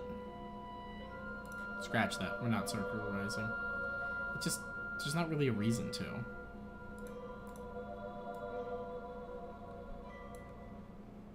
As long as we're far enough outside of, far enough inside that Ike's sphere of influence is not going to be a problem. then we can just get it in for 1100, which is probably a lot more reasonable, all things considered. Yep. And then 22 days, and then the Ike scanner arrives. Man, that thing is slow in comparison. I mean, a month's different is not a ton in the grand scheme of how long it takes to Duna, but to get to Duna, but it is kind of funny. Okay.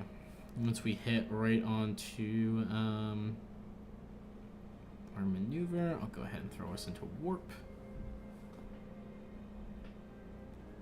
And then we will arrive, and it will be glorious. Alright. Boop. Meow. Jeez, that was a terrifyingly abrupt end. Alright. Hello, Duna. We've got 50 seconds until burn time. Let's move in for, as it were, the kill. 10, 9, 8, 7, 6, 5, 4, 3, 2, 1. Fire. And if we run out of fuel in this lower phase, we'll just go ahead and disconnect it, frankly. Not entirely sure how much Delta V is available in just this lower tank, but we will see. We will find out. We definitely have enough to get into Dune in orbit, that's for sure. Don't try and hide from me. I need to know how much fuel you have so I can stay just semi-efficiently. Bob and Miniman on their way. Bob, why are you in an orange suit? I told you to wear a blue one, you dumbass. And we are. I think we're gonna have a slightly more Delta V in this than we need to get into the orbit that we're putting ourselves in. So that's good. Means I shouldn't have to worry too much about being efficient with it, as it were.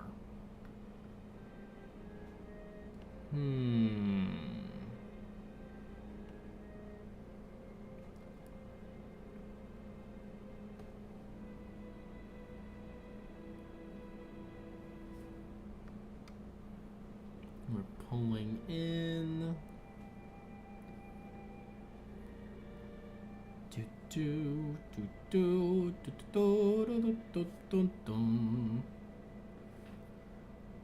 Man, this is taking a long time.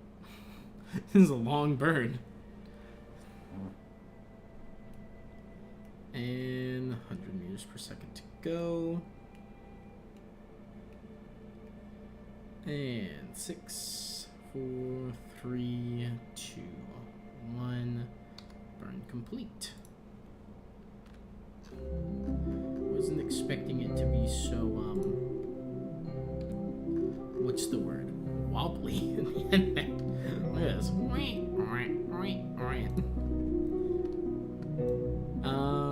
Okay. Well, that's awesome. That's cool. We have a chunk of fuel left in this upper stage, which we may wish to use to refuel this, on ascent. But for now, I think we'll use it to just kind of slowly lower our periapsis. Duna's atmosphere begins at 50K, I believe. So we want this down to like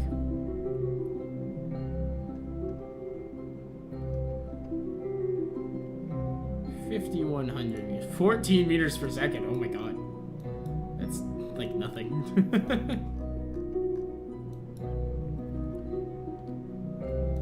It's interesting that we're still considered to be in space high at the moment. I'm gonna go ahead and have Bob head on down.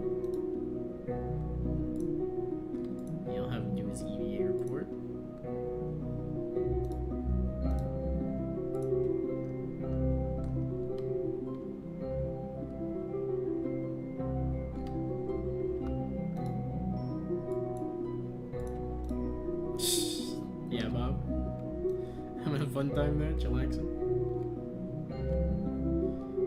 Go ahead and have him get into...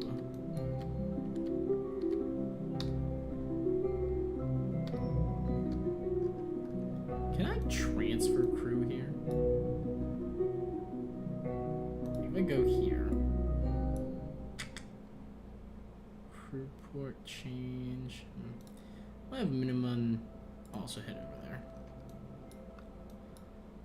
I suppose in some capacity it is fitting, however, that we have both of the people going to Duna currently wearing orange uniforms. It's a little funny.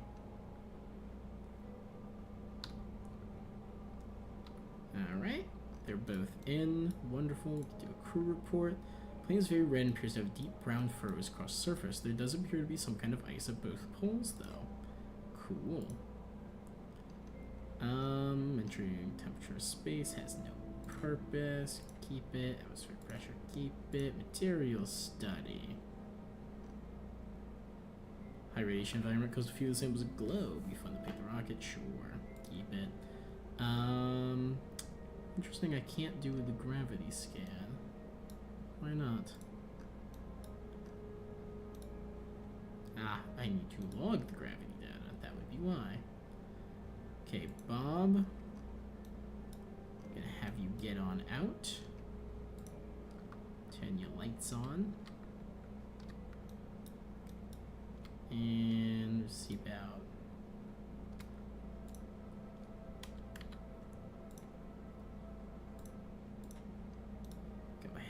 That.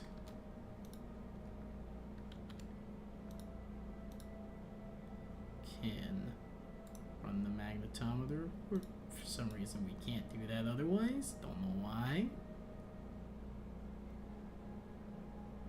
Keep it. Download.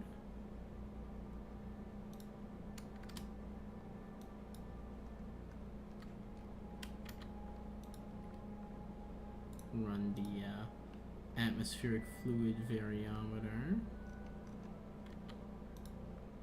Take the seismograph data as well. Ooh. Take the gravity data. That's for sure. Hello. Oh god, I'm in the ship. Can't see. Hi, Bob. Ramp. Let's see here.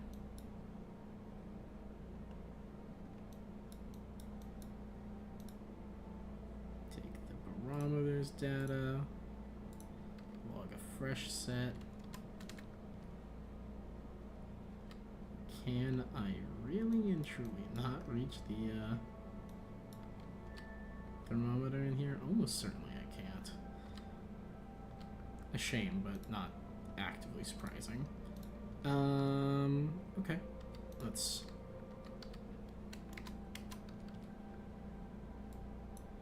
not forget to close and restore our Science Junior as well, since that is very useful. And grab board. Okay. Now we can do a gravity scan. Sensor passes over the modeled surface of Duna. Gravity appears lowest in the massive canyon that stretches across the surface. Interesting. Bob, you can go ahead and UVA as well. Have you pop out.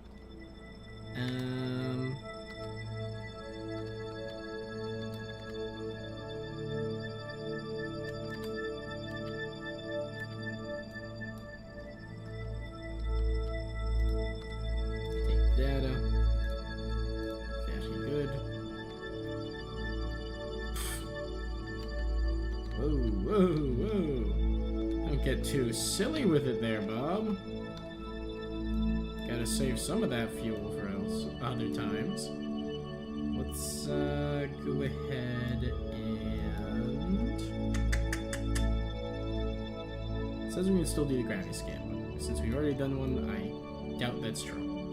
We'll go ahead and pop on over to the maneuver. Oh wait, no, gravity scan is a high space over each biome, isn't it? it's the same... Yeah. It does accurately update, so I'm not sure what's up with that. I can go ahead and work toward it, perhaps.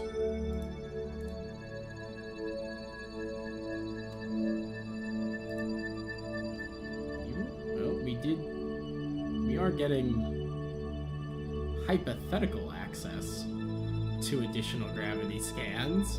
Unfortunately, they come with the distinct slight issue that, well, for one, they're a pain in the ass to each do, so I gotta come over here, take the data, log the gravity.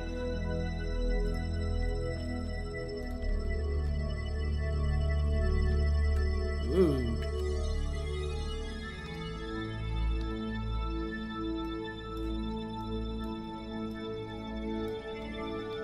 Alright, I'll manually warp us since this thing doesn't seem to actually be able to interrupt the priority time warp.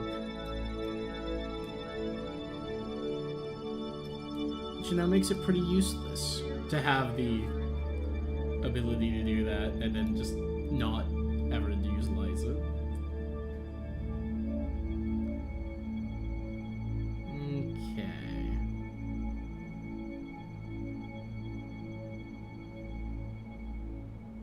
Man. Low ones go a long way, don't them?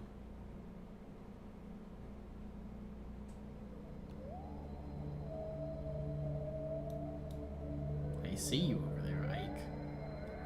Haunting my view. Wow, a lot of low ones. Oh shit! I completely overshot our maneuver.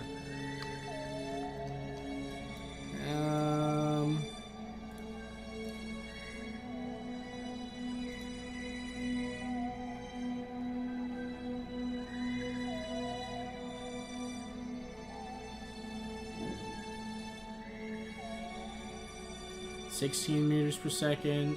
Drops the apoapsis while we're at it. Fine, why not? I don't care. Is this technically slightly less efficient? Sure. Not my problem.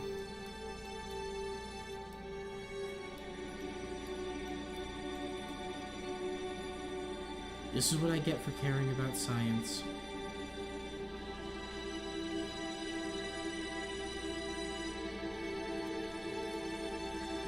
Maneuver.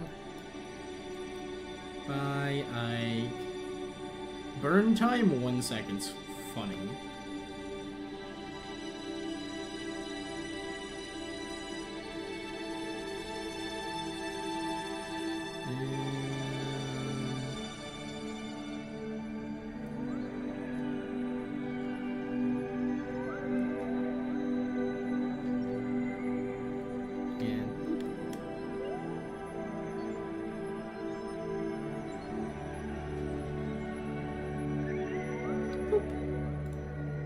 There we go. What's our periapsis? 55. Perfect. We're safely still above the atmosphere, and we aren't gonna die. Wonderful. Okay, so the scanner's not gonna arrive until much later. And I'm trying to think about it. Now that we are in position, we've pretty much used as much of this fuel as we can on the descent stage, because we want to decelerate with this, not this, into aerobraking range. So we're going to go ahead and save. And we're going to undock. Oh, wait. Remember. I'm remembering. I'm having a brain blast right now, which is that this doesn't have any electric charge, and we actually have fuel in this. Unlike the Ike one. So, Bob, my friend, not Bob, Milliman, you're our engineer. I'm gonna have you go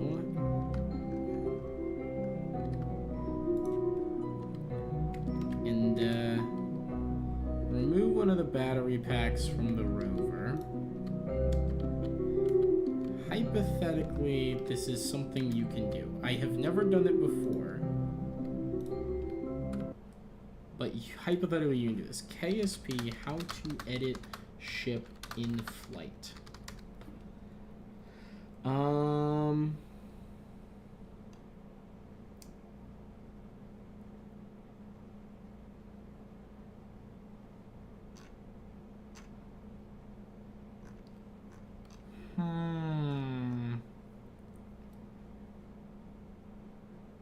Any mods eliminate the craft in flight. Need a space side engineer pod. Create a command pod. With engineer launch. Open cheat menu. Select the rendezvous maneuver. So use engineer to modify the probe. Then set position to carbon. I've done this. I'm in the position where I can hypothetically move things around. I don't know how to do this though. Does anybody know how to do it? Shockingly little information available about this really interesting and kind of fun feature that engineers can hypothetically edit ships mid-flight.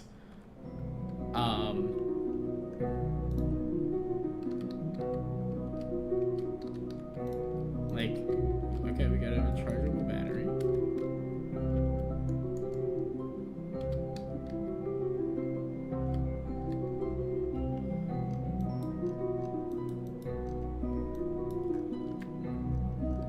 How does this work?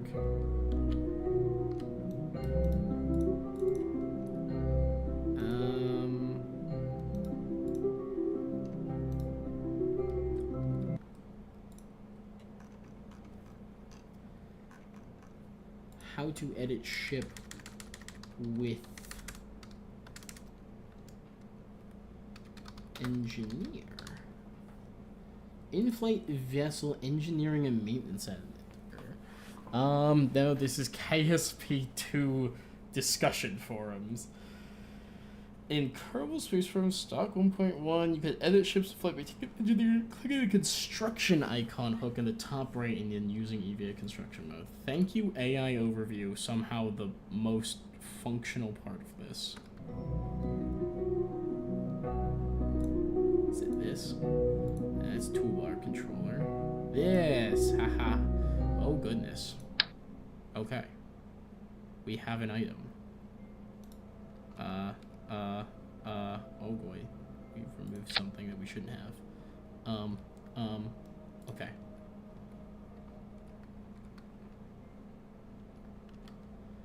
Okay. Moving is difficult. But, hypothetically, I should be able to store that. Oh, I need this. EVA construction mode. Take this, put it in my... I can put it in there, for one. Okay. All I need to do is move it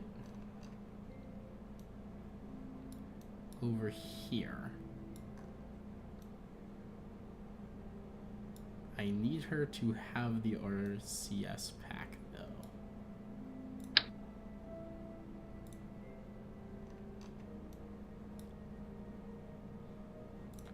For some reason, that's in range. Whatever. Do that. Close construction menu. And it's on. Okay. Cool. Cool. She should be good to go. Unpin that. Get her back in RCS mode. Take this. Oh boy. Pull that.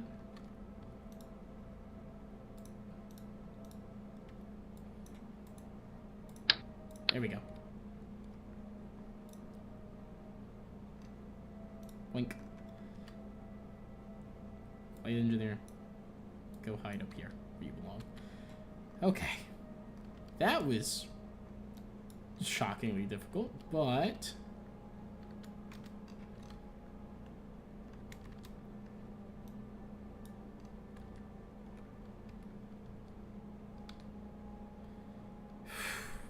we did it. Mid-flight construction complete. This is hibernating, right? Yes. Okay. Now we save. this will be able to go and undock. Go ahead and put this into docking mode. RCS on and just move away, nice and easy. And we can let these two do their thing. Hopefully that comes, drifts away from it. If not, well, it might have other problems. Docking mode? What about docking mode? You seem confused and surprised by its existence. Okay. The fuel tank is present, and hopefully we'll have fuel for a while. We can actually switch over to it, take a look. It's got 410 electric charge, and it's not going down at all. Thank you to the ability to do that. I don't like that this is apparently just sitting there. Hopefully we'll still be able to redock through it. If not, well, we'll have to figure that one out at a different time. But for now, I'm going to go ahead and take this. And, I mean, we can prepare to land on Duna. I don't think there's any reason to delay it. There's, in part, a reason to delay landing on Ike, which is that we have no data about it at all. If we look here, actually, we can look at our Duna passes that we made. Look at this. Nice equatorial orbit. If we go to the map type, we go altimetry.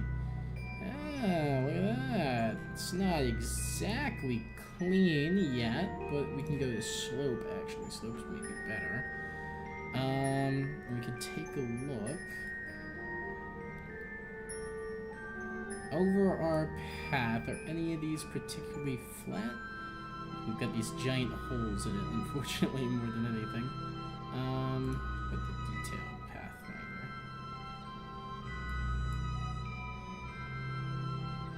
So we zoom out. You can see the map of Duna as a whole. And we can see perhaps over here.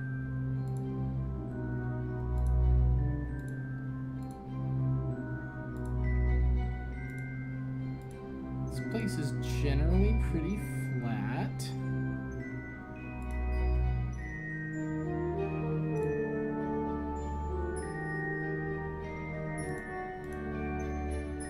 And our orbit does pass over it. Though it kind of looks like our orbit passes over the mountainous part of it. But maybe it'll be fine. I suppose we should actually take specific care to look and see what's near our periapsis. Oh yeah, that's actually a nice big flat basin, isn't it? Okay, we should be fine. Awesome. And our goal here, do we want to just loop back up to the top and then dip down low enough that we're aerobraking? That's probably the way to do it. Can add a maneuver up here. Periapsis. Boop, boop, boop. With trajectories enabled. How's that going to affect our planning? Oh, that was with trajectories enabled. It's going to annihilate our apoapsis. 3 meters per second to do that. Sure. Seems fine to me. Add an alarm. Cool. Do that. And what we're gonna do... Yeah, so that'll be our next moment. We'll put ourselves on a hold for retrograde. And we're gonna warp to when we're at apoapsis.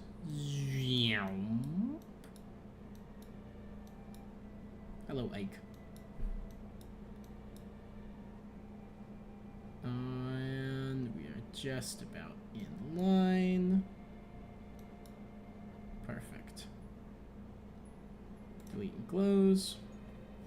Yeah, proper apoapsis in literally 1 minute. From here,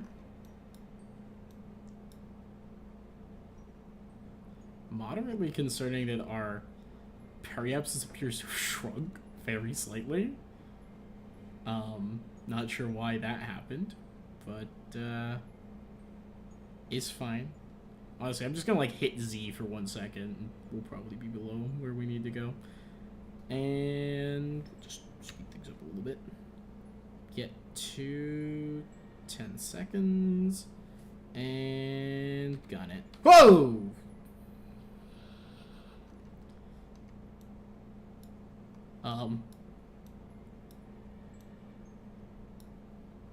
Okay. That was actually less extreme than I was expecting. That was just trajectories calculating everything really quickly down.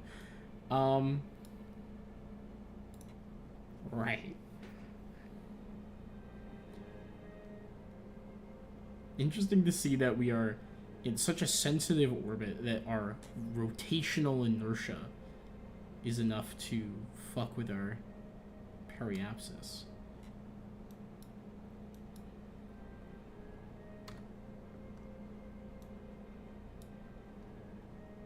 This is kind of a cool one.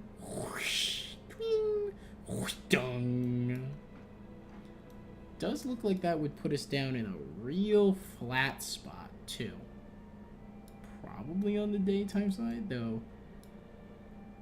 I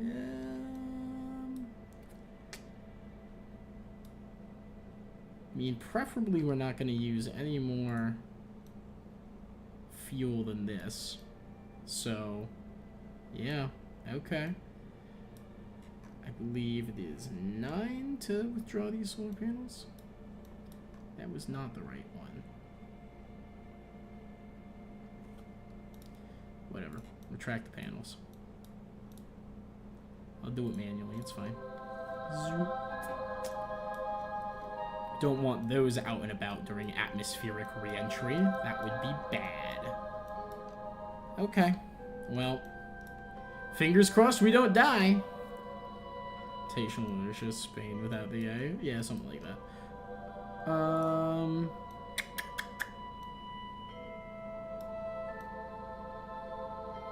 Oh, wow, that changed our aerodynamic profile a ton without those massive solar panels in a way. So now we're actually going to take almost a whole extra orbit before we come down. That's fine. Let's see. If I go ahead...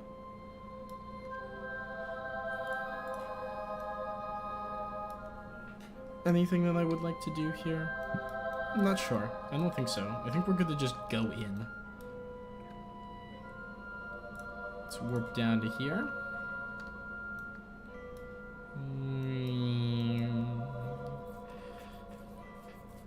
Bob and Milliman watching their fate loom closer on the horizon. Hey, no RCS. No one said you were allowed to do that. So don't put prograde when you're about to go into atmospheric re-entry. Are you stupid? Go retrograde.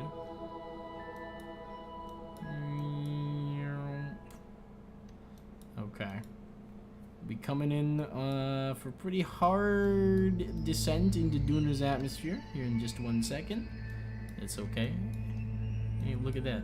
Our orbit's crossing the Ike one. Cool. If we were there at another time, we'd have an Ike encounter, but we don't. Just fine. We don't have that problem at all. We are burning through a lot of electric charge right now, actually. It's not too much of an issue. We should be okay. I'm gonna be a bit of a coward. I'm gonna hit save right before we go in, just in case anything blows up. And we're gonna warp down. Oh, we're actually in space low. I bet there's cool science here. What do you mean that... Oh, you know what? I gotta hit control from here. Or not. Okay. Whatever. Manual crew report. Ah, I see. Bob. My bro. my command. I'm gonna need to go ahead and take the data. Board. Now take my report. Plants very rain trees in deep brown forest. Ice. Yes, we've done that. Do a mystery view observation. Feels like at home here. Do material study and a magnetometer report. High environment. Blah blah blah. We've seen it all before. It feels like trees, magnetic fields are magnified. Yep. Okay. And we'll have Bob go EVA. We'll have him go ahead and do an EVA report. Man, we're gonna get so much science from this. Collect the data, reset the goo. Magnetometer, download data. It said download data.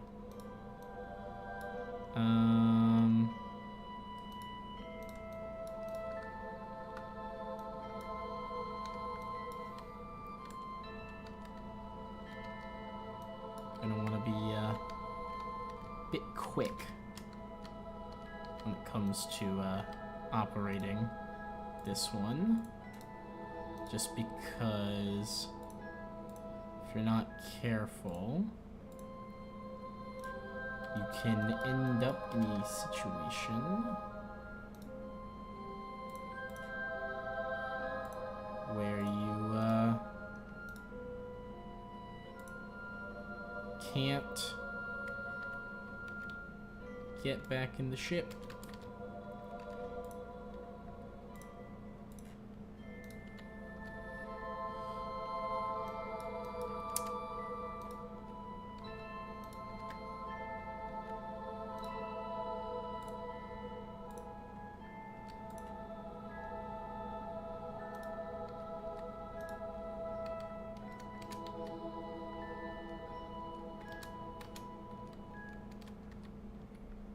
So much science available. It's glorious, glorious. Alright, board up. Yeah. If anything can't be held, it'd be a repeat, so fine, board anyway. Gravity scan. We are coming in real close right now because we've just entered the atmosphere. That would be why. Okay, we are officially in the atmosphere. 60 science, atmospheric analysis, 100 science, material study, mystery goo. Ooh. Okay, cool. Hey Bob, I'm gonna need you to do something real stupid and real dangerous. Thank you, buddy. Actually, you know what? I'm gonna need you to do it again. I'm gonna have you go ahead and, oh god, take the data, reboard the spaceship, and do the crew report. Keep. Awesome. Put yourselves on retrograde, fellas, because we're aero-braking something fierce. I say we're aero-braking something fierce. We're barely aero-braking at all. This atmosphere is so thin. Okay. Do I need to be worried about these parachutes going off at the wrong stage? No. Do I need to be worried about this going off at the wrong stage? Technically, yes.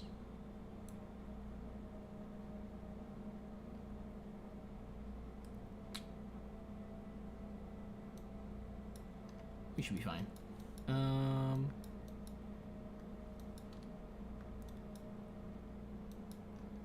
actually so unconcerned right now.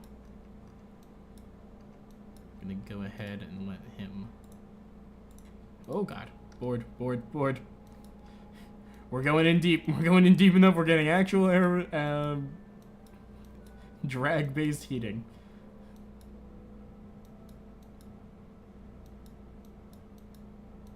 This is the first time the Sky Cranes had to contend with actual atmospheric forces during a descent.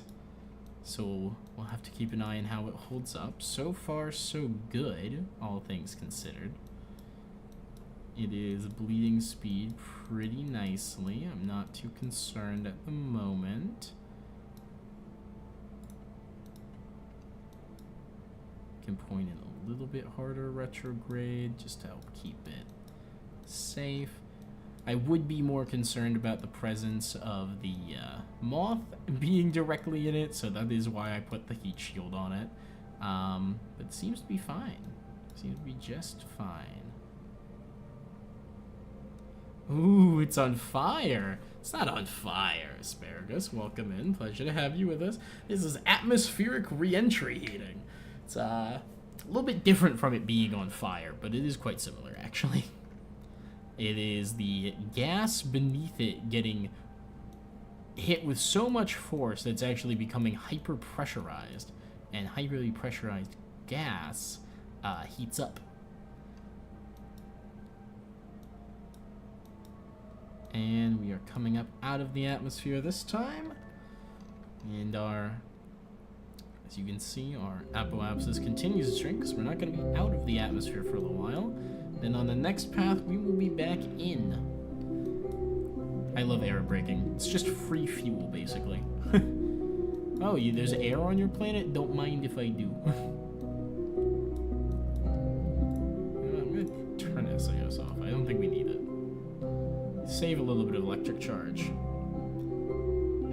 Never mind, we do need it. You know, thinking about it, no, this totally makes sense. This thing would absolutely, with no SAS, want to spin around and nosedive directly into the planet, wouldn't it? Once we're above 50k, I'll turn SAS off. No, also, once we're above the atmosphere, I might as well put the solar panels back out so we can regen all that power. Good to know. Good to keep in mind. Good to think about. Just gotta remember to put them back in. Alright, we can speed up time warp a little bit.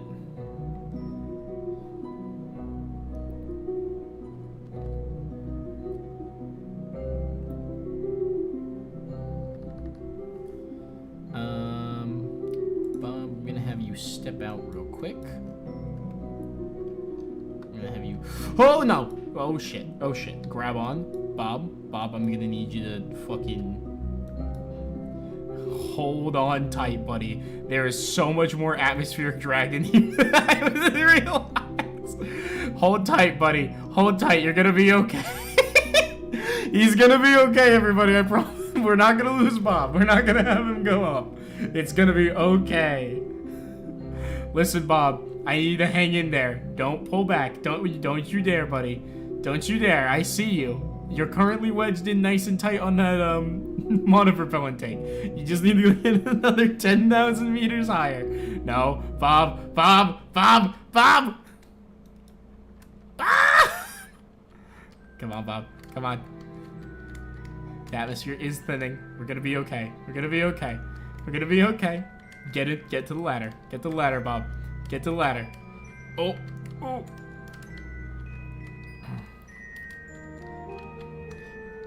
He's good. We're good. We got him. Ladies and gentlemen, everything is fine. We got him. He's safe. Whew. Good work, Bob.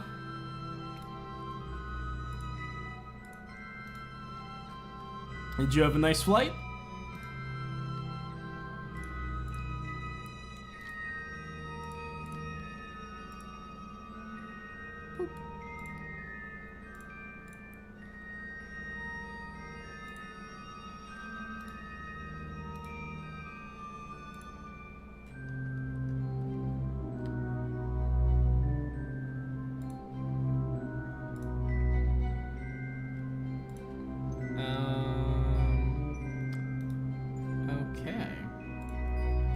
Atmospheric analysis can't be done. We're officially in space again, so he should be safe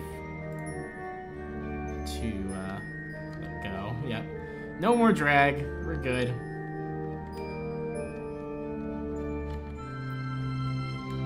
He's fine. I told you guys he'd be fine. Now, granted, spacewalk at night was not on my bucket list.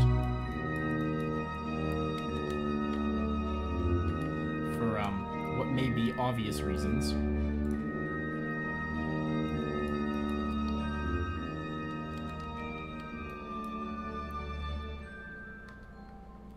Good work, Bob.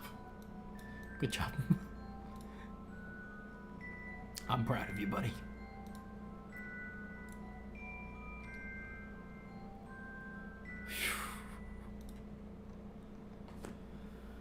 Well, that was an experience. Why did I want to get close enough to the planet to experience the atmosphere but not land? Ah, great question. So what we did just there was a example of something known as aerobraking. Aerobraking is a thing that you can do in all forms of flight, actually, but it's particularly important for consideration in interplanetary transit because what you can do when you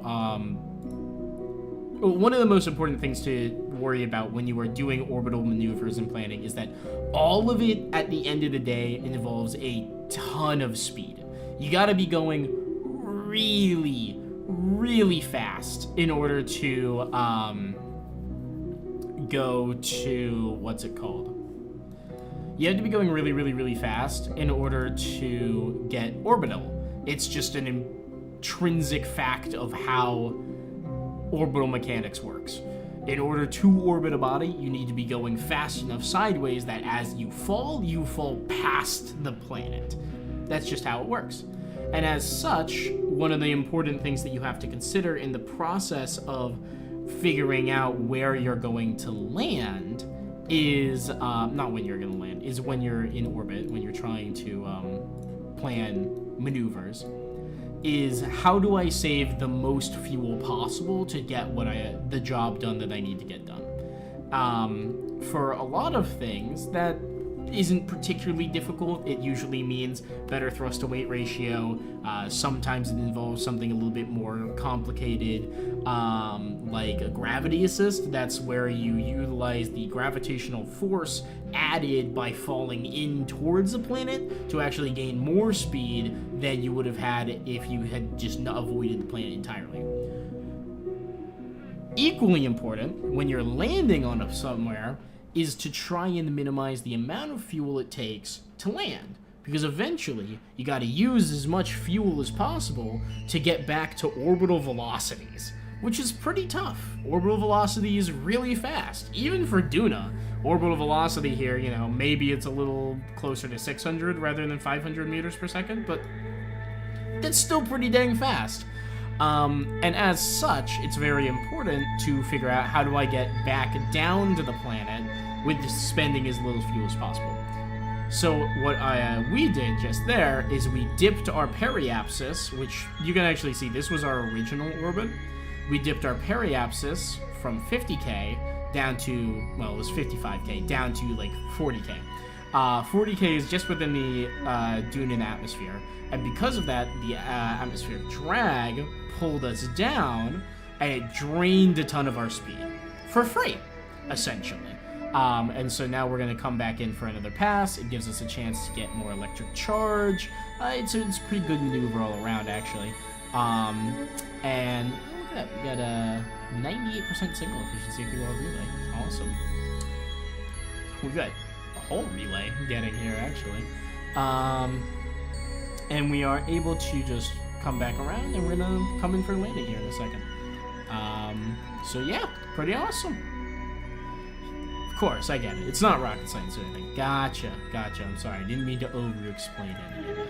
I think it's a really interesting set of principles. Like, how do I best maximize the utilization of our very limited resources?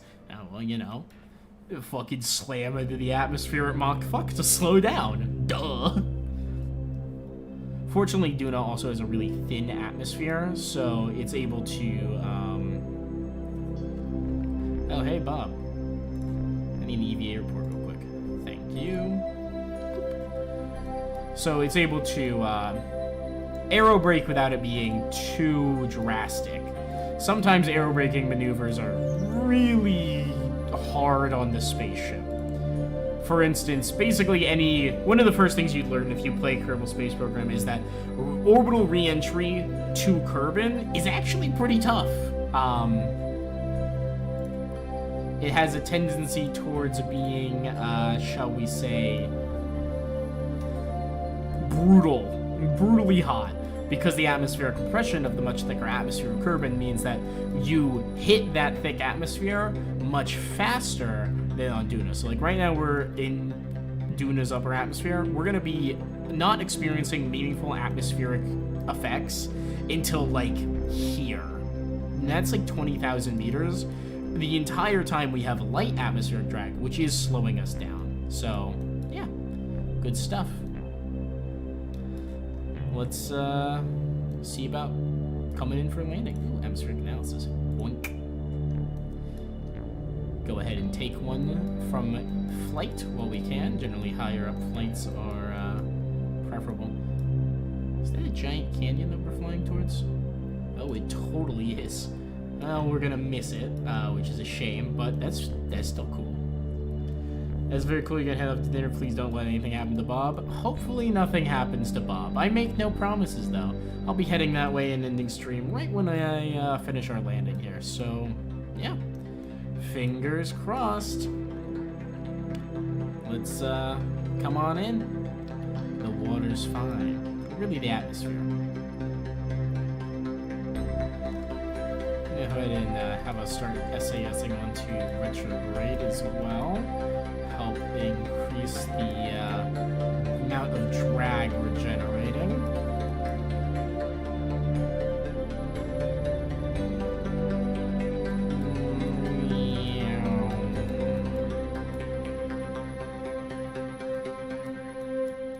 Look at the size of that ditch.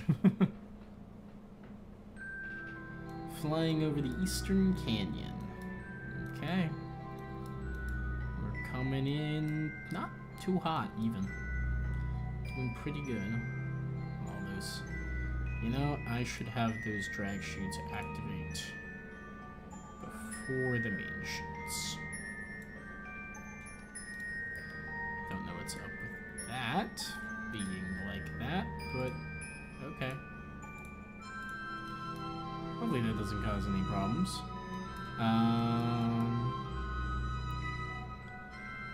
We're coming down. Hopefully we miss this mountain.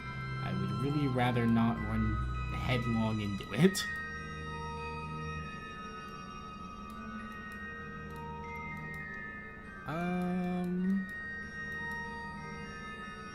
Fortunately, we're not deep enough in the atmosphere for the drag chutes to actually have an effect. It might have been cool to land in the canyon, but for now, we're gonna be right next to landing on this dark side, aren't we? It's a shame.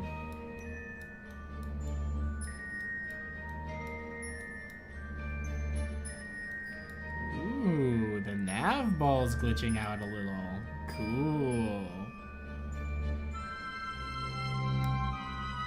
We're about to dip into the real thick atmosphere here, so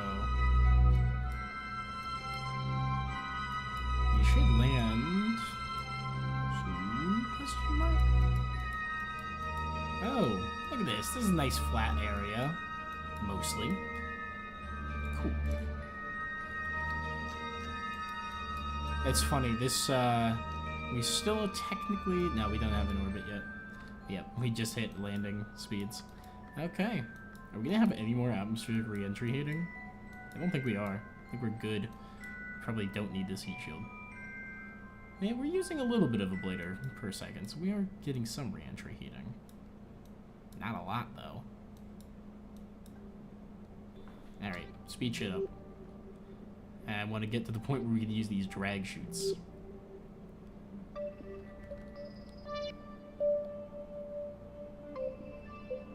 Wow. Between Duna's low gravity and lack of an atmosphere, we are actually going to be coming down in the night side, aren't we? Shit. We might still be able to land, though.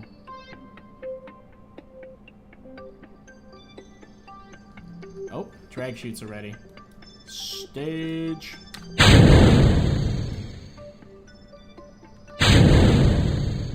Okay, hypothetically they're active. What is this? Empty block of nothing. Also, why are we not deploying our drag chutes? Deploy mode safe, minimum pressure. There we go. Oh god, that's unbalanced. Turn it down.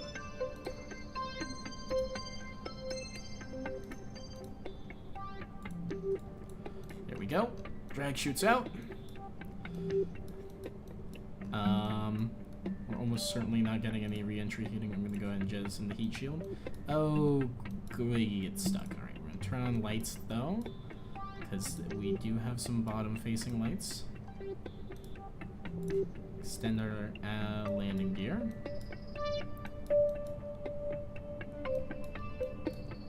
I'm gonna activate our main chutes. Okay, minimum pressure was low enough. That's good. And we're gonna go ahead and start burning, because I cannot see. Oh, we're coming in a little hot. Oh boy. Oh boy. Oh boy. Oh boy.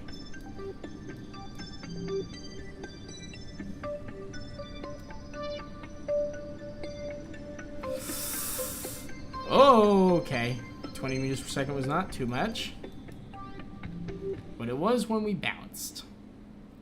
Great. Okay. Good to know. Don't land in the highlands. Step 1. Step 2. Oh no. Step 2 is some. Where are we? Yes, we're here. Okay. I'm gonna go ahead, have us point retrograde, and I'm gonna burn until our landing trajectory has us basically in the canyon. Boop. It's actually a little bit further than I would have liked.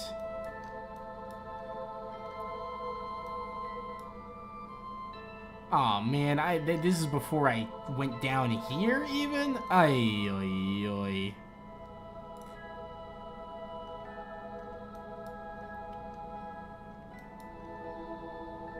I'm gonna flip back a little prograde, even.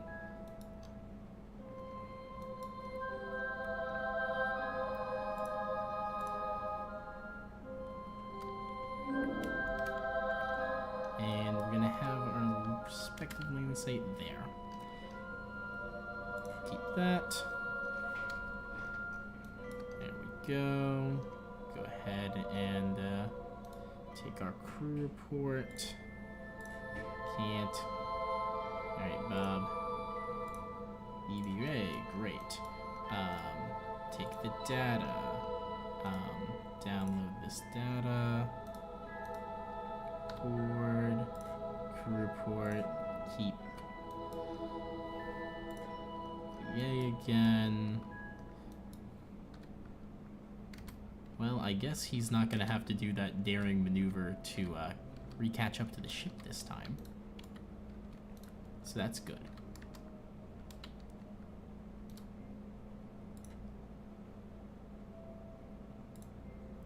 Take data. Log gravity. There we go. New EVA as well. Perfect. Take data log gravity. Take data log gravity. Oh, it doesn't tell you if it's a duplicate or not. It's a shame.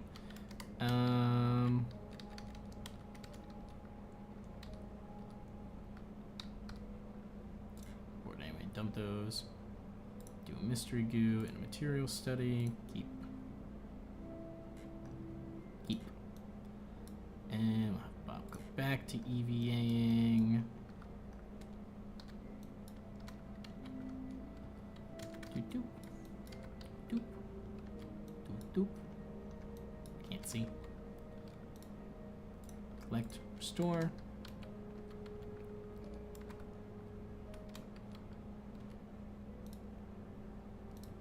I'm on atmospheric pressure. Take, log. Keep, take. Awesome. EVA, keep.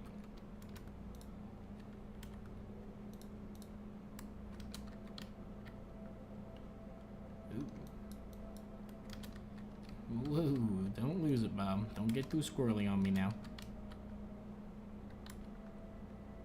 Collect, restore. Board. F grab, that's fine. Board. Board anyway, dump the extra. crew report. What, can't do a crew report? Why? Forgot to take it. Keep the atmospheric pressure, atmospheric analysis. I gotta throw this thing into retrograde, like ASAP.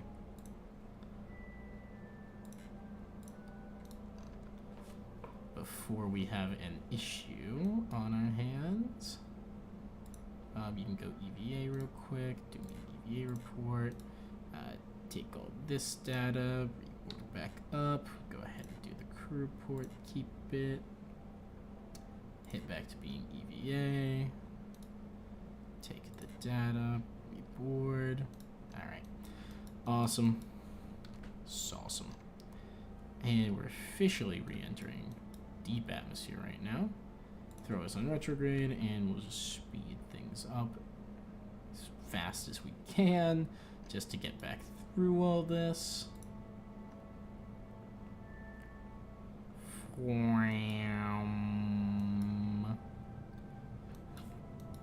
Racing once again across the deepest parts of the atmosphere like it's a no big deal.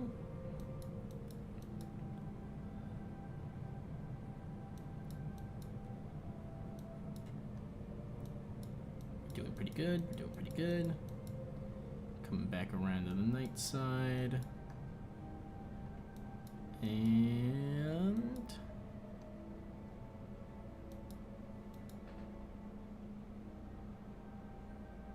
perfect. We are out of the deepest points of the atmosphere. And heading back up. Wonderful.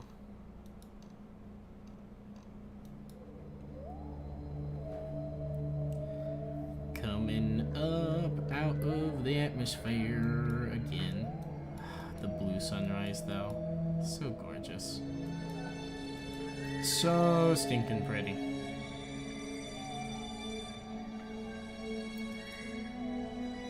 Alright, once we're out of the atmosphere, we can turn off some of these things. We'll be fine.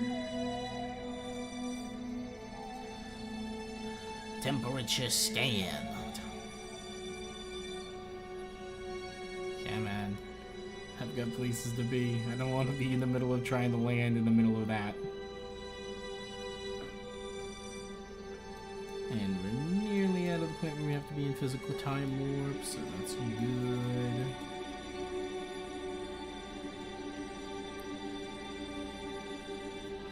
Alright, we turn off SAS now. Ooh, gravity scan. Yoink. And we'll go ahead and warp on up to here. Because I need to get back into the light.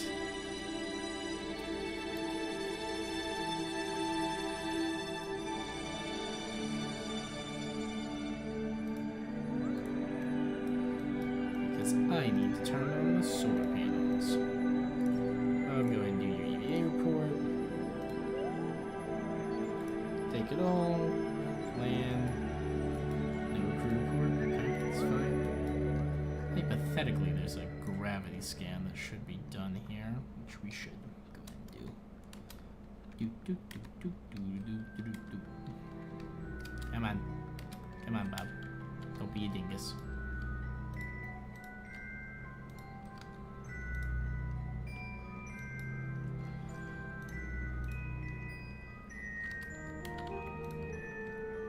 Big data, log data. Boop. Perfect.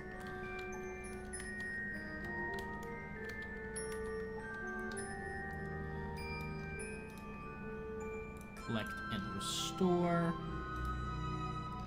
Is that Science Unity collection? It does. Oh well. Meh. It's probably fine. Okay.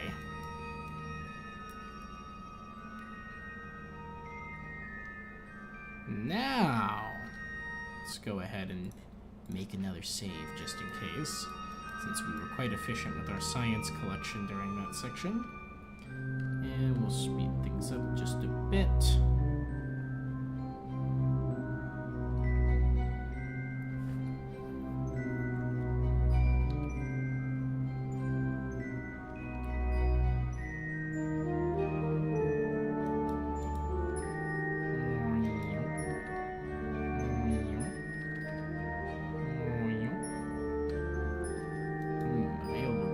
scan, you say. Fine, I suppose. I'll be a good little scientist.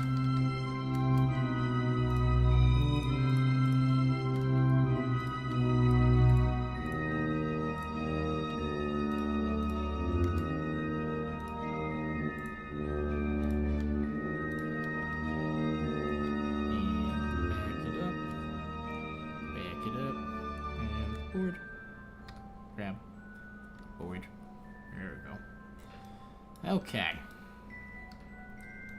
Let's just go ahead and warp on down here.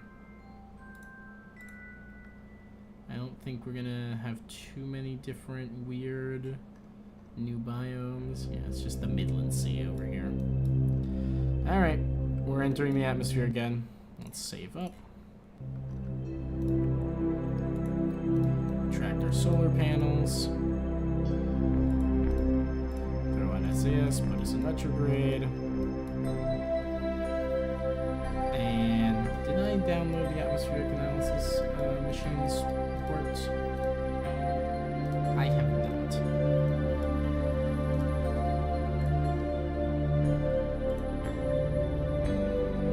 Oh, I don't even need to leave to do the atmospheric analysis. I can just transfer it up to the experiment return unit, you say?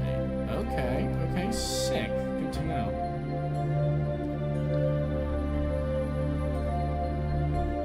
And atmospheric analysis, keep.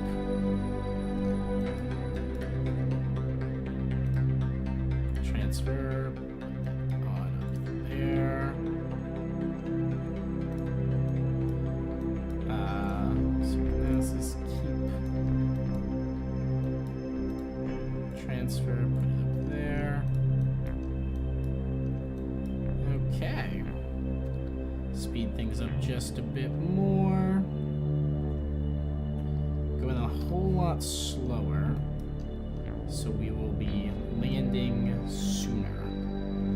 I'm also going to go ahead and just turn all of our parachutes minimum pressure down as low as possible.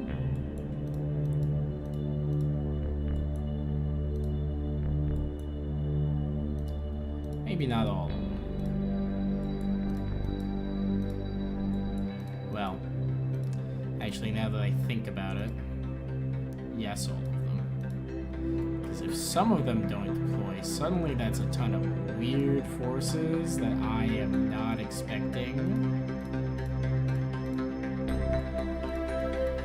You know?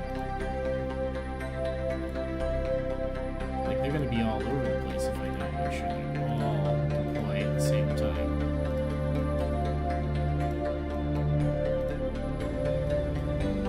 Okay. Let's speed things up a bit more. Hyorodunus craters. Like that. Transfer the data up. Speed things up.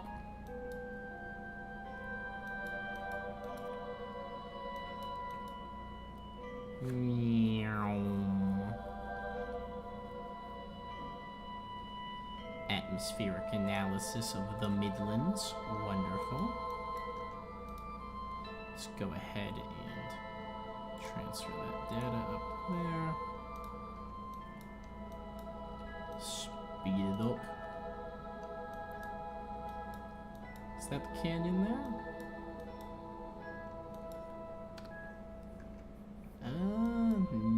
Maybe. Not quite. Not quite. We're just over the main dunes.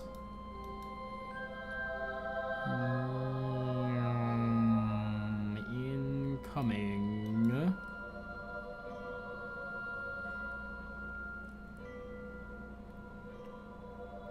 There's the canyon. Alright, sick.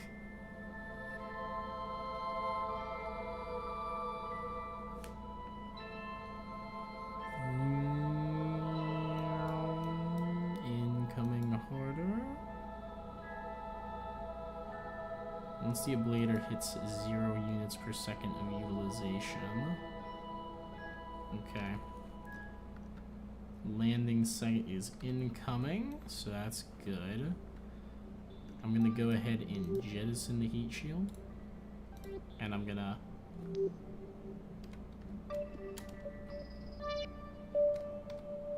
Okay. I guess not. I guess the heat shield just does not give a shit. Okay.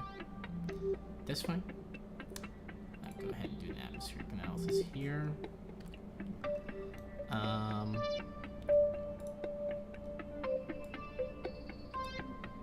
Did the thing again. That's weird, but fine. Are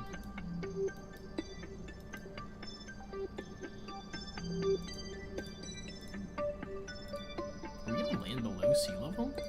No, I'm landing below sea level.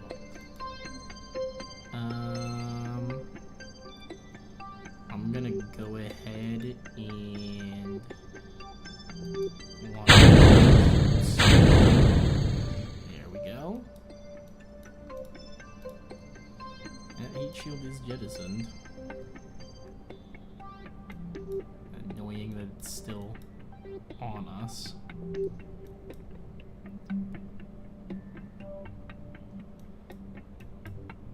It's causing weird atmospheric wobbling.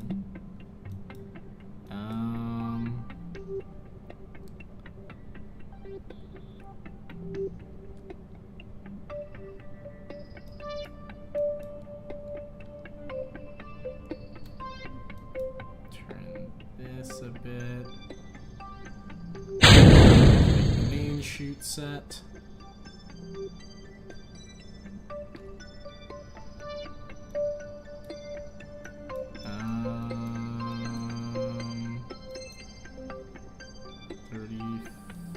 Until the suicide burn? No, 1 second. And burn.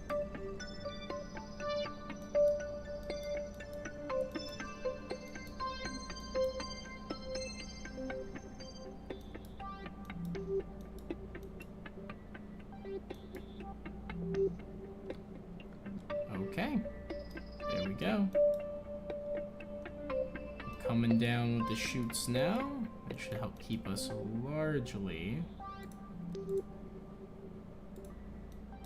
in place. Activate landing gear. This looks pretty flat. I've seen flatter landing sites, and we've managed to pick one of the... well, I guess there's a fair number of these small hills all over the floor of the Eastern Canyon.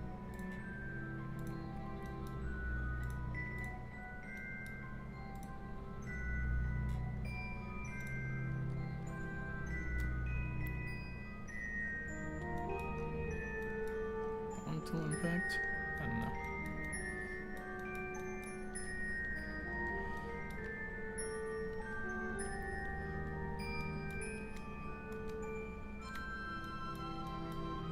We're coming down, we're coming down, we're coming down.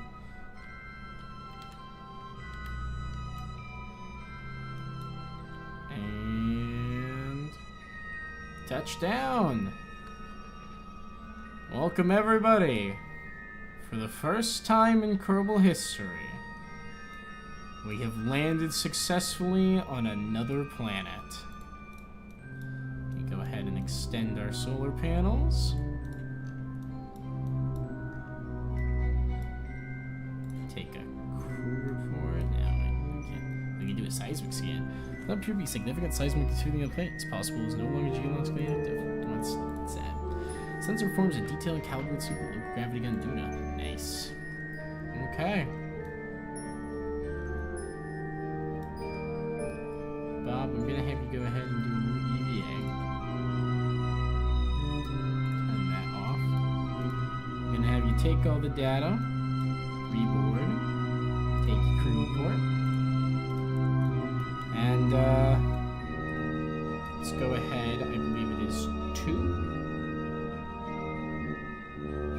Gotta wait until all those cycle so we can see that they've all unlocked. And we can just press 1 to make sure. Yep, there they go. The moth unfolds its wheels.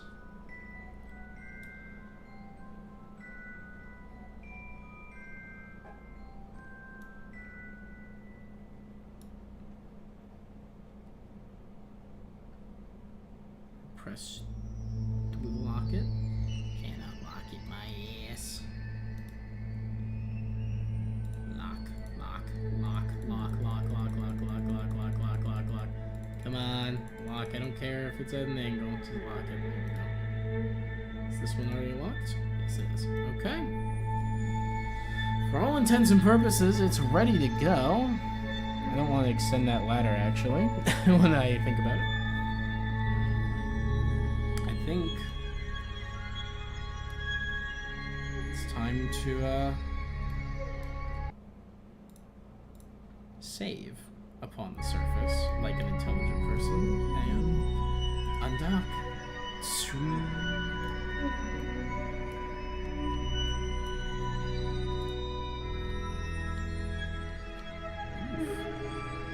He's torquing something fierce.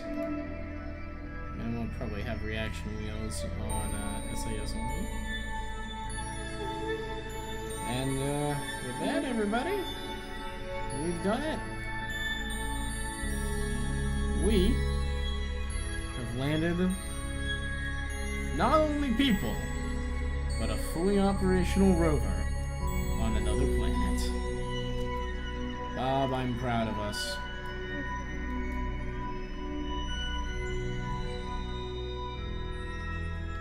As the veteran lead commander of this mission, I'm going to have you make us an EVA report.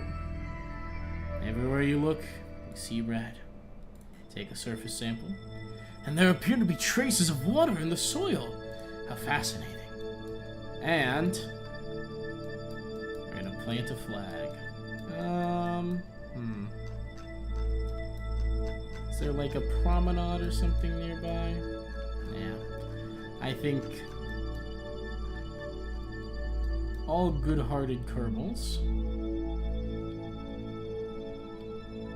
will want to see it planted near the site itself. Much more difficult to fly here than it is on the moon. That's interesting. How about here? At this pile of rocks. Out of the way, but marked.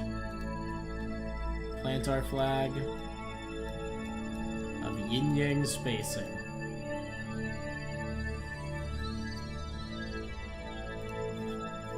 First Dunin landing.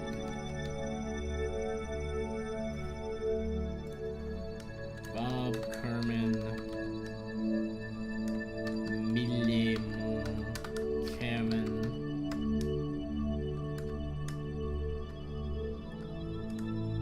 The orangutan has landed. There's no orangutan. It's the butterfly. The butterfly has landed.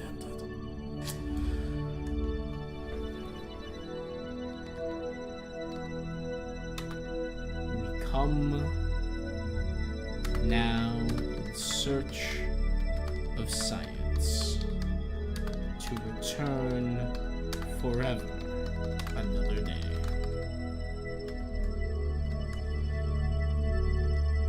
02 1702-26.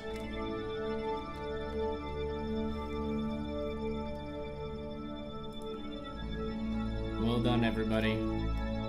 We've made it. Bob's like, I can't believe this has happened. Is that... Oh, what's up, Moho? You are at a crazy inclination right now to be visible. What's up, Frednautics? Welcome in. What happened to Jeb? Jeb's enjoying a peaceful retirement after many a job test piloting.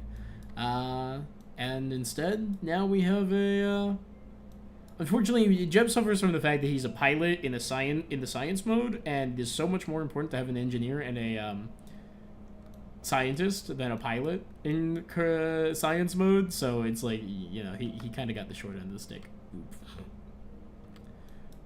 That was rough. Let's go ahead and take all the data here, just for the sake of making sure. Then we come in, store them.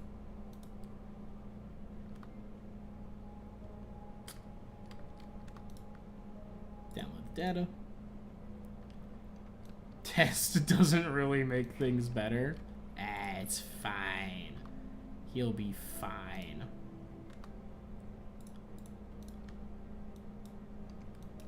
Man. Gotta say, Bob, you've got some legs on you. You've got the hops. Go ahead and take the data. Take the data. We can actually take temperature scans again. That's awesome.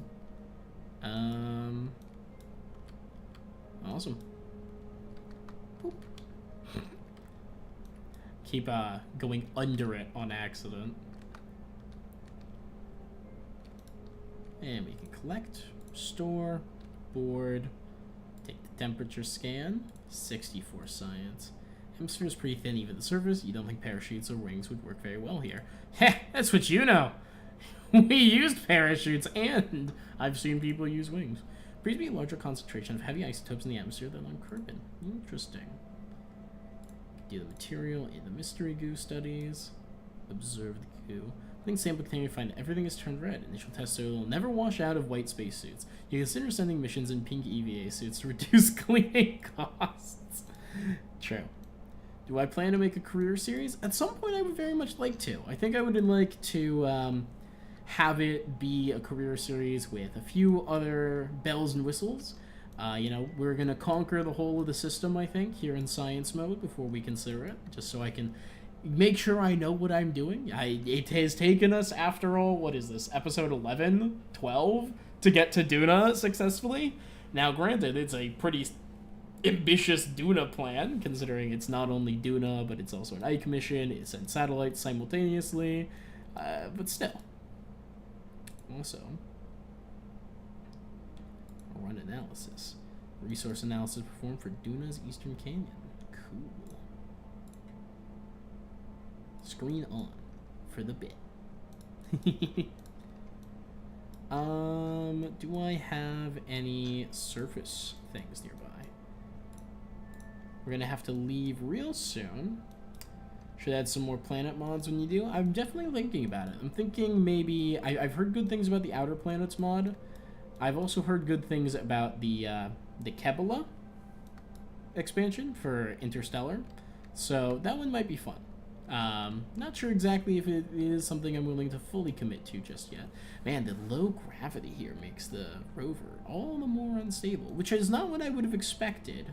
It kind of makes sense, but it is interesting that it is that way. So do we think this red rock is interactable, or if this is gonna be a, ooh, we're skidding out. Oh boy. But I'm gonna have you go ahead and pop out, buddy. Thank you, man.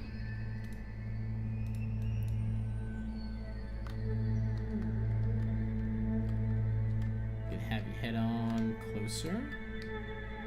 Interesting. You can't sustain flight with just the EVA pack on Duna. Nope. That is, in fact, scatter. Okay. Good to know.